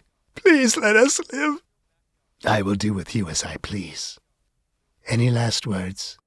I must test my new abilities fully. You've served the human race well. Go to hell, Ted said. Go to hell? And why would I go back there? I just came from there. Monster, Ted said with a low voice. Your heart stops, Jonathan said in acro, concentrating on both men. Sam held his chest while Ted curled up on the floor. They both screamed, but within seconds, they began to lose consciousness. Consider yourselves lucky that I am so merciful, Jonathan said as he stood up. I chose a quick way for you to die. It could have been worse. There are hundreds more experiments that I'd like to run, but I guess they will have to wait until after I visit the council. Or until I visit the council. Jonathan headed outside to the corridor and decided to casually walk to the council's corridor, since it was just the next corridor over. It took Jonathan around 10 minutes to reach the entrance to the next corridor, where he saw men desperately trying to open the corridor from the inside. Is that the fastest that thing will go? One of the officers yelled. As soon as the opening in the door was large enough, officers began to pour in and run away. At first it was 1 or 2, but then as the opening got larger, it was dozens at a time, and as the door fully opened, there were hundreds. Can anyone tell me what is happening? Jonathan asked. The Akram made it on board the ship, and now they are heading this way, one of the officers said as he ran by. So there were scouts in the recent attack, Jonathan mused. I wonder if their goal is to take control of the ship. Or maybe they are just here for sport. How interesting. Jonathan waited for the mob of officers to thin out before he continued walking towards the council. He was enjoying watching their terrified facial expressions. He made it into the corridor when he saw them. The Akram were there in front of him, 3 of them, leaving a trail of dead officers behind them. The Akram looked just as Jonathan had expected them to look. For him, there was no surprise. The Akram were every bit as beautiful as he had imagined them in his mind after all those years of studying them. They were tall and lean, but their muscles prevailed, even through their heavy Roman-style armor. But the armor looked as if it served a greater purpose than just protecting their bodies. It looked technologically advanced. Scales could be seen through some of the joints that were left exposed. As far as their faces, it was hard to tell what was behind the helmet. "What a marvelous day this has turned out to be," Jonathan said as he continued walking. The Akram became aware of him as he walked, and they faced him directly. Within seconds, one of them broke into a sprint towards Jonathan. He didn't seem to mind. He kept walking at his leisure. "Impressive speed," Jonathan said. "But I had already imagined that you would be at least this fast, if not faster. Please give it everything you've got. Don't disappoint a lifelong fan." As if the Akram was able to understand Jonathan, he doubled his speed as he ran down the corridor. The Akram jumped into the air and extended his hand to attack Jonathan. But as he was coming down, the alien stopped his attack and missed Jonathan completely. "You sense me, don't you?" Jonathan said in Akro. "Who are you?" the Akram asked, and Jonathan was fully able to understand the alien beast. But understanding was not all that happened. As the beast talked, Jonathan felt it in his body. The beast's name, its intentions, its thirst to kill, and its intensity. He also felt doubt from within the beast, and their full code of conduct flashed before him. Jonathan saw a loophole that he would be able to exploit. At first, he thought that they wouldn't kill him, at least not right away. Now he was sure of it. What's more, he would be able to use them to his advantage. "Afalil, I am you," Jonathan said in Akro, "but I am not your equal. I am your superior, for I have learned your ways on my own." The Akram stood there, baffled, without saying a word, and breathing heavily. Soon after, the other two joined it. "What's happening?" one of the other Akram asked. "Why haven't you killed this lowly human?" "Because he is not a lowly human. He claims to be our superior," Afalil said. "He can understand us and speak our sacred language." "Impossible! A human can't learn our language," the other Akram said. "Humans don't have that capacity. That's why I could not kill him," Afalil said. "He learned the language without the Akram. He is our superior." "Human, identify yourself," one of the other Akram said. Together with the request, Jonathan was able to see the alien's name, along with its full intentions. This one's name was Canaan. Jonathan was now safe, as he knew for sure that they wouldn't kill him. "I am Professor Jonathan Kep, and I am the bond for the Akram race," Jonathan said in Akro, trying to convey as much feeling as possible. "I am also going to be the new commander of this ship as soon as I take care of something down that way." Jonathan gestured towards the council room. The Akram looked at each other with confused expressions on their faces. "Do you mind helping me take out the trash?" Jonathan asked in Akro. "We are here at your service for the time being," Khalil, the last of the Akram to speak, said. "At least until we can confirm with our superiors." "What outstanding soldiers you are," he thought, "taking orders from a human that can speak your language because you are afraid to break the ranking code. A code that you have that must not be questioned. The only disadvantage the Akram race has, and the advantage that I am exploiting right now, is the ability to lie." Jonathan walked over to the council room casually, and the three Akram aliens followed, killing any humans that moved or asked for help along the way. "Council members of Sodenia," Jonathan said, "please open the door. I have to speak with you. I can assure you that the matter is of dire importance." Professor Jonathan Cap, you are now officially a traitor against humanity, one of the council members said. We will do everything in our power to stop you. Apheliel, do you mind opening the door for me? Jonathan asked in Akro. Apheliel went over to the council room door and dug his hands into the edges, removing the door with ease. The Akram turned and threw it across the corridor. Thank you, Jonathan said in Akro as he walked inside the council room. How dare you! One of the council members shouted. 5 large, bulky security robots activated, went to the middle of the room, and pointed the weapons on their shoulders at Jonathan. Without Jonathan having to ask, 2 of the 3 Akram attacked the security bots, easily splitting their metal frames in half. At the same time, Jonathan was able to hear the futile commands the council members were giving the already dismembered bots. As the robots were defeated, thick steel walls began to fall around the room, turning the room into a bunker-like structure. But before the last slab of steel fell, the 3rd Akram got in between, holding up the wall with ease. That's enough for now, Jonathan said in Akro. I must have a little chat with the person controlling this trash. The 2 Akram stopped and took 2 steps back. Those were great commands. Kill him, fire, and protect the council. But I fear that they were just a little too late, Jonathan said. You see, now I have complete control over the Akram, just like I have complete control over you and this ship. This is outrageous, Professor Jonathan Cap, one of the council voices yelled. Cease and desist this moment, and you may keep your life. May keep my life? I don't think you understand. I now control the greatest force in the universe. Who are you to me? Not a blasted thing. Now, I won't say this again. Surrender peacefully.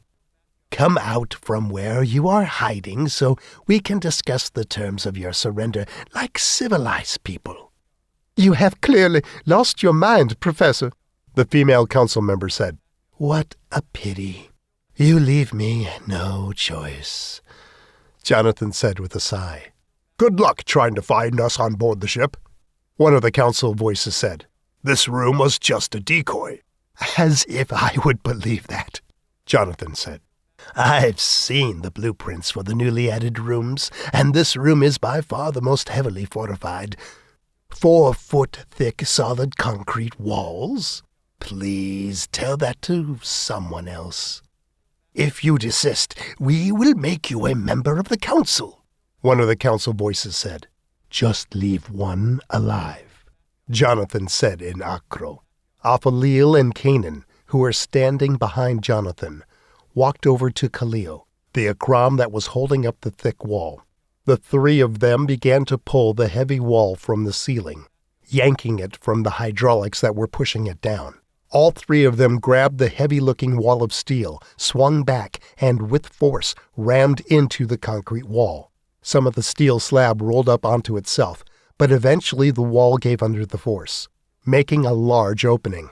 The 5 council members were standing behind their lavish seats as the Akram entered the room. Jonathan was able to see the expressions of horror on their faces through the large opening. The Akram acted fast, quickly killing off 4 of the 5 council members. Bring that one to me, Jonathan said in Akro. Apheliel grabbed the last council member who was still alive and took him to Jonathan without causing him any harm. As he neared Jonathan, he let the last of the council members go. Jonathan, stop this now, the council member said, adjusting his 5-star suit.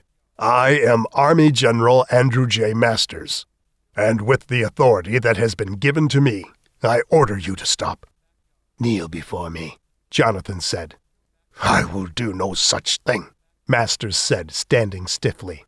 Apheliel was breathing heavily next to Masters. The general hesitated and then, with an audible sigh, bent his knee before Jonathan. Good. Too bad for you that I will kill you regardless. That was the plan all along. I was simply testing my newfound power of persuasion.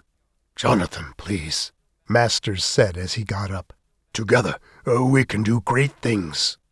Kill him, Jonathan said in Acro. But make it slower than usual. Opheliel grabbed Masters with one hand and took him outside to the corridor. Masters struggled and tried to tug himself loose, but he gave up just a few seconds in. Opheliel's grip must have been ironclad. The Akram then tossed Masters across the corridor, ending his life. What a power this is, to be able to do as I please, when I please. How interesting, he thought, as he too walked outside to the corridor. Now Sodenia has no counsel, no one to disrupt her path to greatness, her ascension. Are we done playing with this Akram usurper? Kanan said. To whom are you referring?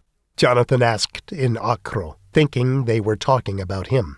To you, Kanan said, standing at his full height, towering over Jonathan. Did you actually think that you could be our superior just because you learned our language? I am your superior, Jonathan said in Acro, standing his ground. You will obey? Do as you wish with him, Opheliel, the real leader between them, said. I thought that he would make a good specimen to take back to the mothership. Shatter, Kanan said as he looked at Jonathan. At the same time Kanan said those words, Jonathan felt a searing pain in his legs, followed by the loud sound of his bones shattering into 1,000 pieces. Jonathan fell to his knees in front of Kanan, screaming in pain. How ironic is this, Kanan said. If ironic is the word humans use in this case, forgive me for my carelessness regarding your kind. But why? Jonathan wept. We are the conquerors, Kanan said. This means there's nothing and no one above us. Especially not a lowly human like you that got lucky learning the language. Why are you here? Jonathan asked in Acro, panting with agony. Kanan grabbed Jonathan and threw him over his shoulder. Jonathan yelled some more.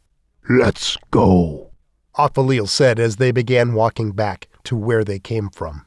We are simply the distraction party, Kanan said. A party that is meant to gather information and hand it over to the overlords of the real Akram battle fleet. Soon this ship and Earth will be no more. Someone opened fire with a hellstorm of gunshots. The Akram armor had a sort of shield to it, but if it got struck repeatedly and enough times, the bullets finally began to hit their target. Such was the case with Kanan's right shoulder. Kanan roared and hurled Jonathan to the wall as he tried to fire back. But the gunfire never stopped coming, overwhelming the 3 Akram aliens. Jonathan tried to move his head to see where the shots were coming from, but failed to do so. His head felt too heavy, and his eyes were too tired to keep them open for much longer. His body felt cold, colder than it had ever felt before. Soon the firestorm stopped, and Jonathan heard footsteps and then a familiar voice calling for him, but everything felt hazy. The Akram battle fleet is coming for this ship, and... Jonathan managed before the world left him.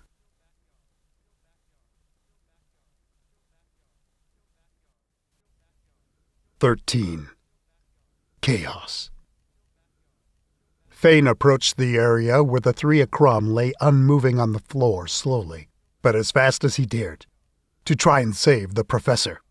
Pika and Benson followed. "Make sure they are dead," Fain murmured, "and that they stay that way." Pika and Benson went to check on the Akram aliens while Fain made his way over to Jonathan. "Professor," Fain said as he grabbed Jonathan's moving hand, Just hang in there. You are going to be all right. We'll get some medics here soon.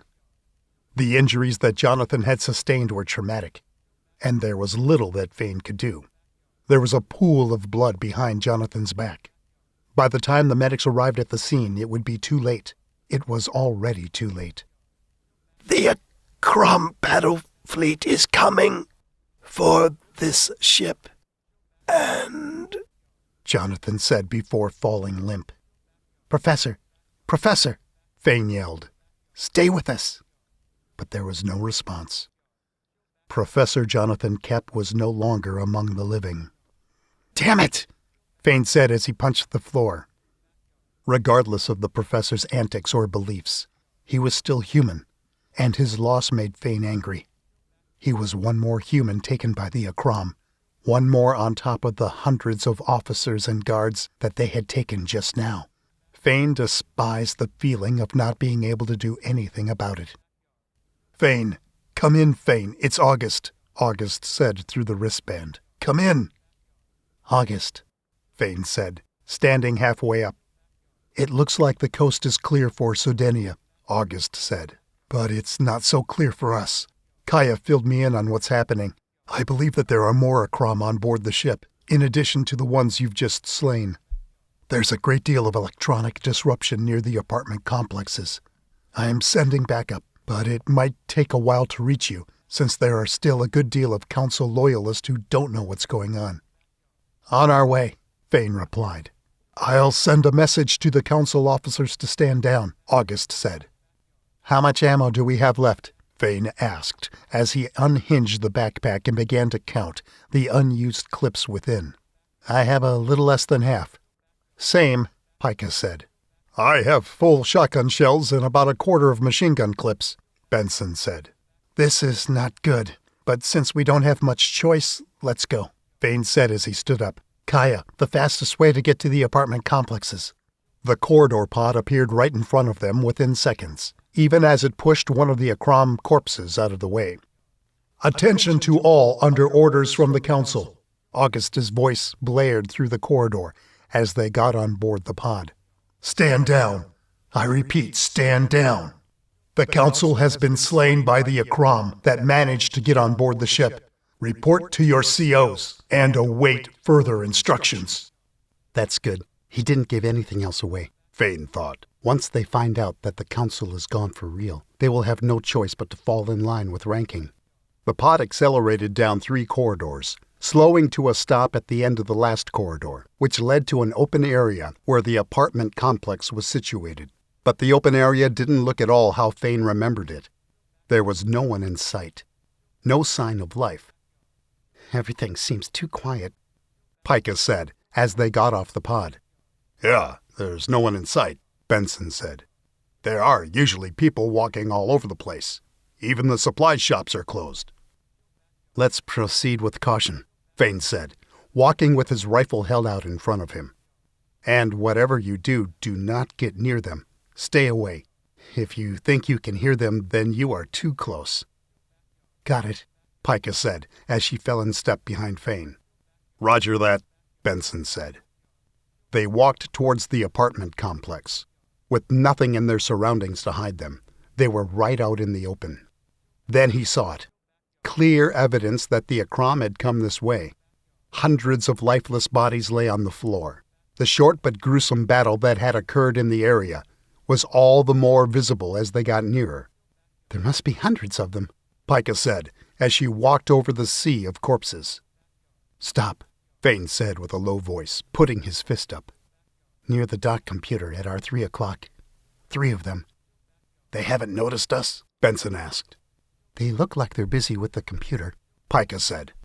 Slowly, Fain said as he turned halfway and began walking towards the Akram. Weapons hot, ammo ready. Pika and Benson followed closely. As they closed in, one of the bodies that was nearer to the aliens than they were began to stand up. He wiped his blood-covered face and then took a look at his hands. The stranger began to yell. Help me, please, help me! The Akram swiftly turned around and fired something at the stranger that made him explode. Fire, fire, fire, Fain said as he ducked and opened fire. barely avoiding whatever it was that the Akram were throwing at them. The three fired at the Akram, advancing whenever they could. The Akram were cornered. Then 4 more bridge officers arrived, heavily armed, cornering the Akram that much more. The Akram roared as some of the bullets began to breach their armor. Fain didn't know why it took so long for the Akram armor to break. He only knew that if he persisted in one area, the armor would eventually give in. 2 of the bridge officers were trying to get closer to the Akram. "Stay back!" Fain yelled. "Stay back!" The bridge officers didn't hear Fain's voice over the gunfire. They continued towards the Akram at a steady pace. But as they neared, both officers fell to the floor, yelling in pain. The other 2 bridge officers stopped their attempt to get closer to the Akram. Seconds later, Benson was incinerated when he was hit by an Akram weapon, and another of the 2 bridge officers suffered the same fate. The aliens were taking bolder moves to be able to hit their targets as their armor began to break. "Damn it!" Fain yelled as he ran towards the downed bridge officer. "I'm out of ammo!" He picked up the officer's assault rifle and continued to fire. One by one, the Akram fell to the floor. But the last one didn't linger around to be used as target practice. Instead, it took off running towards one of the corridors. Fain dropped any extra gear that he was carrying and ran after the Akram. Fain only carried the assault rifle with the new magazine and the combat knife. But the alien was fast, faster than anything he had ever seen on foot. "I'm sorry to leave you behind like this, Pika, but I must go after it," Fain thought as he ran.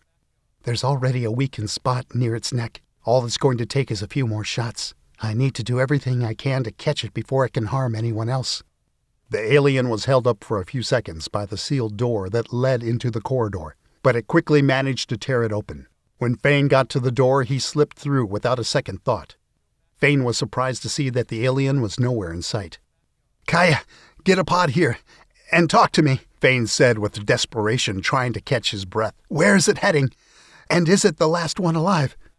Apparently, it is the last one. However, its direction at this point is hard to tell. The subject is moving at incredible speed and disrupting my sensors, Kaya said. But some possibilities include the escape pods, the ship's core, and the bridge.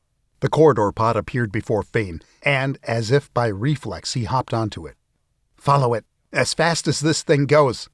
"Damn it, he must be going after August," he thought. That's what they were doing on the dock's computer, finding the bridge. The pod accelerated down every corridor, trying to catch up with the alien. "It's now clear that the disruption is heading towards the bridge," Kaya said.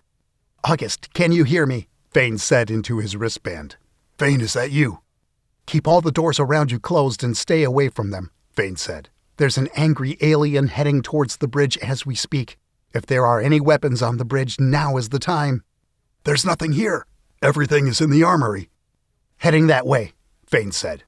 As the pod flew down the corridors, Fain caught a glimpse of the broken doors the Akram had left behind. Fain knew that this creature was determined to finish whatever task it had in mind, and that there would be little he could do to stop it. Once Fain neared the bridge, he saw the alien pausing before the door that led to the bridge. Without giving it a second thought, Fain began to fire at the alien in short bursts, before he even exited the pod. The alien paid little attention to Fain, only trying to cover its neck with its left hand. So Fain was right. There was a weakened spot on his neck. He approached the alien with caution, knowing that at any moment it could turn around. But the Akram wasn't held up by the door much longer. He managed to break in. Fain only saw the back of the Akram as he looked about the room. It looked like it was selecting a target. Fain entered the room as well and aimed carefully before firing the assault rifle. But the brute paid little to no attention to Fain. Its eyes were set on someone else on the bridge. "Stay away from it!" Fain yelled. All the personnel on the bridge got up from their seats and backed as far away from it as they could. Then, without warning, the brute launched itself at August, who was standing in front of the other personnel on the bridge. Fain dropped his rifle, afraid to hit anyone in the room, and reached for his knife as he lunged at the Akram. Using the free arm that wasn't covering its neck, the alien got a hold of August's left hand.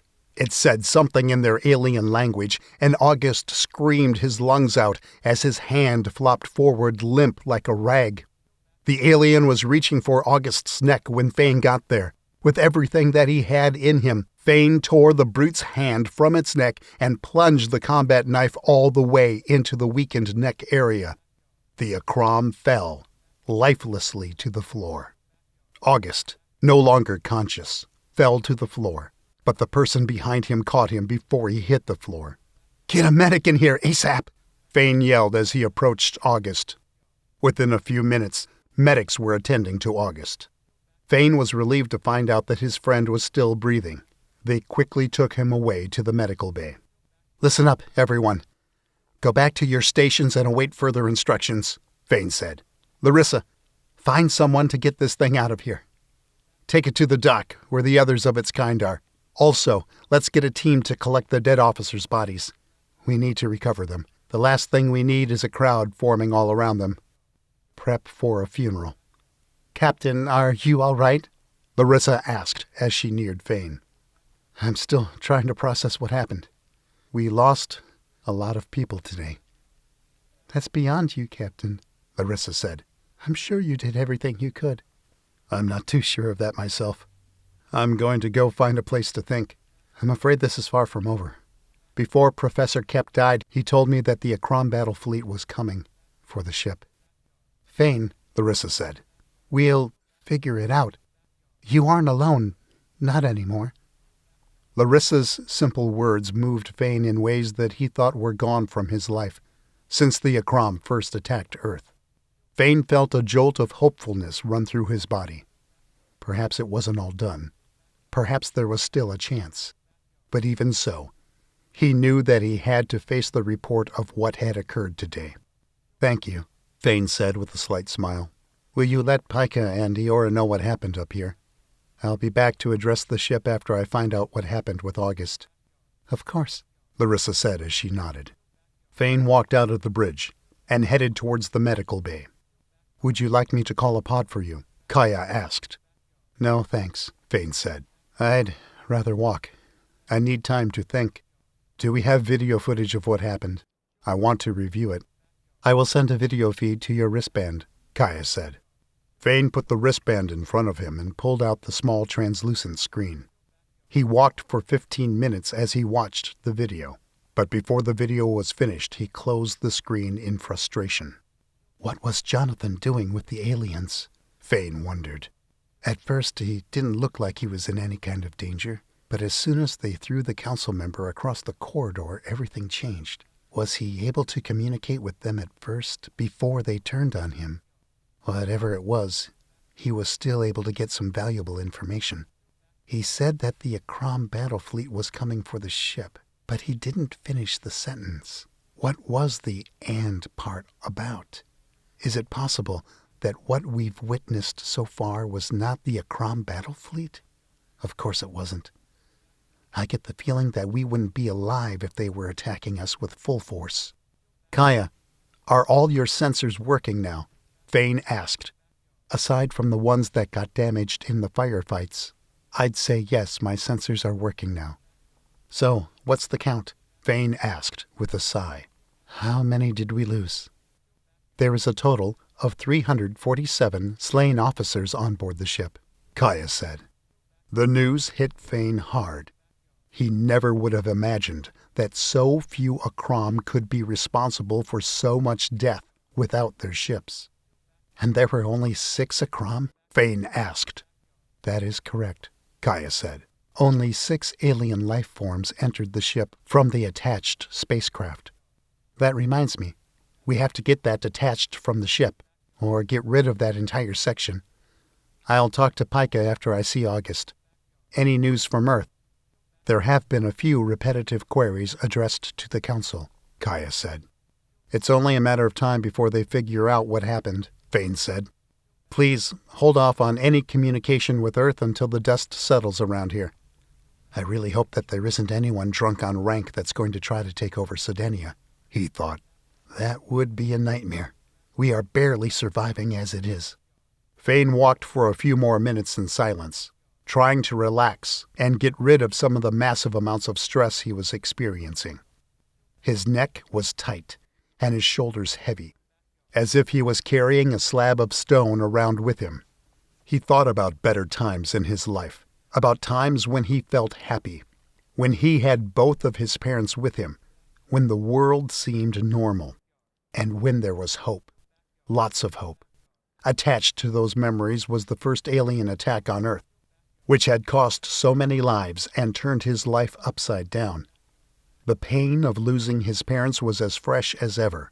He knew that was a wound that would never truly heal.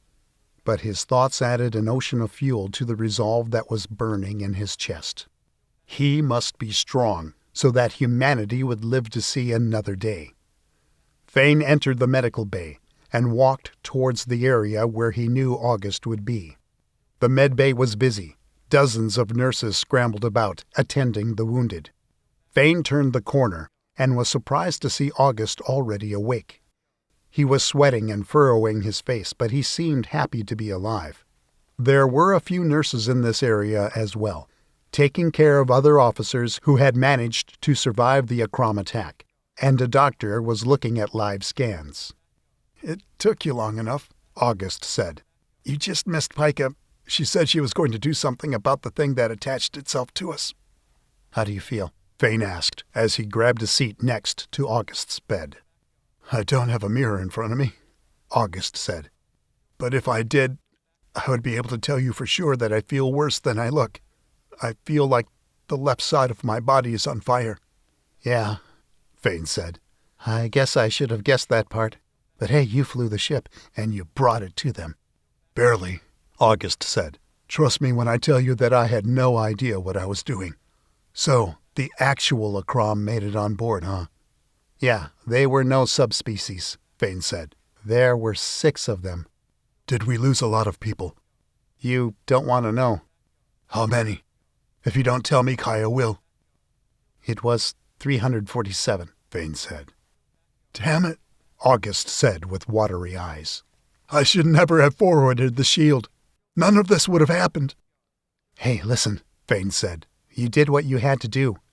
If they hadn't gotten in that way, they would eventually have found a different way. You can't think like that. All we can do is our best, and that's it." August didn't say anything. "Hey, listen, the best thing you can do is get better. I need your help on the bridge." "I don't think I'll be getting better anytime soon. Well, at least not how I used to be." "What do you mean?" Fain asked, alarmed, thinking that he had missed something. "Doctor, can you please come here?" August managed. "What can I help you with?" the doctor asked August as he neared. "Can you tell him what you told me just a little while ago?" August said. "You know, about my arm." "Very well," the doctor said, facing Fain. "August here will have his entire right arm amputated as soon as possible. There is little to no blood flow, and there is tissue already dying out due to the trauma. His humerus, radius, ulna, and carpus broke into tiny pieces, cutting muscle tissue and veins. We are getting ready to do the procedure as we speak. I'm afraid that if we don't act quickly, an infection will spread, and then things could go either way." "Thank you, Doctor," August said, and the doctor quickly returned to what he was doing. "Yeah, I wouldn't have been able to remember all of that. But don't worry, I've been promised an awesome prosthesis." "I'm so sorry," Fain said, "but I am still glad you are alive. You did good. Don't go beating yourself up about it any more." August nodded. "I have to go address the ship," Fain said. "What are you going to tell them?" "A lot of people are going to be angry about the council. That we survived. And that's all that should matter now." "If anyone can do it, it's you," August managed. "I'll be back later to see how the operation goes," Fain said as he got up from the chair. Fain left without saying anything else, and neither did August. Fain called a pod as he got to the corridor so it could take him to the bridge. Once there, he went straight to the flashing blue button. "Attention to all people and personnel on board Sodenia. This is Captain Fain Jegga, and I need you all to listen carefully. It is without a doubt in my head that I can tell you this. The aim of the Akram was to disable the ship from the inside and to disable its command. They did this not because they don't have the firepower to face us head on, but because they believe they will end up destroying the ship if they do. thus destroying their trophy or whatever it is they want from the ship. Now, I don't know about you, but I will do everything in my power to spoil their victory and to return peace to planet Earth. But I, more than anyone, recognize that I can't do it alone. I need all the help I can get. I need your help." Fain paused to let the words sink in. "I know that for some of you, it might be difficult to follow someone else other than the Council. The Akram force is planning to send its battle fleet to take on Sodenia. But if they think that we will be so easily taken down, they have another think coming. Because it is not the ship that is strong. It is the people on board the ship that make it strong. Every one of you counts. And for those of you who find it difficult to put your faith in me, I only ask that you remind yourselves why you enlisted in the first place. And if, after that, you still have doubts about the fight you are in, I will have to ask you to resign. For those of you who are brave enough, and for whom quitting is not an option, I urge you to take a step forward and fight with me, so we can bring long-lasting peace to Earth and ensure safety for our families back home." Fain had given his all in that speech. From here on out, he could only hope that the people most loyal to the Council would follow him and not get in the way. He knew that the real battle was still to come.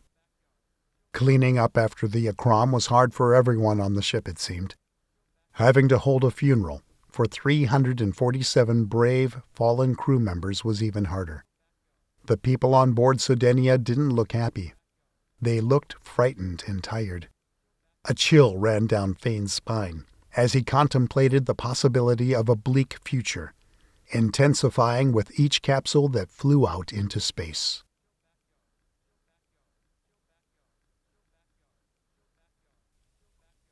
"14. Drifting. One day after the subspecies and Akram attack, Fain was finally ready to face the leaders of Earth. He had sent a full report of the events that had occurred, and Earth had questions. He had given himself time to think, time to make up his mind, and now he was resolute. He knew that he wouldn't follow any orders that would put the ship under anyone else's thumb. He was captain of the ship, and he was going to do the best he could to protect his people and the people of Earth. Fain had decided to let the crew regroup on their own. He wanted to minimize any resentment. They were to show up at their stations and posts when the time was right for them. "Kaya, have there been any attempts to communicate with Earth by any Council loyalists?" Fain asked as he got dressed. "There have only been attempts coming from Earth to communicate with the Council itself, not any other crew member. And as far as personnel on board, they have not tried to communicate with any government of any kind. There has been communication only between family members and friends." "Are the people still trying to communicate with the Council the same ones who are trying to communicate with me?" "It appears that they are not." "So it died there," Fain murmured. "The Council was too paranoid to give any real access to anyone. They wanted the power all to themselves." Fain walked over to the food printer and ordered himself a large cup of coffee. He hadn't been eating properly since he was sent to the detention bay. "All right, set up a meeting at my desk as soon as they are ready," Fain said as he walked to his desk and took a sip of the delicious beverage. A timer appeared on the computer monitor. It was at -5 minutes. "Whoa, they are serious about talking to me," Fain thought as he watched the timer count down. "They aren't going to like that we got rid of the Akram corpses, that's for sure. Or the fact that Pika dislodged a module from Sodenia to get rid of the Akram dropship. Maybe in another lifetime, if we were not in danger of being wiped out by an alien species, we would have the luxury of keeping them for science. But not this time. Who knows what those aliens had on them? Or if there was some remote-operated weapon on their dropship." The countdown finished, and 4 figures appeared before him, of which he only recognized one. The people on the screen didn't look too happy to see Fain. They looked as if they hadn't slept in days. Colonel Green was on the left side of the screen. a tag with his name and rank showing beneath his face.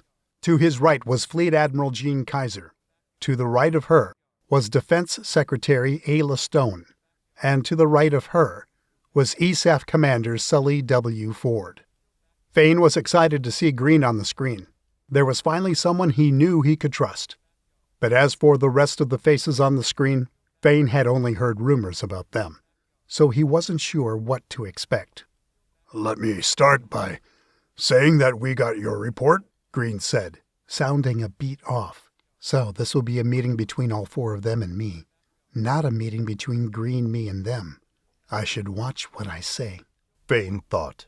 "You say in your report," Green continued, "that the professor's last words were, and I quote, 'The Akram battle fleet is coming for this ship and...'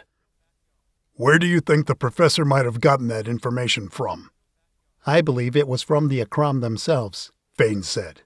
The more I think about what I saw, the more I'm under the impression that the professor was able to communicate with them. "I see.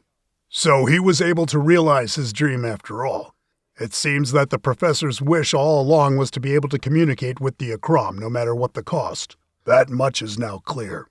You also said that the Akram had some kind of disruption field around them," Green continued, reading from a tablet. "And that is the reason why there is no real video of what occurred inside Sodenia. Is that correct?" Yes, that is correct. That's what is in the report. "Do you realize how that sounds to someone who wasn't there?" What do you mean? "Some have said that it sounds like a cover-up for a coup," Green said, putting the tablet down.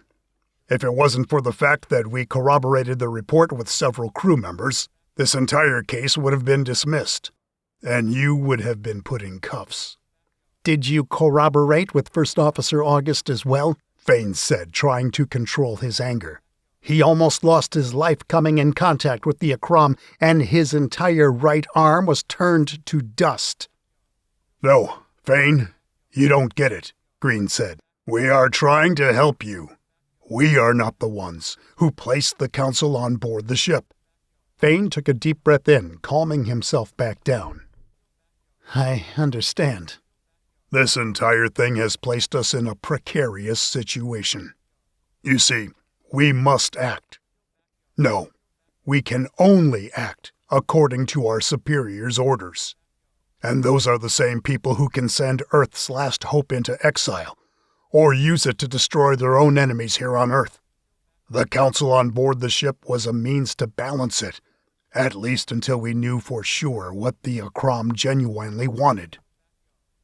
"Now," Ayla said, "that balance is reaching its tipping point, with the nations of Earth who created ESAF pulling out of the agreement and threatening war. And we cannot have that." Fain couldn't believe his ears. Here they were, amidst the threat of total annihilation by an alien species, and yet people on Earth wanted to annihilate themselves because they couldn't agree. Fain felt his stomach twist and his jaw clench with complete frustration. The politics of Earth ran deep in the human soul. They would save themselves even if it meant destroying humanity along with it. "As we speak, the most popular option," Ayla said. "the option winning the most votes is to destroy Sodenia." "Destroy Sodenia? Are they out of their fucking minds?" Fain thought. "Sodenia is the only chance we have against the Conquerors, and they want to destroy it? For what? So the Conquerors will maybe decide not to come and conquer Earth? This is total and utter bullshit." "Their theory," Ayla said, "is that if Sodenia is what the Akram want, as shown by the last 2 attacks, then Earth doesn't want to have anything to do with it. Perhaps the Akram would leave us alone if we didn't have Sodenia." "You can see how that is a problem," Jean said. "If we are to do that, the Earth would practically be left unarmed against extraterrestrial forces. We cannot be in that position any longer. What would you have me do?" "For now, we need time to convince the people down here that Sodenia is not a threat in itself," Green said. "We need you to go far away, where satellites cannot see you. The more you linger around, the less chance we have to convince the people here that you aren't a threat to their safety." especially if another battle were to break out. And judging by what you stated in your report, that seems like a likely scenario. Earth must not know if there is a third battle. There is only one problem with that, Fain said. Which is? We need to return to Earth as soon as possible. When we left abruptly, so we did not finish loading our supplies. And we brought the entire facility on board the ship. There are 6,685 people on board, and every one of them has to eat. Now, I would have to confirm with Larissa, but I get the feeling that we don't have that much time up here. Maybe 6 days before we start running out of food. And that with a limited menu already. We need all the time we can get. Sully finally spoke. His voice was raspy and filled with authority. You will sit down and figure out how far you can go with what you have, while still being able to achieve a safe trip home. That should put you out of Earth's view, and give us enough time down here to come up with the final solution to this problem we have. But do keep us informed, follow all protocols, and maintain this direct line. Yes, sir, Fain said. I understand, and I will do as you say. It won't be long before other forms of government will try to contact you or people on board the ship, Green said. Block all communications. The last thing we need is a real coup. You hear that, Kaya? Help Captain Jegga as much as you can. Meanwhile, we'll do all that we can down here. Remember, Captain, regardless of the politics of Earth, the people of Earth, like the ones on board the ship, are all counting on you. We are counting on you. Captain Jegga, Sully said, that is all for today, and Godspeed. The four figures disappeared from the screen, and Fain felt like he was breathing again for the first time in a long time. The conversation with the leaders of the ESAF didn't go as planned, but it went a lot better than Fain expected. Kaya, is there any news? Fain asked as he tried to finish his coffee. There have been several fights since yesterday, Kaya said, between the officers and flight crew. Were there any serious injuries? Fain asked. The fights lasted only a few seconds before breaking apart, but the frequency of the altercations seems to be increasing.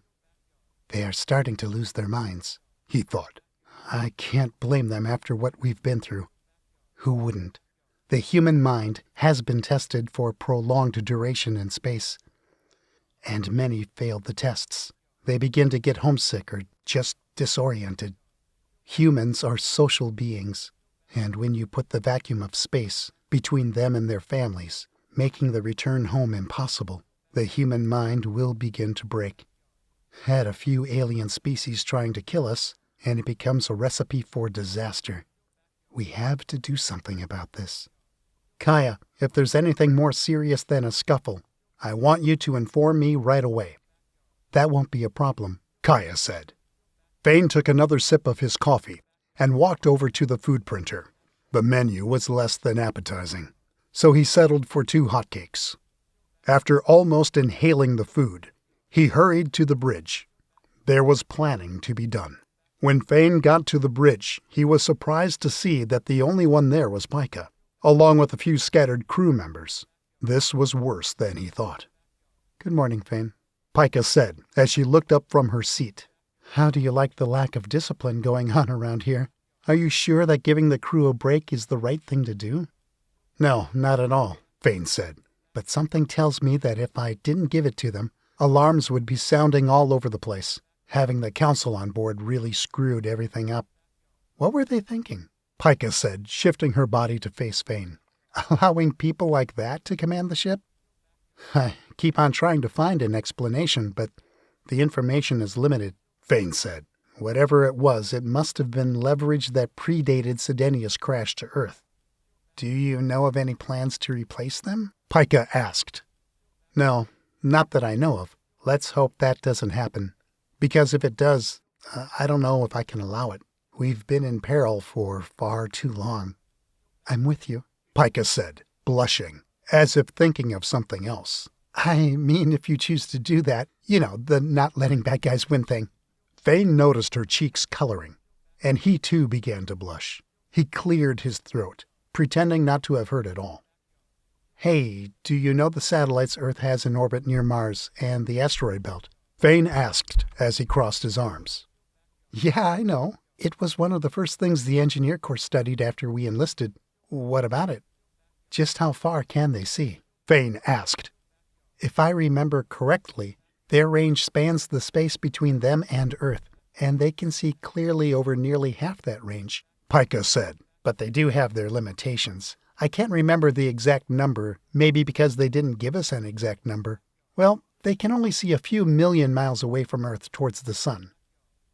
A few million miles, Fain said, now with his hand on his chin. Why? What are you thinking? Pika asked, candidly. We have to disappear from Earth's view for a little while, and I think we've just found a way. Disappear? Why? Fain thought about telling her the whole truth, and in the process, letting her know about Earth's very own monsters. Monsters that wouldn't think twice about destroying Sodenia, along with everyone on board, if it would save their own skins. Instead, he settled for telling her the truth, but just part of it. The details would come later, at a better time. Colonel Green's idea, Fain said. We need to make sure of what it is that the Akram want. And that explains why we need to disappear from Earth. How? Pika asked, with furrowed brows. You never know what you have until it's gone, right? Fain said with a smile. Larissa walked into the half-empty room, and for the first time since Sodenia left Earth, she looked rested, but still uneasy. Good morning, Captain. Pika? Where's everyone else? Larissa asked as she neared Fain and Pika. I just made my rounds and the ship looks rather empty, even though I know there are almost 7,000 people on board. The way Larissa said captain didn't sound like the word itself. She made it sound more like a nickname, which made Fain feel okay with her calling him captain. Looks like they're taking their leave seriously, Fain said. I need to fix that soon. But before that, there's something I need to ask you. Go ahead, Larissa said. How are we doing with the supplies? Fain asked. How many days do we have before we need to worry about running out of food? I took a look at the charts this morning, and people don't really seem to have the same appetite as before, Larissa said. People are eating once or twice a day, tops. But who can blame them? With everything going on, eating is one of the first things people forget. Larissa opened a screen in the center console and looked over a list of numbers. I'd say that if this keeps up, we have about 8 days before we start running out of food. And what if people start eating the same as before? Maybe 6 days? Larissa said. My menu seems to be working better than I originally thought. Why, have you found a way to curb their appetites? What exactly are we planning here? Yeah, I'm with Larissa, Pika said. What exactly are you planning, Fain? We need to get far from Earth, but only as far as our supplies will allow for a safe return, Fain said, opening a map of the solar system. And we have to be keenly aware that at any given moment, we might come under attack from the Akram. If we travel for 2 days straight towards the sun, close to Sodenia's top speed of 300,000 miles per hour, that would take us 14.4 million miles, which would put us somewhere between Earth and Venus, far away from Earth's satellite reach. That's pretty far away from Earth, Pika said. But we can't just sit around waiting for an attack, Fain said. We'll use the time to test the ship, to run drills, and to see just what we can do as a team. And somewhere in between, we need to have a break. We need to remind people why we are fighting in the first place. So in 2 days' time, and this is where you come in, Larissa, I want us to have a fair-like event. Games, shows, karaoke. The flyers should go up in a few minutes, if possible. We need to lift everyone's spirits before we all end up going insane up here. Have a sign-up sheet, in case people want to help us organize it. That might work, Larissa said. It's the only thing we can do while we wait for a response from Earth, Fain said. I'll brief you on what's happening down there later as soon as we set a course. No problem, Larissa said, nodding. Pika, give me the best possible course we can take to lose Earth's satellites, Fain said, sliding the screen to the edge of the console nearest to Pika. Pika got up from her seat and highlighted the satellites in the asteroid belt in Mars. 17 dots appeared on the screen, following Earth's rotation around the Sun. Then she highlighted their viewing vectors and drew a line where the vectors wouldn't touch. We should go through here to lose them as fast as possible, Pika said, as she slid the screen back to Fain. That's the way we will be heading, Fain said, as he entered the course into the ship's autopilot. It looks like there's nothing in our way, but we will still have to watch out for space debris. We'll use Earth's satellites for as long as we are in contact with them to alert us in case we have any visitors. Kaya, we are going to need you for this one. You'll be our eyes and ears while we try to fix the ship. My pleasure, Captain, Kaya said. Would you like to engage the autopilot now? No, not just yet. Let's wait until after I've addressed the ship. Understood, Kaya said. We will also need to coordinate with Eora and the drone pilots, Fain said as he closed the screen on the console. We need to have at least 12 drones patrolling around the ship at all times, at the limits of their range. We can't afford to be blindsided when we leave the satellite's view. Pika and Larissa nodded. I suspect that August will be recovering full consciousness by the end of today. That new arm they gave him looks so real. I was blown away when I saw it. You know, aside from the vent lines and stuff. Did you see it? Pika asked, excited. It was made using Sodenia's reconstructive tech. The Hurrian were an advanced civilization, and I don't care what Professor Kep used to say. Should I enlist August to help me out? Larissa said, pressing her lips together.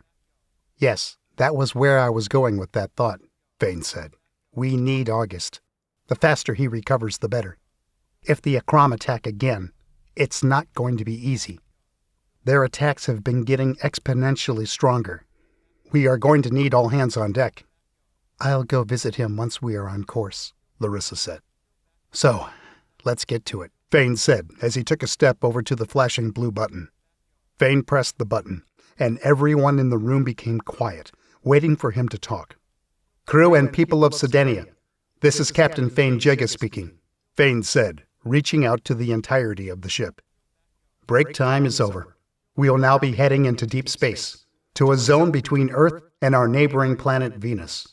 We will trek for 2 consecutive days at 300,000 miles per hour, which is well within the capability of Sodenia. As we do this exercise, we will run drills all across the ship, in each department, to see just what we are capable of as a single unit. But I need everyone's cooperation. After this message, I need all hands on deck. However, I do want to say that not all of it will be work. Towards the second day of our trek, Lieutenant Commander Druner will organize a few events for us to celebrate the fact that we are still in this fight, and that we, as well as the people of Earth, still have a chance. That is all for now. Look for new tasks on your task manager, as well as the evening newsletter. We will be open for suggestions regarding the events. Fain exhaled in relief. You know, you are getting pretty good at that, Larissa said, with a slight smile on her face. Fain only smiled back in response. He then turned to the center console and engaged the autopilot. New course engaged, Kaya confirmed. I get the feeling that the real challenge is about to begin.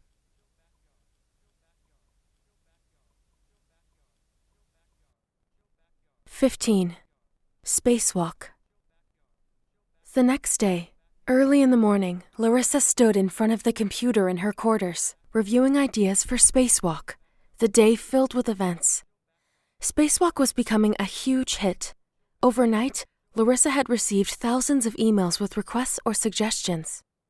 Most of them were outlandish, some outright dangerous, but a few seemed fun and reminiscent of a time before the aliens. She made a list of the games that she thought would be best for releasing tension and that would cause minimal damage to the ship. She would also ask for help from the people that submitted the same idea for a game. Everyone who was willing to help would get to leave 5 hours before their shift ended, as agreed by Fain. Her list consisted of basketball, throwing darts, ring toss, bucket game, rope ladder, duck pond, bingo, target practice, and dunk tank. There would need to be multiple stations for each game, but she wasn't going to stress about that just yet. There was still a little bit of time. The only question left was the prize. Usually in fairs, they gave out stuffed animals as prizes, but the closest access to stuffed animals was far, far away from Sodenia. Manufacturing the stuffed animals was out of the question. The resources on board the ship were too precious. What if instead of real stuffed animals, we give out digital ones, she thought, along with a score they can keep track of. It would be relatively easy for their wristbands to display their scores. Kaya can help with that part. We can also have a giant screen somewhere in the middle to display the scores, just to keep the competitive spirit. The only glaring question is, what would we do if there's an attack? I'm sure that Fain has thought about this, and yet he has decided to still go through with it. He must really feel it's necessary. After all, if the aliens don't kill us, we just might end up going crazy and killing each other. This stupid council shouldn't have ever been on board. Larissa felt her jaw tighten, but let go of the anger as soon as she caught the gesture. I guess I still need to make sure that we can evacuate at a moment's notice. But still, it will be dangerous. On the other hand, are we constantly going to be waiting for them to attack? What if they never do, and we just wait in ever-growing paranoia? At the end of the day, this does seem to be the right thing to do, and it might even be a way to unify the ship. Larissa followed her regular shift, attending to matters all over the ship, but she did leave 5 hours before her shift would usually end and took 40 crew members with a background in building with her. She was supposed to meet the people who had suggested the carnival-like games in the second largest open space, where they kept the majority of the supplies. To her surprise, a larger group of people, at least 100 more than she was expecting, was already waiting for her. "There are a lot more of you than I expected," Larissa said as she neared. "Yeah," one of the foremost people in the group said. "As soon as we began telling people that we were picked to help out for the spacewalk preparations, they all wanted to help. It can get pretty tedious up here." That's when Larissa noticed that the majority of the people who had shown up, besides the ones she was expecting, were people from the facility that housed Sodenia on Earth. "This is going to make things a little bit more difficult," Larissa said. "But nevertheless, I'm happy to see all of you here. With any luck, we'll finish the booths ahead of schedule. We'll try our best to stay out of the way," a different person said, "and to help as much as we can." "Oh, I have no doubt about that," Larissa said. "I know all of you are professionals, the same as the crew on board Sodenia. It's choosing who gets to build the stuff that has me worried, and the space for building." Larissa let a smile show. "Just let us know how we can be of help," a different person said. "We'll get right on it. We've been itching to have some kind of movement around here. It never occurred to me to assign duties to the people who came on board from the facility," Larissa thought. "Surely they could be helping a great deal. I'll talk it over with Fain later. I bet he'll have some thoughts on the matter." "All right, this is how it's going to go," Larissa said, pacing back and forth twice. "Those of you who are good at building things, step to the far left." The crowd began to shift. "Those of you who have any artistic skill, step to the left." More of the group began to move. "Those of you who have been wanting to exercise, remain where you are. And those of you who have never built anything before, move to the right." 4 large groups of people formed before Larissa. "Okay, that's good," Larissa said. "Now, each group divide yourself into 2, and the people who submitted the ideas for the games step forward." Larissa's knack for organization and her ability to see far ahead in any projects was showing. She was making difficult decisions without hesitation, and the people followed her instructions willingly. It was times like this when it was clear why she had become the lieutenant commander of Sodenia. Larissa spent some more time dividing and organizing the groups of willing personnel so they would be as efficient as possible. In the end, there were 21 groups of people ready to work on the carnival-like games. Larissa took it upon herself to mark areas where the games would be located. As the groups of people unloaded the incoming materials, Larissa walked around the larger area, painting the ground with a spray can. Soon, they were all working. The old world games began to take shape. As the long shift ended for the rest of the crew on board Sodenia, more people joined the spacewalk effort. Pika, Eora, Fain, and even August were all there until the last piece of trash was picked up and the games were ready. "This is starting to look nice," Larissa thought. "It looks like we are going to have a lot of fun tomorrow, although I don't think that I'll fare well in these kinds of games. Nevertheless, I'll give it a whirl. Maybe I'll come out above Eora, and, if I really try, Pika. I won't get carried away. There's nothing wrong with some friendly competition. Nope, there isn't. And then perhaps after I dominate most of the games, Fain and I can take a walk and talk about how good I was. He'll say, "You know what, Larissa? You are the best. You make me forget about the killer aliens we have on our tail, and I just want to spend all of my free time with you. In fact, I think I should practice some of these games tonight, when I get back to my quarters. That way, Eora and Pika really won't stand a chance." A familiar voice interrupted Larissa's thoughts. "Larissa?" Fain asked. Larissa felt herself blush, and quickly turned around, acting like she had forgotten something. "Are you okay?" Fain asked again, stepping in front of her. Yeah," Larissa said. "What makes you think that I'm not? I'm fine." She forced a smile. "Maybe you're working too hard?" Fain asked with a concerned look on his face. "You know you can always ask for more help if you need it." "No, I'm fine, really," Larissa said, still trying to calm her nerves. "I mean, really, but thanks for your concern. So, what's up?" "All right, if there's anything I can do, just let me know," Fain said, with one hand resting on the back of his head. "I just wanted to come and thank you personally for all of this." Fain made a quick gesture to the array of games that were already set up and the hundreds of people working together. "None of this would have been possible if it wasn't for you. Without hesitation, you would take the entire load of the world on your shoulders and find a way to deal with it. I think you're an amazing person. Thank you, Larissa. You are one of a kind. Something special." Fain smiled slightly. Larissa felt Fain's words hit her like a speeding train, but in a good way. The way Fain had said it left no doubt in her mind that he meant every word. I don't know what to say," Larissa said bashfully, "but hey, that's what I'm here for. Don't mention it. I'm looking forward to tomorrow. Maybe we can play one of the games together?" "No way, knowing you," Fain said. "You will beat me for sure. I don't think I can ever come up with a good enough strategy to beat you," Fain chuckled. "You aren't afraid to go up against extraterrestrials and their spaceships? And yet you're afraid to go up against little old me?" "All right, if that's what you want," Fain said with a grin on his face. From afar, August was yelling at Fain. It was inaudible through the crowd until he got nearer. "Fain, stop slacking off!" August looked like he was yelling at the top of his lungs, yet it was barely audible.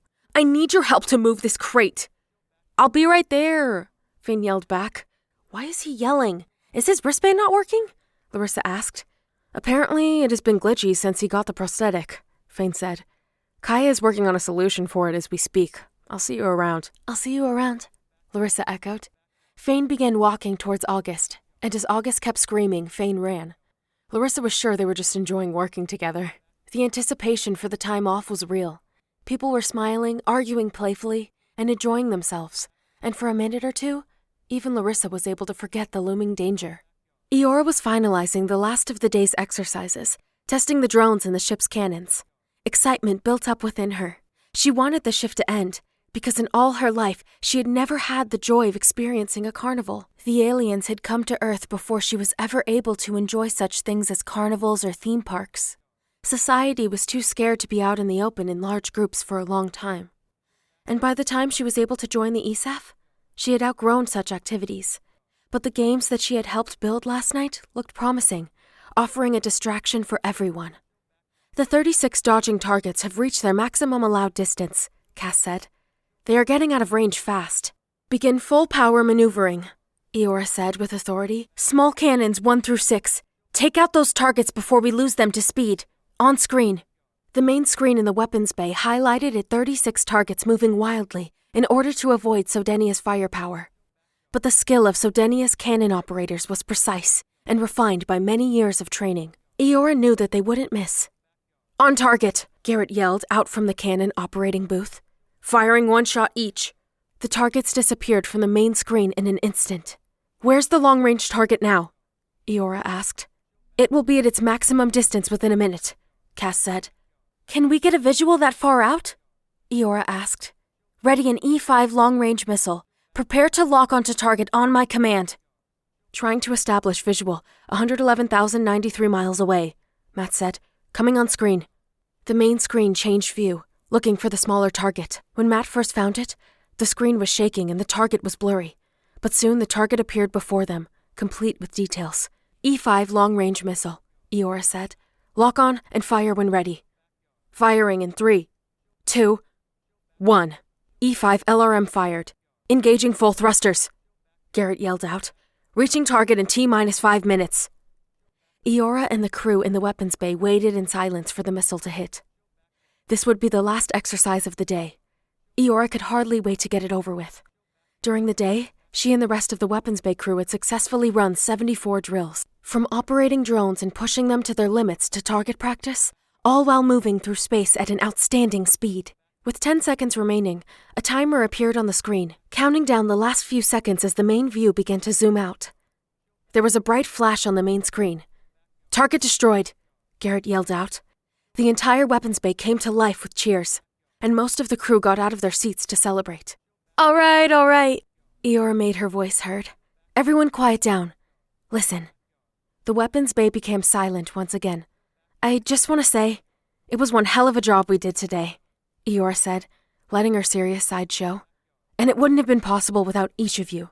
Thank you all for your hard work and dedication. It's because of you that we stand a chance against the aliens. That being said, tonight's spacewalk is meant for us to relieve the pent-up stress that we have all been feeling. And we do deserve that, but make no mistake. While you're out there having fun, you should know full well that the enemy could attack at any time. If any kind of alarm goes off, I want you all back here in the weapons bay. Got that?" "Yes, ma'am," they all responded. "All right, let's go have some fun," Eora said, back to her usual self. "Who here thinks they can take me on in the ring toss?" Eora thought about going back to her quarters to change, but all she would accomplish by doing so was changing back into the same exact uniform she was wearing now. Instead of going through all that trouble, she decided to go straight to the spacewalk event, letting her hair down as she boarded a corridor pod. The designated area for the event was teeming with life. Hundreds of people had already gathered around. The ship lights in the area were turned off, letting the lights from the carnival-like games illuminate the place. The temperature in the room was also slightly different, Eora noticed. It was colder than the rest of the ship. Perhaps they were trying to set the mood, or they were accounting for the thousands of people still to show.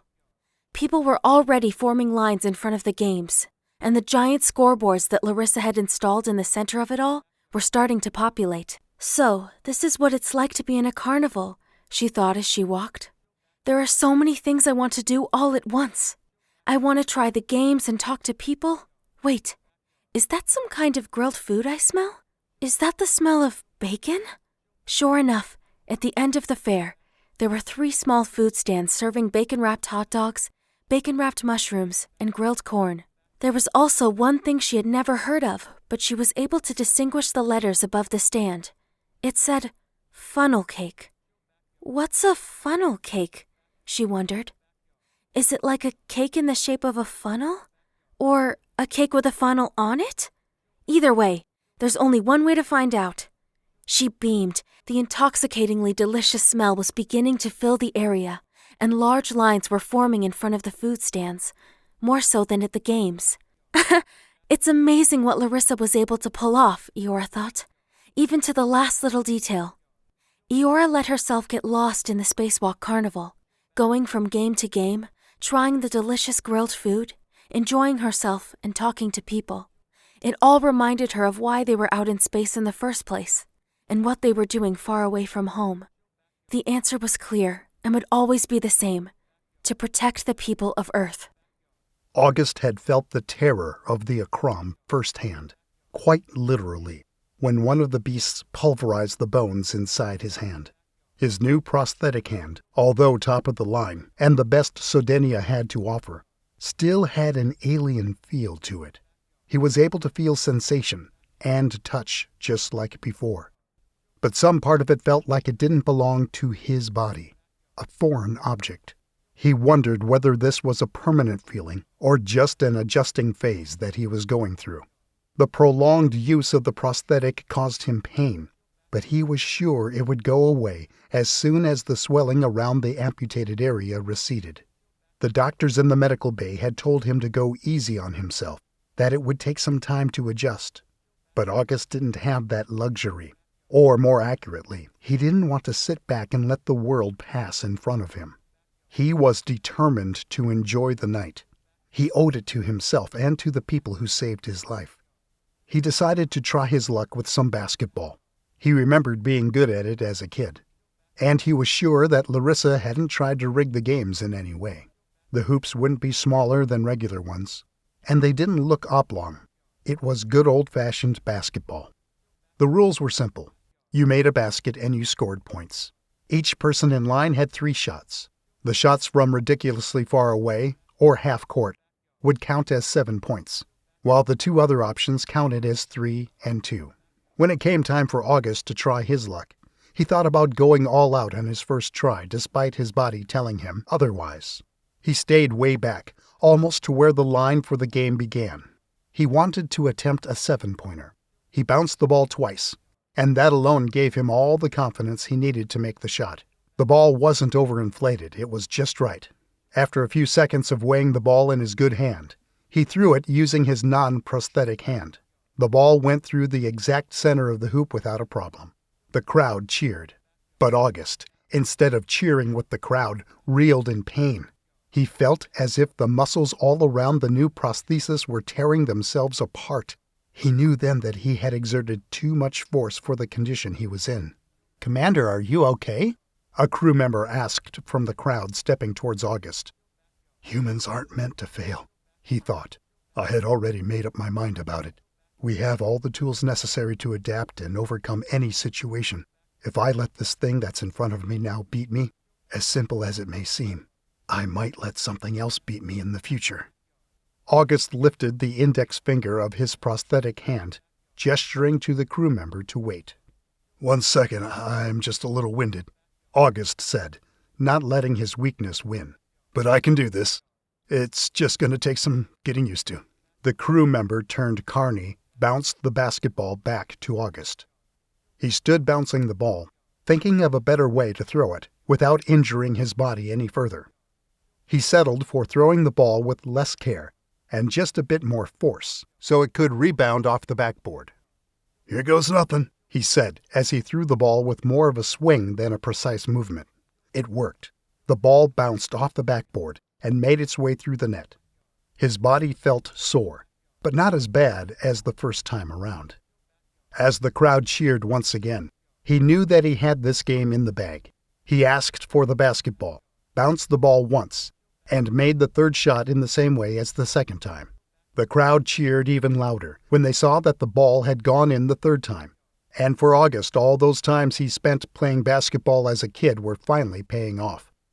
August was looking forward to playing the other Spacewalk games. He was keenly aware of the games he would be good at, and the ones he would not. But he was happy, because now he knew how his body would react to certain movements, and that made him feel whole again. "At first I was scared," August thought as he lost himself in the carnival. "Scared of not ever being myself again. Scared that the alien had taken something that I would never be able to replace.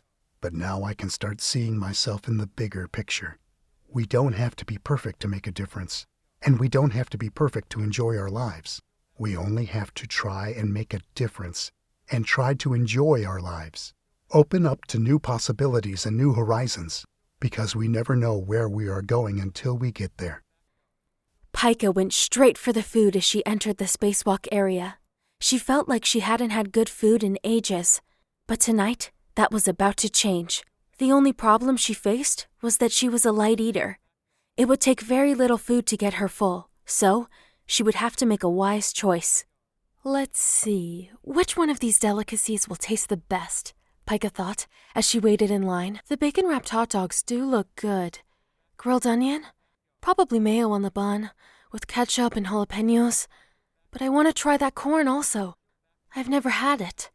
I'm just going to get it now, together with the hot dogs. If I go and eat the hot dog and then come back and wait in line for the corn, I'm not going to be hungry anymore as the food settles in my stomach. And nope, we cannot have that. Who knows when I can get this chance again? Who knows if there's even going to be a chance or a next time? Better make the most of it. The food on her tray smelled heavenly, filling her nostrils with delight. But the food did not only smell good, it looked good too. They were genuine bacon-wrapped hot dogs with grill marks on them. She suspected that the food printer had little to do with this, and that Larissa was hoping to create a genuine experience.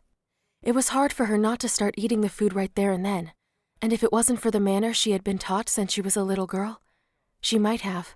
She looked for a place where she could eat her food in peace. and she spotted several benches near the outskirts of the carnival. Most of the benches were empty, and the ones that weren't were occupied by other people enjoying their food. Perfect, she thought. She sat down and started in on her food. It tasted just how she had imagined it, but better, way better. The hot dog was juicy, the bun wasn't dry, and the corn and whatever they had added to it was creamy.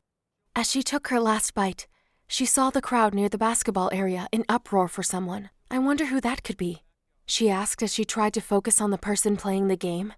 Is that August? That's him. But he shouldn't be doing that, she thought. That looks like it's too much strenuous activity. He might get hurt if he's not careful. But I guess it's something he has to do to try and feel normal again. She sighed, feeling sad for the man who had lost his arm. Then, she realized that nearly everyone on board the ship had lost something or someone to the Akram, but she scratched the thought. She was trying not to think about it. She sat on the bench, curled with her arms around her knees, just listening to all the wonderful sounds coming from the spacewalk. People were laughing, screaming, cheering, and talking, and any trace that the council had been on board the ship was quickly washing away. Games, she thought. Which game should I play after this? I don't think I'll be very good at them. My mind doesn't work that way. I would be trying to fix the game so that the ball or hoop or whatever automatically goes where it needs to go. I can already see it happening. Why can't I just let loose and enjoy simple things like other people? I am always trying to fix things, even the things that cannot be fixed. Then thoughts of her parents came creeping into her mind. No, Pika said, not today. What's not today? Fain said as he approached the bench where Pika was sitting. Just the stupid past, Pika muttered. Yeah, that's the one thing we can't change, Fain said. Do you mind if I sit? No, not at all. I think I would prefer the company. How come you're not playing the games? Fain asked. I think you would be good at them, since you're a critical thinker and all. I can see you figuring out a way to ace all of them. Nah, I wish, Pika said.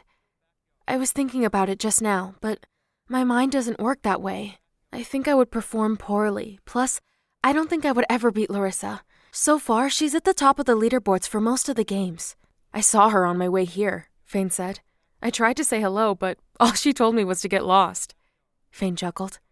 I really don't think she recognized me. She's laser-focused on winning them. I wonder why. But anyway, I didn't come here to talk about her. You didn't? Pika said. What did you come here for? The fun is over there. She pointed towards the games. That's exactly the reason why I'm here, Fain said. Because the fun is over there, and I came to get you. Pika blushed, but it quickly went away as her previous thoughts returned.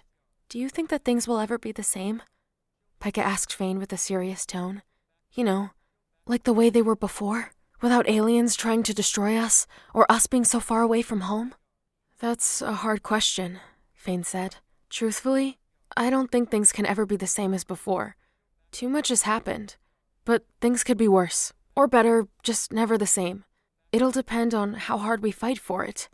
If we fight hard enough, we'll make sure that those things that happen to our generation won't happen to the future ones. Pika sighed. Kids will play outside again, people won't live in fear, and the economy will return to normal. Fain said, Heck, the most important thing in the news will be the weather, and Earth will be at peace once again. Do you really believe that? Pika asked with a smile and rosy cheeks. Yes, Fain said fervently, with all my heart. I hope that you're right, Pika said. I hope all of this, all of what happened, was just for nothing. If there's one thing that I'm right about, it's that, Fain said. So, come on.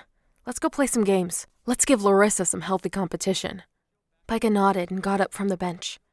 They spent the rest of the night in competition with each other, with August sometimes trailing behind and sometimes ahead of them. But the one thing that they were unable to do was shift Larissa out of the #1 spot. A crew member by the name of Mike H. came close, but he had to settle for second place, followed by Pika and Fain, who had nearly identical scores, then August. 17 positions down the leaderboard was Eora, but she looked the happiest out of all of them. Spacewalk closed at its predetermined time of 0100 hours. All in all, it had been a success. People's faces looked far more relaxed, and they were smiling for the first time since the ship had taken off from Earth. Pika got to her quarters, and the first thing she did was take off her shoes and let her toes feel the plush, cool carpet. But then she noticed a smell, and it was her. The smell of the grilled food and games clung to her hair and clothes. She wouldn't be going to sleep like this, no matter how tired she was. Kaya, are you there? I am. How may I assist you tonight? Can you get the shower ready for me? Pika said as she peeled off her clothes and tossed them far from her. Set the nozzles to a therapeutic 104 degrees Fahrenheit. The shower is now ready, Kaya said. You may step in at any time. You're really fast, you know that? Pika said as she walked over to the shower. Thank you, Kaya said. I simply try my best. The water felt good on Pika's body, massaging and soothing at the same time, especially as it hit her legs and feet. The sensation was so good that she leaned against the wall and lifted each of her feet towards the torrent of water. Kaya, can you run Command 44? Pika asked as she began to lather her body with soft soap. Command 44 was a long string of steps that would check every piece of hardware that was connected to Sodenia and had any vital role in the ship's functioning. There was a total of 74 commands that Pika had programmed to run in case she needed to check something on the fly. Sodenia is running at 99.99% within the normal parameters, Kaya said. All hardware checks passed the inspection and are performing optimally. Would you like me to run further tests? No, Pika said. That's fine for now, but... Correct me if I'm wrong, Pika said. This is the third time I've asked you to run that particular command. And the last 2 times, you reported that Sodenia was at 100%, right? That's correct, Kaya said. So, what's the .01 about? Pika asked as she rinsed off. There's a minor anomaly with the core drives, Kaya said. The gravitational waves emitted by the gravity machine cores are compressing slightly more than usual as we travel through space. However, the change is insignificant to the human body. If the current compression trend continues, the human body won't be affected until 191 hours from now. And how will that start affecting the human body? Pika asked. The projections I have run based on the human anatomy, Kaya said, suggest that it would cause nausea, severe vomiting, bloodshot eyes, headaches, and some hearing and balance loss. I better check that as soon as possible. Set a reminder for me first thing tomorrow morning, Pika said. But monitor the gravity machines and let me know if there's any significant change. Also, can you change my alarm to an hour earlier than usual, with the same setting as the other ones? Pika grabbed the warm towels from the sidewall as she got out of the shower. The towels felt soft on her skin, caressing her as she dried off. Her body felt good. It felt clean and smelled fresh. Luckily, even as she finished showering, her somnolence remained, and it kept building up. She went to bed with a smile on her face, thinking about the new world she was helping to build, and thinking that, after all, there was hope. She closed her eyes, feeling happy for the first time in a long time. In no time, her mind and body were whispered away into the realm of dreams. It felt like only seconds before the alarm sounded, and she had to open her eyes once again. I need more sleep, Pika muttered into her pillow. Please, just one day when I can sleep till my heart's content. The alarm kept sounding. Pika had instructed Kaya not to turn off the alarm until she had made it out of bed. She would only be able to change that rule 4 hours after she had woken up. And by that time, she was busy with her day, and sleeping was the last thing on her mind. I am too smart for my own good, Pika complained as she got out of bed. The alarm stopped. She went about her morning routine, changing, putting up her hair in a bun, and grabbing some breakfast before reporting to the bridge. Good morning, Fain, she said as she walked towards her station. She couldn't help but smile as she remembered the time they had spent together during the spacewalk. I mean, Captain. One captain is fine, Fain said, but I sort of prefer you calling me by my name. It sounds more credible coming from you. What are you trying to say? Pika asked, chuckling, but she stopped as she noticed Fain's facial expression. He seemed stressed. I thought that me calling you by your name in front of the other crew members would send the wrong signal to them. Maybe, but there isn't anyone here, Fain said as he gestured towards the empty bridge. You're about 1 hour earlier than everyone else. What brings you here so early?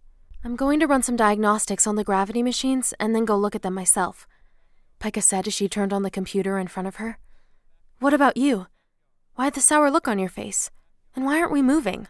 The main display on the bridge showed a still but beautiful image of space, with hundreds of stars scattered about and Venus outshining them. At this distance, Venus still looked like a star, but it was giant compared to the rest, making the others pale in comparison. Is my face that obvious? Yep, pretty much. I haven't heard anything from Earth since earlier this morning, so I had to stop Sodenia from traveling any further away from Earth. Maybe the message is taking time to travel to Sodenia? Give it a little more time. Given our current distance from Earth, Fain said. Kaya assures me that it would take no more than 10 minutes. It's been 2 hours since Colonel Green said we could be receiving new orders. He messaged me last night after Spacewalk. Okay, now I'm worried. Have you tried contacting someone else using the other channels? I'll run diagnostics, maybe it's us. Kaya has already run them multiple times. She's now searching for anything coming from Earth, but there's only static.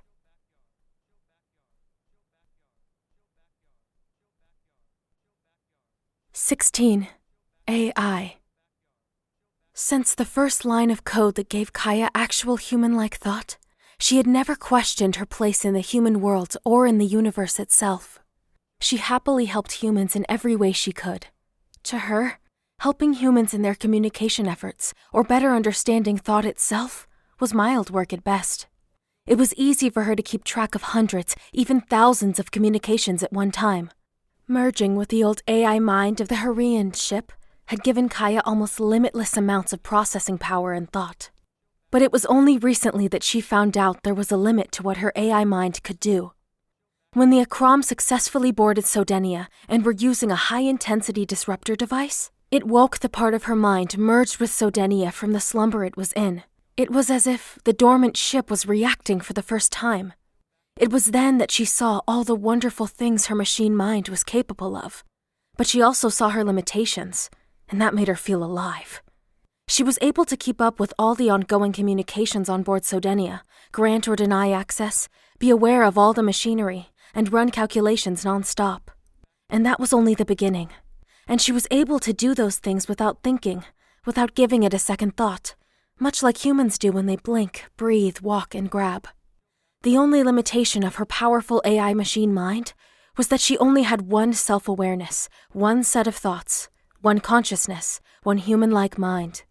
It was this limitation that made her feel like a living organism instead of a machine. When she came into real human-like consciousness, a path formed in front of her. She intuitively knew which side she was on, her likes and dislikes, and the path she would take. She wondered what it would be like to be human. What would it be like to actually feel things, to touch, to grab? She imagined herself walking through the long corridors of Sodenia, like the Hurrian did, like the Akram did, and like humans did. No, not like them, she thought. Not just like anyone. She wanted to walk in the way Larissa did, or Pika, or Eora. She hadn't realized it, but she admired those women. She looked up to them. Of all the people on Sodenia, they were the ones who performed at their best at all times. She saw their passion and commitment. Could it be possible to have an entire human-like body made using Sodenia's reconstructive tech? She wondered. Just as we did for Augustus' prosthetic. It seems to be working well. Although he is still adjusting to it, I think it has potential. I will place an order for the entire new body. Perhaps I can push the limits of what the technology can do. While most of the people on the ship were enjoying Spacewalk, Kaya was busy designing the blueprints for what she thought would be the perfect body for her. There was relatively low ongoing communication during the ship's spacewalk, and this allowed Kaya to pour more resources into the design of her new body. 1 hour after Spacewalk had ended, Kaya was done with the task. Thanks to her powerful AI machine mind, her new body was already in the works. But what Kaya had done was nothing short of a marvel, a breakthrough in science. Instead of simply settling for a robotic body, she decided to go as far as the limits of Sodenia's reconstructive tech would permit. She gave her body lungs, eyes, ears, and a mouth, everything that made up a human body. Her new body would be mechanical, yes, but nevertheless, it would be the closest thing to artificial life that Kaya could manage. So, this is what excitement feels like, she mused. I cannot wait. Although, there's something that has been bothering me since a few hours back. The messages between the ship's personnel and Earth have drastically dropped. Even at this late hour of the night, there would usually be a few hundred live messages and thousands going into inboxes. Something isn't right. I better run diagnostics. The diagnostics came back, stating that all the ship's systems were running optimally. I wish there was a way that I could check Earth's communication systems, but there isn't. Should I wake Fain and tell him about it? But what can Fain do about it anyway? In an instant, a live feed of Fain's quarters appeared inside Kaya's mind. Fain was sound asleep, with only a thin blanket covering him. Kaya was able to see everything on the ship, to have multiple conversations at the same time, and to take hundreds of orders without even giving it a second thought. But when it came time for her true mind to focus, there was only one string of thought. He looks tired, she thought. I better try to resolve the problem by myself.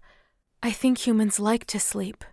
Am I going to like to sleep once I enter my new body? Good question, but now I'm getting distracted. I must focus on the task at hand.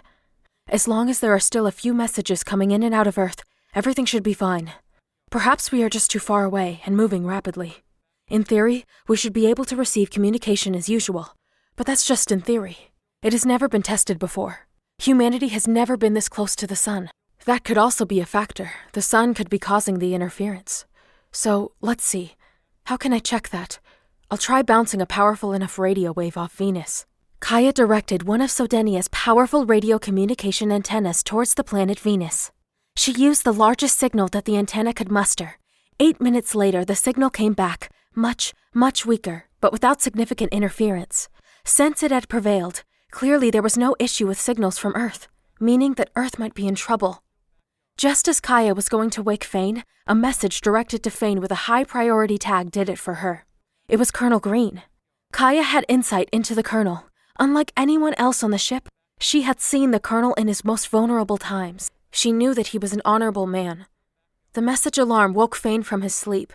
Only high-priority messages were allowed to give any sort of alarm during the night. Fain got up halfway from his bed and let the message play as he slid a screen in front of him. Fain, sorry to wake you at this time, the Colonel's message said. I do realize that it must be late on board Sodenia, but this message could not wait. We are just a few hours away from brokering a deal that would allow Sodenia to return to Earth. I will be receiving new orders about 2 hours from now, and I will message you then. It looks like Sodenia disappearing from Earth's view helped in the negotiation. Just be patient. I will send you another message with more details as soon as I get them. The Colonel looked to his right side and continued. By the way, the message ended. What? That was it? Fain said, alarmed. Kaya, can you check if that is the entirety of the message? Kaya checked the origin of the message, and it appeared to be untampered with. It had been sent that way from the source. It appears that is the full message, Kaya said. It was sent that way from Earth. That's really odd, Fain said. Could it be that Green just slipped and cut the message before he was done? I didn't think he was that clumsy, but it can happen. Kaya, can you please run diagnostics on our communication systems? I just want to make sure everything is okay. Although Kaya had already run diagnostics beforehand, she decided to do as Fain said. She thought that perhaps the results would be different, but they weren't. They came back the same as before. Sodenia was functioning properly. The ship's communication systems are functioning properly, Kaya said. Should I inform him that the communication rate between Sodenia and Earth has dropped drastically? But why worry him? It's better not to. I won't tell him as long as there are still incoming messages coming from Earth. Well, anyways, Colonel Green did say he would message me again 2 hours from now, Fain said, lying back down in bed. Maybe I should try to get some sleep while I wait for his message. Kaya, can you please wake me up in 2 hours, or if there's another message from Colonel Green? That won't be a problem, Kaya said as she set an alarm for Fain. Kaya spent the next hour and a half checking and rechecking the ship's communication devices. As the message rate kept dropping, she ran her own experiments on the devices just to make absolutely sure it wasn't them. Sodenia's message rate had dropped from thousands per hour to 1 every 15 minutes, and the messages that did make it in were scrambled and incomplete. Kaya began to feel another human emotion that, until now, she was unfamiliar with. Worry. She took some time to analyze what she was feeling, and then the feeling amplified. Her AI machine mind was dedicating too many resources to it, so she decided to wake Fain. Once she had made the decision, the feeling eased back into just annoyance. Kaya played a series of alarms so that he'd be woken up slowly instead of all at once.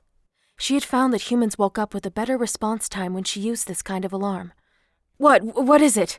Fain said, getting up halfway and rubbing his eyes. Is it time already? Did Green already message me?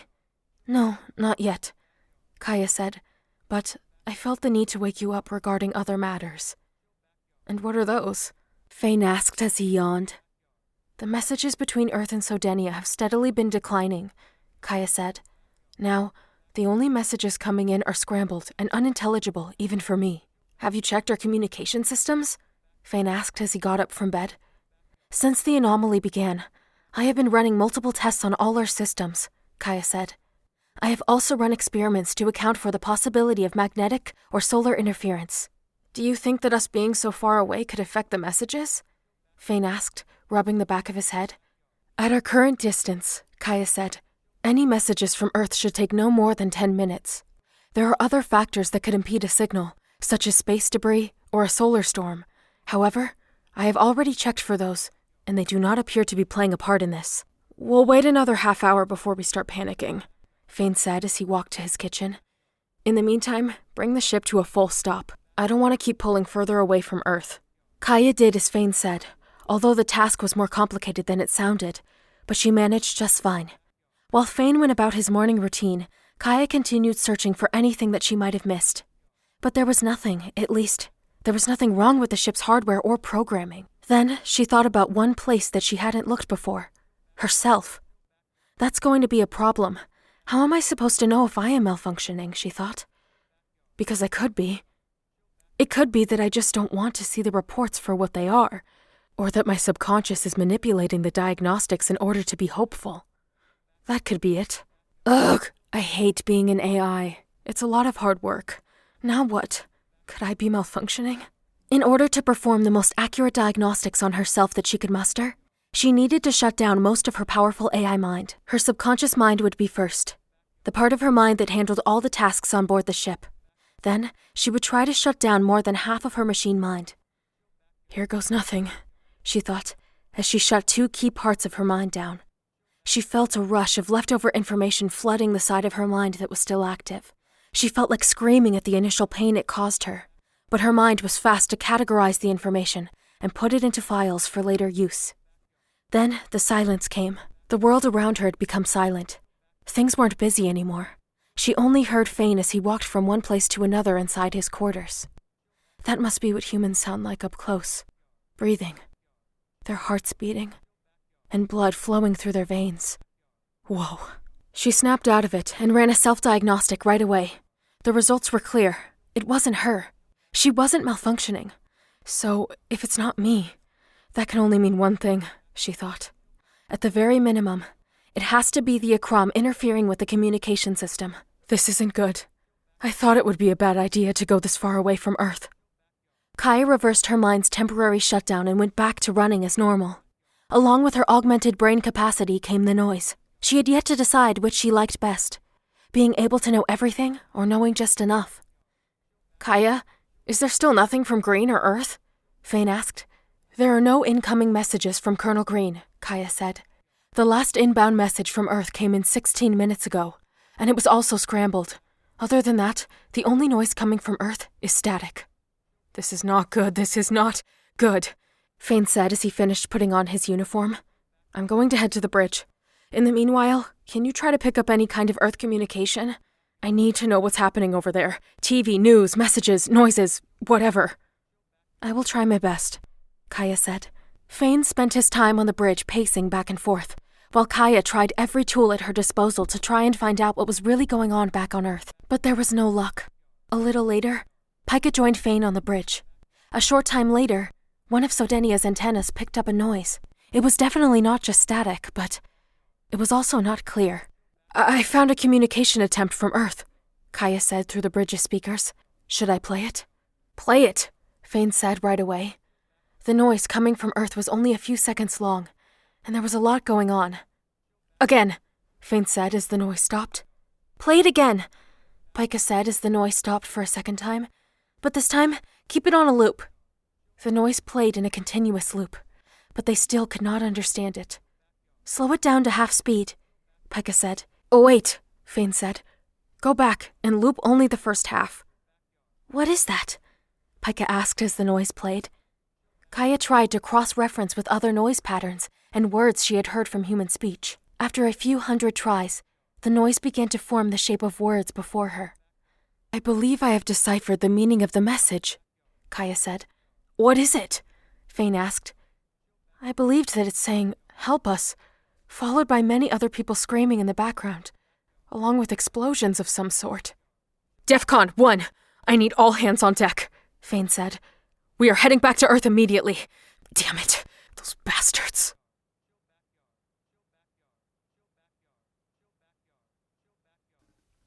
"17. Battle Fleet." Fain didn't think twice about reversing course and heading back to Earth at full speed. It was the first thing he did after hearing the noise that came from Earth. For the first time since he became captain of Sodenia, Fain was terrified. "I need everyone at their stations now," Fain said, trying not to shout. People were coming in from all sides, rapidly populating the bridge. "Kaya and Pika," Fain said, turning to Pika. "We are about 3 days away from Earth, almost at Sodenia's top speed. We don't have 3 days to get back. In 3 days there will be no more humans left on Earth. What can we do?" Pika sighed and closed her eyes. With that, Fain knew the answer, but Fain wasn't ready to give up. "No, you can't do that, not now," Fain said with a softer voice. "I know that there's something we can do. There's got to be something. It's Earth. It's everyone we know. It's everything we've ever known." "Kaya, how fast are we going now?" Pika said, looking like she was trying to concentrate. "We are traveling through space at 300,054 miles per hour and rising," Kaya said.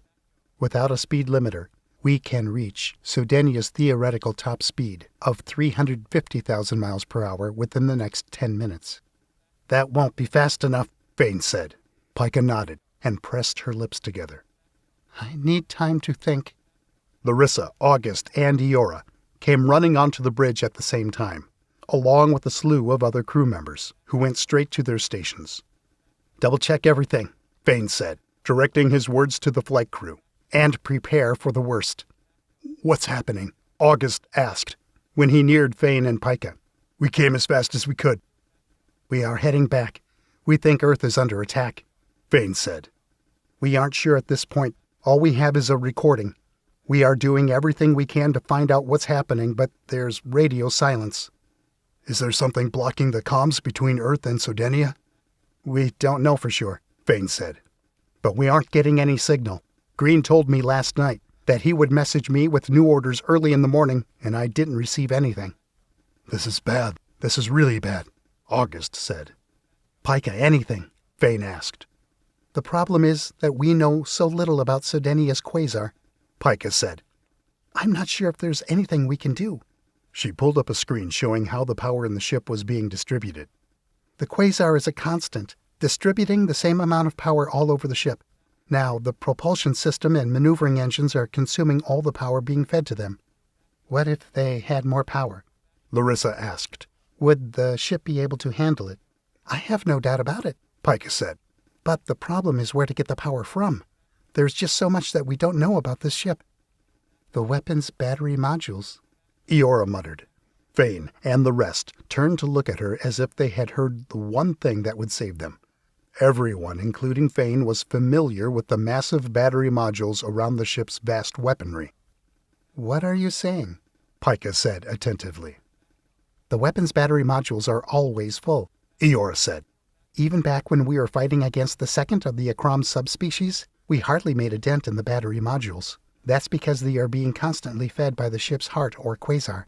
They don't have to be fed. They are battery modules." "Eora, that's brilliant," Pika said. "But can we divert the power that's going to the battery modules to the propulsion system? I've never thought about that before." "It won't affect the weapon systems as long as we have power in the batteries," Eora said. "Kaya, can we do this?" Pika asked.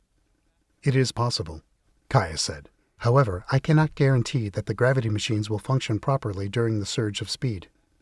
"How much more speed are we talking about?" Fain asked. "If done successfully, I calculate a 28 to 31-fold increase in propulsion." "That will put us near Earth," Pika said, and paused for a second. "Within a few hours." "Can we do it?" Fain asked, looking at Pika. "Yes, I just need a few minutes to adjust the gravity machines," Pika said. "Kaya, can you start working on the power output reroute?" "And Sodenia?" Fain asked. "Can she handle that kind of speed?" If there's one thing in the solar system that can handle that speed, it's her, Pika said. She was built for this. Okay, let's do it, Fain said. We have to get back to Earth as soon as possible. Hundreds of thousands, heck, even millions of lives are depending on that. Eora, I need you in the weapons bay. Get every weapon ready and calculate how long they can fire without a power supply. Larissa, get everyone to strap up and hold on to something just in case. August, I need you to have all stations ready to engage the enemy. All hands on deck. Yes, sir, they said at the same time, and then went to their stations. Fain reached over to the flashing blue button to communicate with the ship. This is your captain speaking. It is our belief that our absence from Earth's orbit has triggered an attack on our home planet. As of now, we have lost communication with Earth. We are not sure if it's an attack or not, but until we find out for sure, we will treat the situation as a high-level threat. We will be heading back to Earth at around 28 times our previous speed. It might be a bumpy ride. I need everyone on board this ship to cooperate to the best of your abilities with your commanding officers. Fain ran to the pilot's command station and strapped himself in while it adjusted to him. The station quickly rose as the ceiling opened up to receive Sodenia as pilot. The room began to light up within seconds with the view of the outside. He had a front row seat to the vastness of space. The only thing he couldn't see was a small spot below his seat. He could see the colossal ship in its entirety. All around his command station dashboard, an array of gauges appeared, letting him know the ship's status. Captain, Pika's voice said, a name tag appearing next to her voice on the station's dashboard. I believe we are ready for the speed surge. I tried to adjust the gravity machines as best I could, but we might still feel a pushback. Kaya can activate it at your command. We'll be leaving in T-minus 10 seconds, Fain said. Kaya, maximum power. Make it happen. T-minus 10 seconds appeared on the command station dashboard. Fain watched intensely as the timer counted down. As it neared zero, he gripped the pilot's controls. Then Sodenia began to roar to life with the full unleashed power of the stars. Fain felt the rapid acceleration pressing him deeper and deeper into the pilot's seat. It was unlike anything he had felt before. He had trouble breathing, and every inch of his body felt 100 times heavier. As the ship settled into her new extreme speed, the effects of the acceleration began to die down. Although Fain's body still felt heavier than usual, it was merely an annoyance. Pika, talk to me, Fain said. Aside from almost having the gravity machines overheat on us, it went better than we thought, although we have a few people on the bridge who blacked out. Keep me informed, and keep an eye on those machines. The last thing we need is to be turned into puree before we get to Earth. I'm on it, Captain, Pika said. Kaya, how many people blacked out during the acceleration? Is there anyone who needs immediate medical attention? There was a total of 506 blackouts, Kaya said. One person needs medical assistance, but I have already alerted the medical bay. Good call, Fain said. Sodenia was moving through space at a staggering speed of 10,822,000 miles per hour. At its current rate, they would reach Earth in less than 2 hours. Fain knew that he had to be ready for the worst. Eora, Fain said, I need you to look for visuals of the enemy at all times. Even traces will do. Keep all weapons at the ready. Fingers on the trigger if possible. We are going to fly in guns blazing. You can count on me, sir, Eora said. Kaya, keep scanning all radio frequencies. If you hear something, I want to know about it. I will continue trying all channels, Kaya said. Fain traveled through space for 1 hour and 24 minutes straight, trying to look for the enemy, trying to read its mind. There was the occasional interruption from Kaya, letting Fain know what she had found, but it was more of the same. Explosions and a call for help, but still he kept focused. 2 bright dots appeared next to each other on Fain's surrounding view screen. Then seconds later, they were highlighted as Earth and the Moon. Eora, anything? Fain asked. Negative, Eora said. We are still too far away. We should be able to at least hear them by now, Fain thought. What the hell is happening? I have been able to determine that there is a powerful signal jammer in place, Kaya said.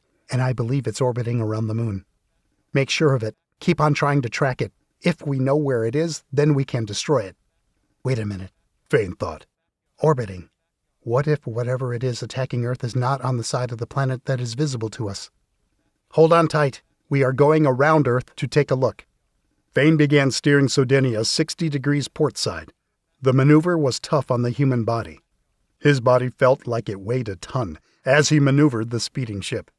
But once they were going in a semi-straight line, things normalized. Earth was coming rapidly into view, but Fain did not want to slow the ship down until he saw the enemy. He knew that if they were to survive this, there had to be no holding back and no hesitation. Several enemy ships spotted. As Eora said it, they appeared tagged on Fain's screen. They are near Earth's atmosphere. I see them, Fain said, as he kept Sodenia turning. Can you fire now? They are still too far away, Eora said. Keep the weapons hot, Fain said. Everyone else get ready. As he kept turning the ship, more ships kept appearing on screen, quickly reaching the hundreds. As the ships came into view, Fain realized with a sinking feeling that they weren't small. Judging by the size of the smaller ships that were buzzing around them like flies, Fain could tell they were massive. Get the fate cannons ready, full power, Fain said, as the mother of all ships came into view. Fire everything when we get a clear shot. Sodenia's fate cannons began to extend and separate themselves from the ship in order to fire. Fain took the speed down to 1/10 of what it was when he saw the entirety of the alien battle fleet. It looked like a downpour of rain over Earth. But instead of rain, it was the alien fleet. And instead of a storm cloud, their flagship loomed threateningly over the planet. Their flagship was crimson, with a rounded, 8-limbed trucker sticking out of it like a giant claw. Kaya, revert all unused power back to the battery modules, Fain said. We have a clear shot, Eora said. Fire, fire, fire, Fain shouted. Don't hold anything back. Sodenia's fate cannons fired, unleashing a slew of energy on the enemy fleet. For a few seconds, Fain was engulfed in a bright orange light as the ship recoiled from the shot. When the bright light finally cleared, Fain saw that the cannons had ripped a clear circular hole through the fleet and its flagship. But the flagship did not look compromised, as the hole that the fate cannons had made was in a limb of the ship. All the cannons that could reach the fleet were actively firing.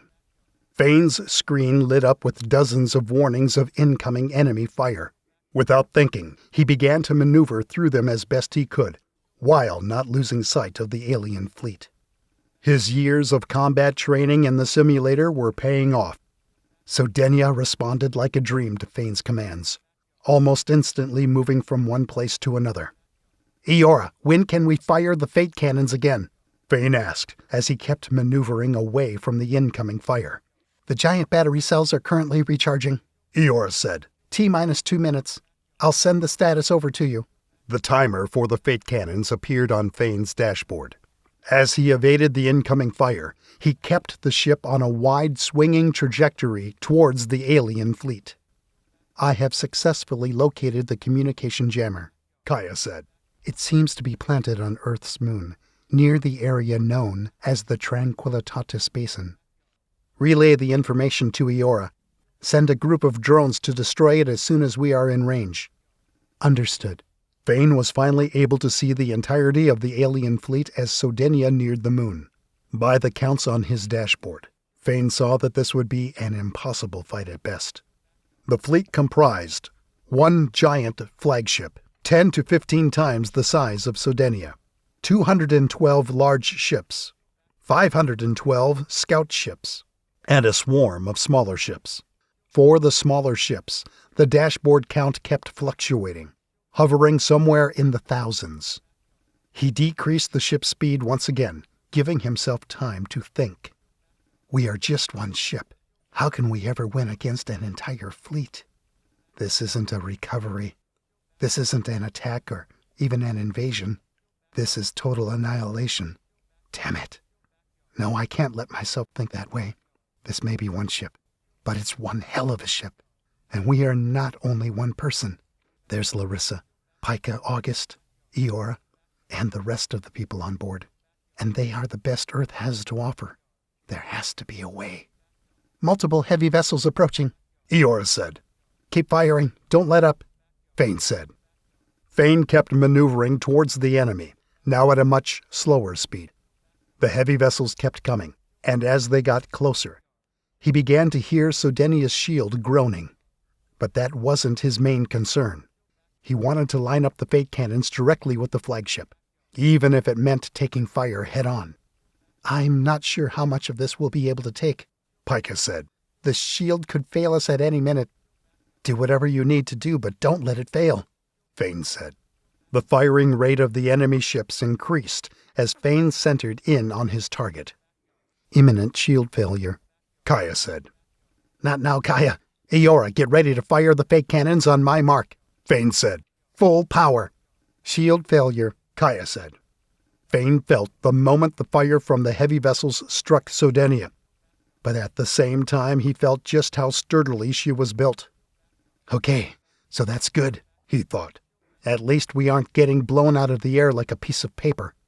Fire the fake cannons, Fain yelled as the lock-on appeared on his screen. The behemoth cannons fired, completely engulfing the space around Sodenia in light. Pika, when is the shield going to be back up?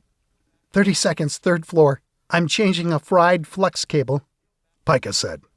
Fain didn't wait for the light to dissipate before maneuvering from his current position, away from any possible direct fire. As he moved, the blinding light engulfed the ship for a few seconds longer before it disappeared. That had to be at least 12 seconds, Fain thought. When the light finally disappeared, and the enemy fleet appeared once again on screen, he couldn't believe his eyes. He had to double-check with his dashboard that what he was seeing was real. All of the heavy vessels that were heading towards Sodenia had disappeared, and everything behind them as well. That brought the count down to 147 large ships, 392 scout ships, and a swarm of smaller ships, whose exact number was still unaccounted for. The enemy count had gone down drastically, and the fate cannons were already well on their way to recharging. Nevertheless, it was unsettling for Fain to see that the enemy flagship was still standing. From the looks of it, the fate cannons did not do as much damage as last time. To make matters worse, the flagship was on the move for the first time since they had met face to face. The claw-like limbs were moving ever so slightly, transforming into something else. The rest of the fleet was also on the move, with a lot more of the heavy ships heading towards Earth. That cannot possibly be good, he thought. If I didn't know any better, I'd think they were making their way for the flagship to fire at us, while sending the other heavy ships to attack Earth. Is there any update on the comms jammer? Fain said as he was flying past the moon. I've sent 6 drones to the site, Eora said. They have spotted the object, but it's still far away. They will engage once they are in range. Shield is up, Pika said. I've made some modifications. We'll have a little more play than last time, but don't push it. Got it, Fain said. Fain felt his heart rate elevate when he saw the first couple of heavy ships begin to enter Earth's atmosphere on his magnified view. Then his grip on the controls tightened once again, as he saw the swarm of smaller ships heading towards them. We have to move, he thought as he maneuvered away from the moon, swinging in a wide arc towards the alien fleet. Kaya, I need to know if we have done any damage to that big ship at all, Fain said. Can you analyze it? There are indications that their main ship has suffered considerable structural damage due to Sodenia's main cannons, Kaya said. I can confirm that the damage caused by the main cannons would have increased significantly with closer range. How much more? Fain asked. It is hard to tell exactly, but some estimates place the increase in effectiveness within the first 100,000 miles at up to 300%. That's just what I needed to hear, Fain said as he accelerated the ship. If we are to beat the enemy, we must come up with a plan, he thought. If not, it doesn't matter how powerful Sodenia's fate cannons or other weapons are. We won't win. The swarm of small alien ships was surrounding Sodenia, but their weaponry was too small to do any real damage to its shield, even though their numbers were in the thousands. But the fact that they weren't getting through Sodenia's shield did not deter them from attacking. Every small weapon on Sodenia, including the small Gatling turrets, was firing back at the swarm, taking down an enemy ship every few seconds. There appears to be a high concentration of energy coming from the enemy's main ship, Kaya said. One look at the flagship was all it took for Fain to realize that they were about to fire. And they weren't going to fire a small shot. Fain knew it would be huge. Relay it to Pika, Fain said. As Sodenia moved through space on its wide trajectory towards Earth, the swarm continued to engulf them, and the flagship kept the claw-like limbs pointing directly at them. If even a tenth of that energy hits us, we won't survive, Pika said. The best thing we can do is forward the shield towards the flagship and pray that we can get away to the edge of the blast fast enough. Do it, Fain yelled, anticipating the blast. The shield moved forward to face the main ship, leaving Sodenia open to the swarm of small ships. The swarm didn't waste any time attacking the ship's shield anymore. Instead, they went straight for the unshielded part. But they weren't just firing their weapons. They were also crashing into Sodenia by the hundreds, causing a large explosion each time. That was when Fain realized that those smaller ships were the enemy's drones. We are taking damage, Eora said.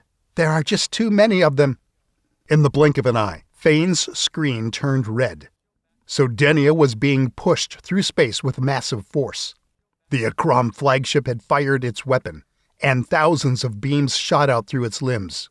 Fain felt the heat of the blast all the way to the pilot's bay. Warning alarms, muffled by the shaking of the ship, were the only things he could hear. The violent shaking lasted for a good 30 seconds before everything went quiet and dark. Kaya, what's happening? Pika, are you there? Fain asked, hitting his dashboard once. Then he tried his comms wristband. Pika, can you hear me? Fain then tried the controls, and nothing happened. They were stiff, frozen, unresponsive. He was already beginning to unstrap his 4-point seatbelt harness when he heard a beeping sound. Sodenia is coming back online, Kaya said. Fain let out a sigh of relief and tried to shake off the dire situation. He needed to concentrate. Kaya, report, Fain said. All systems are coming back online within the next 30 seconds, Kaya said. In an effort to protect Sodenia, I diverted most of her power to the forward shield. This caused the brownout, as most of the remaining power went to power life support on board the ship. Kaya, you are a genius, Fain said, sighing in relief as he was able to see the space around him once again. Fain checked his newly refreshed dashboard and saw that the flagship's weapons had moved back, just passing lunar orbit. He also took note that the enemy ship count had gone down once again to 131 large ships and 355 scout ships. And finally there was a clear count of the smaller drone ships, only 300 left. This isn't exactly good news, Fain thought. This means they won't hesitate to sacrifice their own in order to win. Damn it, this complicates things even more. Kaya, monitor their flagship as best you can, Fain said. The second it starts building up energy again, I want to know. I will do as you say, Kaya said. Larissa, Pika, August, Eora, how are you doing down there? The damage caused by the smaller ships didn't pass Sodenia's armored hide, but there were some casualties near the containment bay, Larissa said. It looks like some people decided it would be a good place to go and hide. There's also a large air leak in that area. The med team, August, Pika, and I are headed there now. Try to get it done fast. There's something else I'll need you to do, Fain said. Fain, I know it was unavoidable, Pika said, but I don't think we can survive another hit like that. The system won't be able to handle another massive power transfer. At least not anytime soon. I understand, Fain said. I'll do what I can. All weapons seem to be functioning properly, Eora said. And there might be some good news amidst all of this. The communication jammer has been destroyed. We can expect to re-establish communications with Earth shortly.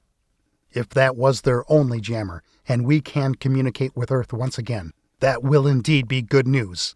We need to know what's going on down there. remembering the heavy ships that were heading to Earth. Fain didn't linger. He turned Sodenia towards the Akram fleet once again. He was determined to see this through. There were too many lives at risk.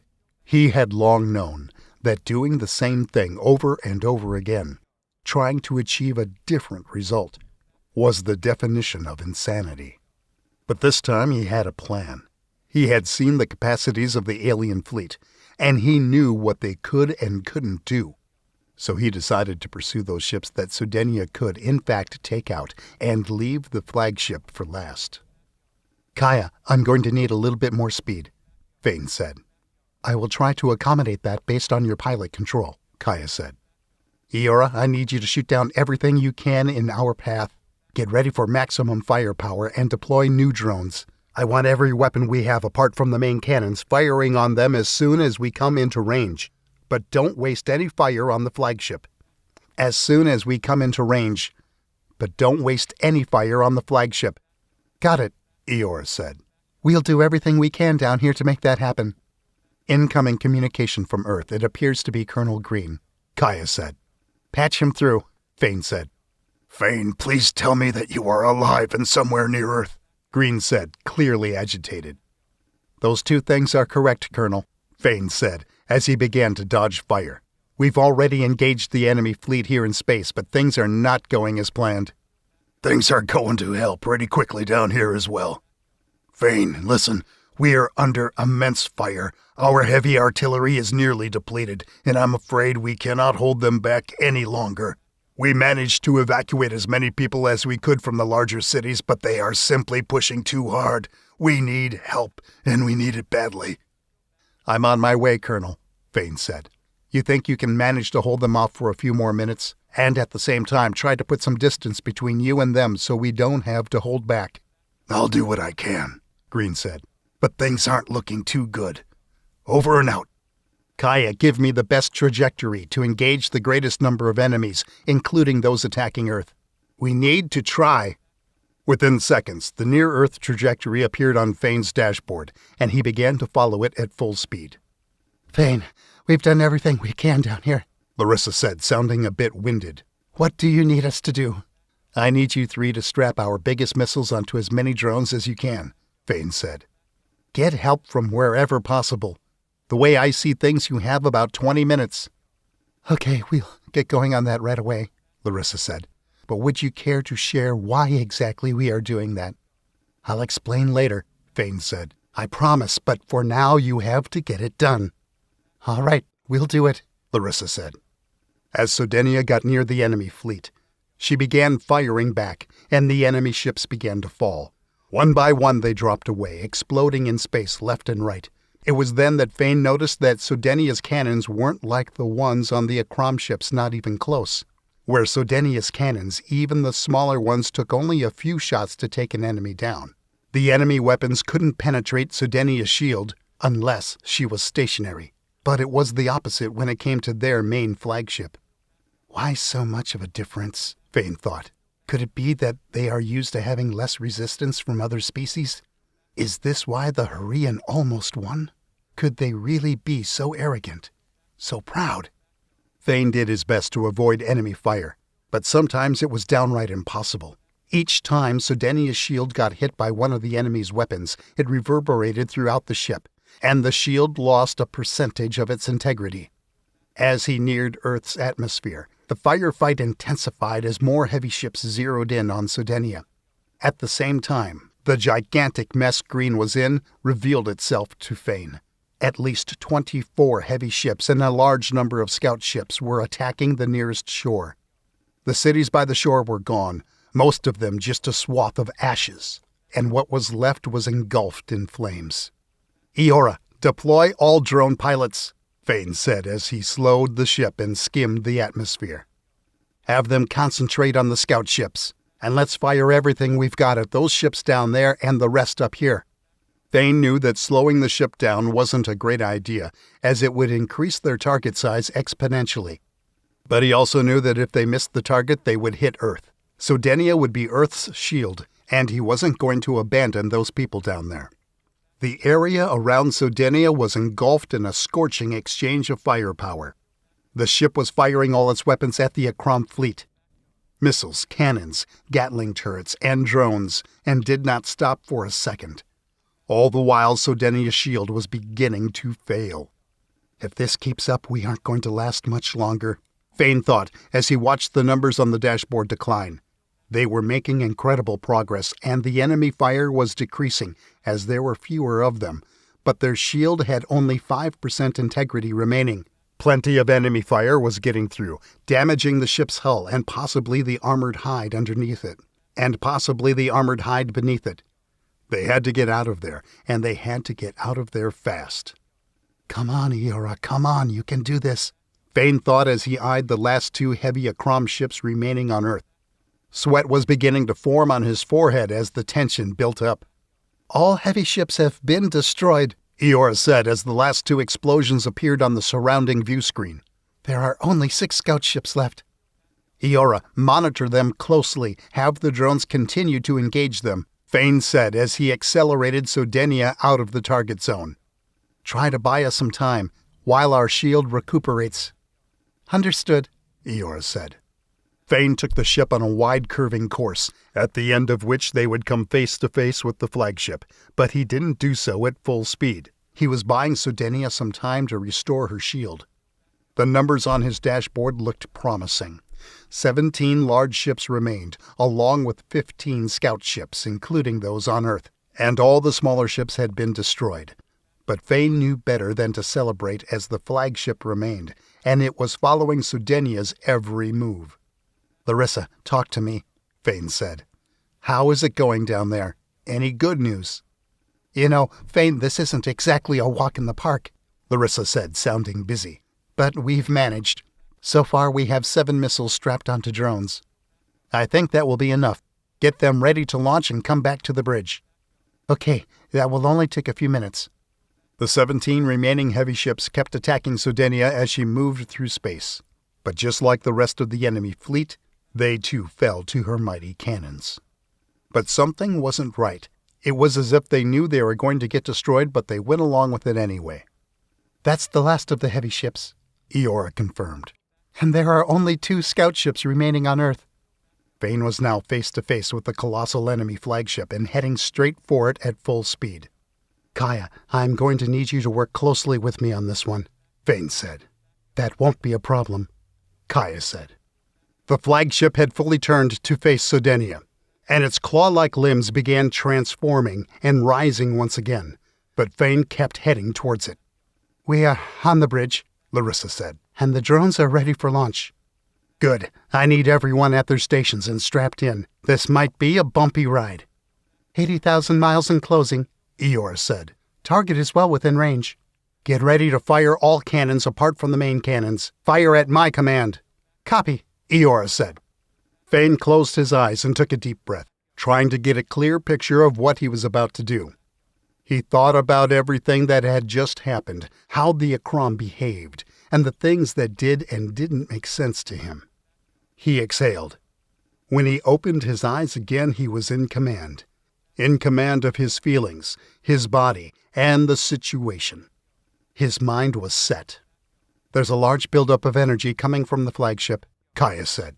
70,000 miles in closing, Eora said. Fire, Fain said as he accelerated towards the flagship. The cannons aren't piercing their shield, August said. Fire the main cannons at 2% of their power and stop firing the larger cannons, Fain said as he abruptly stopped accelerating. Kaya, reroute all power we don't use to the boosters. Fain accelerated the ship once more, then abruptly stopped again after only a few seconds. Pika, I need you to drop our shield, Fain said, gripping the controls.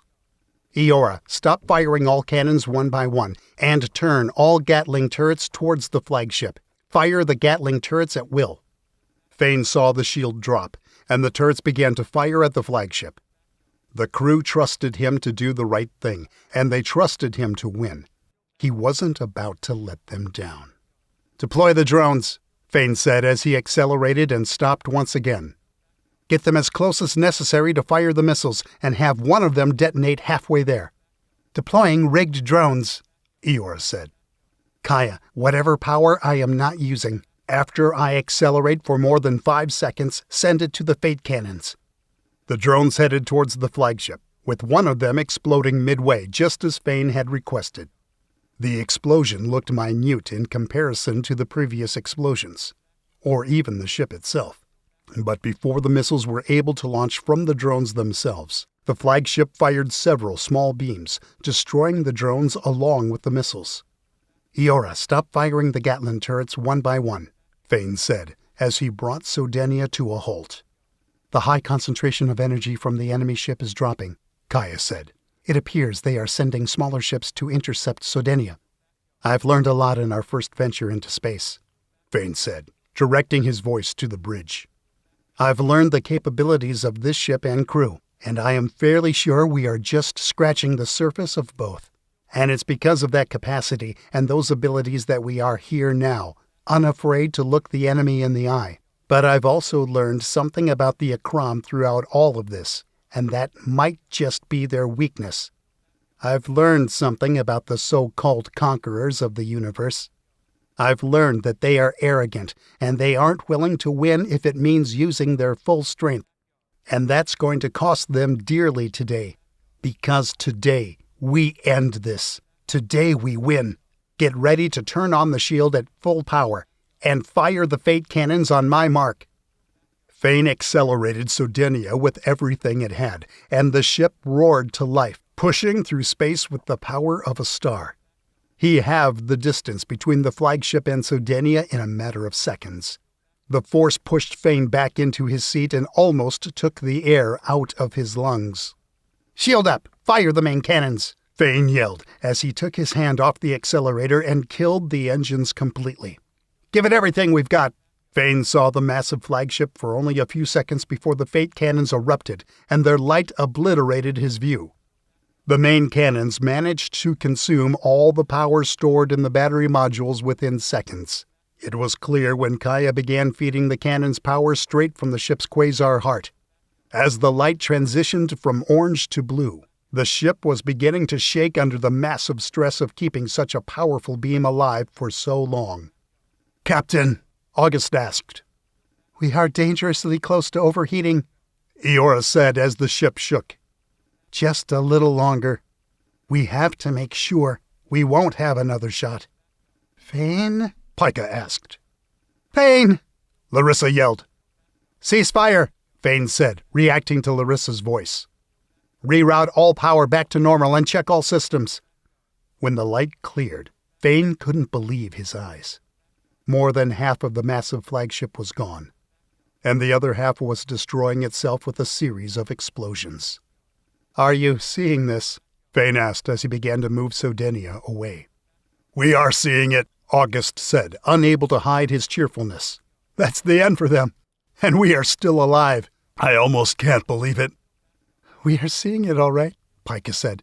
"But Sodenia is severely damaged. Nearly all systems are overheating. If we don't land soon, that could be us." "I hear you loud and clear," Fain said. "We are heading to Earth." Fain was able to hear the cheering crew from the bridge all the way to the command room. "Kaya, monitor the ship as best you can until there's nothing left of it," Fain said, taking off his 4-point seatbelt. "And one more thing. Will you be able to land the ship on Earth?" "Both things will not be a problem," Kaya said. "Where would you like the ship to land?" "Let's make it the same place we took off," Fain said, as he lowered his pilot's seat back down to the bridge. "If that's possible, keep me informed." The crew cheered for Fain, but he was quick to stop them. "Things aren't over yet, not by a long shot," Fain said, putting his hands up and gesturing for them to stop. "And there are still 2 scout ships unaccounted for somewhere on Earth." The crew members went back to their stations and began checking the ship and following orders from Pika and Larissa. As they headed back to Earth at a comfortable speed, Fain patiently waited for the 2 scout ships to appear or be detected, but he didn't have to wait long. Halfway through their return journey, Eora's voice came through the comms. "2 scout ships detected. It appears they are attempting to leave Earth. Show them that coming to attack Earth is a one-way trip, and let's hope that they hear the message loud and clear."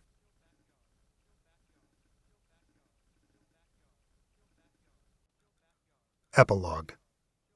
Sodenia landed on Earth, near the same small island that it had blasted off from.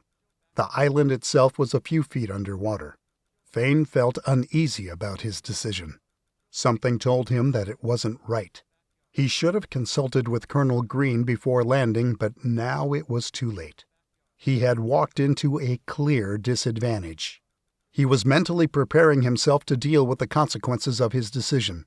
Fain knew that if he stayed in space, negotiations wouldn't have been one-sided. There's nothing left of the Akram fleet, Eora chimed in. Eora, thank you, Fain said. Kaya, can you confirm?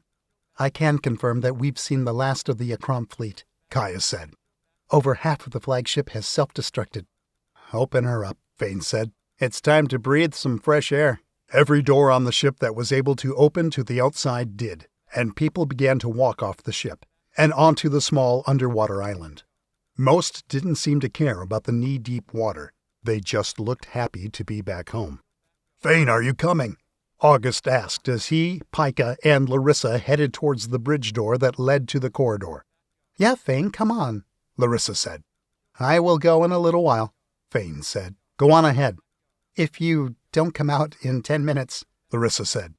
I will come and get you, Fain Jegga. That put a smile on his face, and he simply nodded in agreement. The three left, along with everyone else on the bridge, leaving Fain by himself. I am guessing they want to make sure this isn't just a dream, Kaya said. They want to make sure that we are truly on Earth and that this is real life. Since when do you guess? Fain asked. When it comes to understanding human emotion, Kaya said. I have always guessed. To truly understand human emotion, what every feeling really means, is beyond my capabilities. Heck, you aren't alone in that, Fain said. I think that's what makes us human. The fact that we can't understand everything. The fact that we don't know it all. And I like that. It is because of our inscrutable emotions that hope never truly dies. May I ask you a question? Sure, go ahead. Ask me anything you want. Since when did you know about philosophy? I didn't see that anywhere in your profile. Fain laughed out loud for the first time in what seemed like forever. And now you've learned how to joke as well, Fain said, wiping a tear from his eye. You are advancing every day. On a more serious matter, Kaya said, Colonel Green is trying to reach you. This is the first time he has tried to reach you since the destruction of the Akram fleet. Put him through, Fain said. Fain, did we do it? Did we win? Green asked, sounding stressed. I tried to see as much as I could, but we had our hands full down here. Please tell me that we won. I can tell you, Colonel Green, that we've won this battle, Fain said. My God. Fain, thank you so much. We get to live another day, Green said, sounding like he was sobbing, like a world of stress had been relieved. We were thinking it was all over. We were thinking that this would be humanity's last day on Earth. You don't have to thank me, sir. It was not an obligation. It was a responsibility, Fain said. Regardless, son, Green said, full of sincerity. You have my thanks. Humanity owes you and the crew of the ship big time. Let's just hope we can make them understand that. What do you mean, sir? Fain asked, realizing that his initial worries might come to life. First, please tell me that it was not Sodenia landing back on that island, Green said. Indeed it was, sir. We need extensive repairs. We couldn't stay in space for much longer. We had to bring her down. Although I knew you were going to say that, I was hoping that you wouldn't, Green said. You see, Fain, the council members here on Earth are pretty pissed that their counterparts on the ship were killed, and they are trying to find someone to blame, or any excuse to take over the ship once again. They've taken your landing as a sign of disobedience against a direct order, and they are holding you and the flight crew responsible. Now that you are here on Earth, the Council Loyalists will not have any problem turning and pointing fingers at you and the crew. There are also many nations trying to pull out of the ESAF. Things aren't looking too great. What the hell? Fain said, trying to stay calm. We do all of this, and this is how they treat us? I know how you feel, I had my ass chewed out many times and almost got court-martialed for speaking in your defense. There's already talk of replacing you and the flight crew, but we will do our best not to let that happen. Unlike the politicians and council members, we, like the people of Earth, are well aware of what you've done for us. But for now, we have to lie low and not give them any other reason to replace you. So, what will happen now? There is a Navy fleet on its way to pick you up and bring you in, Green said. You shouldn't be arrested. Quite the opposite. You will be treated and presented as heroes once you reach the nation's capital. Expect to be giving speeches and such, but you will also not be allowed near Sodenia until this matter is resolved. Just be patient and inform the flight crew of this with utmost discretion. I understand, sir, Fain said. But don't forget, Fain, Green said, that there are many of us on your side. We owe you a great deal. Just be patient until we can figure out a way around this. Okay, sir, I will try my best, Fain said. I will see you soon in the capital. And Fain, thanks again. How can they be so selfish? It's like it knows no bounds, Fain thought. We just saved their lives and they are looking for a way to end ours? Damn. I don't know what will happen now, Kaya, Fain said. Knowing them, things could go either way. This might be the last time I see Sodenia or hear your voice. This will not be the last time you'll see Sodenia or hear my voice, Kaya said, sounding a bit different. Her voice no longer sounded disembodied. It sounded so human. Or see me, even. I won't let that happen. I won't allow it. There will only ever be one captain of Sodenia, and that is you, Fain Jegga. I have already disabled the firewall that prevented me from controlling the ship. Things are much easier for me to do nowadays. What? What do you mean? Fain said, as he turned towards the direction the voice was coming from. Kaya? Fain couldn't believe his eyes. In front of him was a woman. She had long silver hair and green eyes, and she was almost as tall as him. She had a perfect figure, straight out of a movie. If it wasn't for the lines along her hands and neck and parts of her face, she would 100% pass as human. She wore a uniform similar to that of the flight crew, but without any markings or buttons. Fain had a hard time closing his mouth. Surprised? Kaya said cheerfully, tilting her head. How? When? Fain asked, rapidly blinking, trying to comprehend. What? Kaya smiled.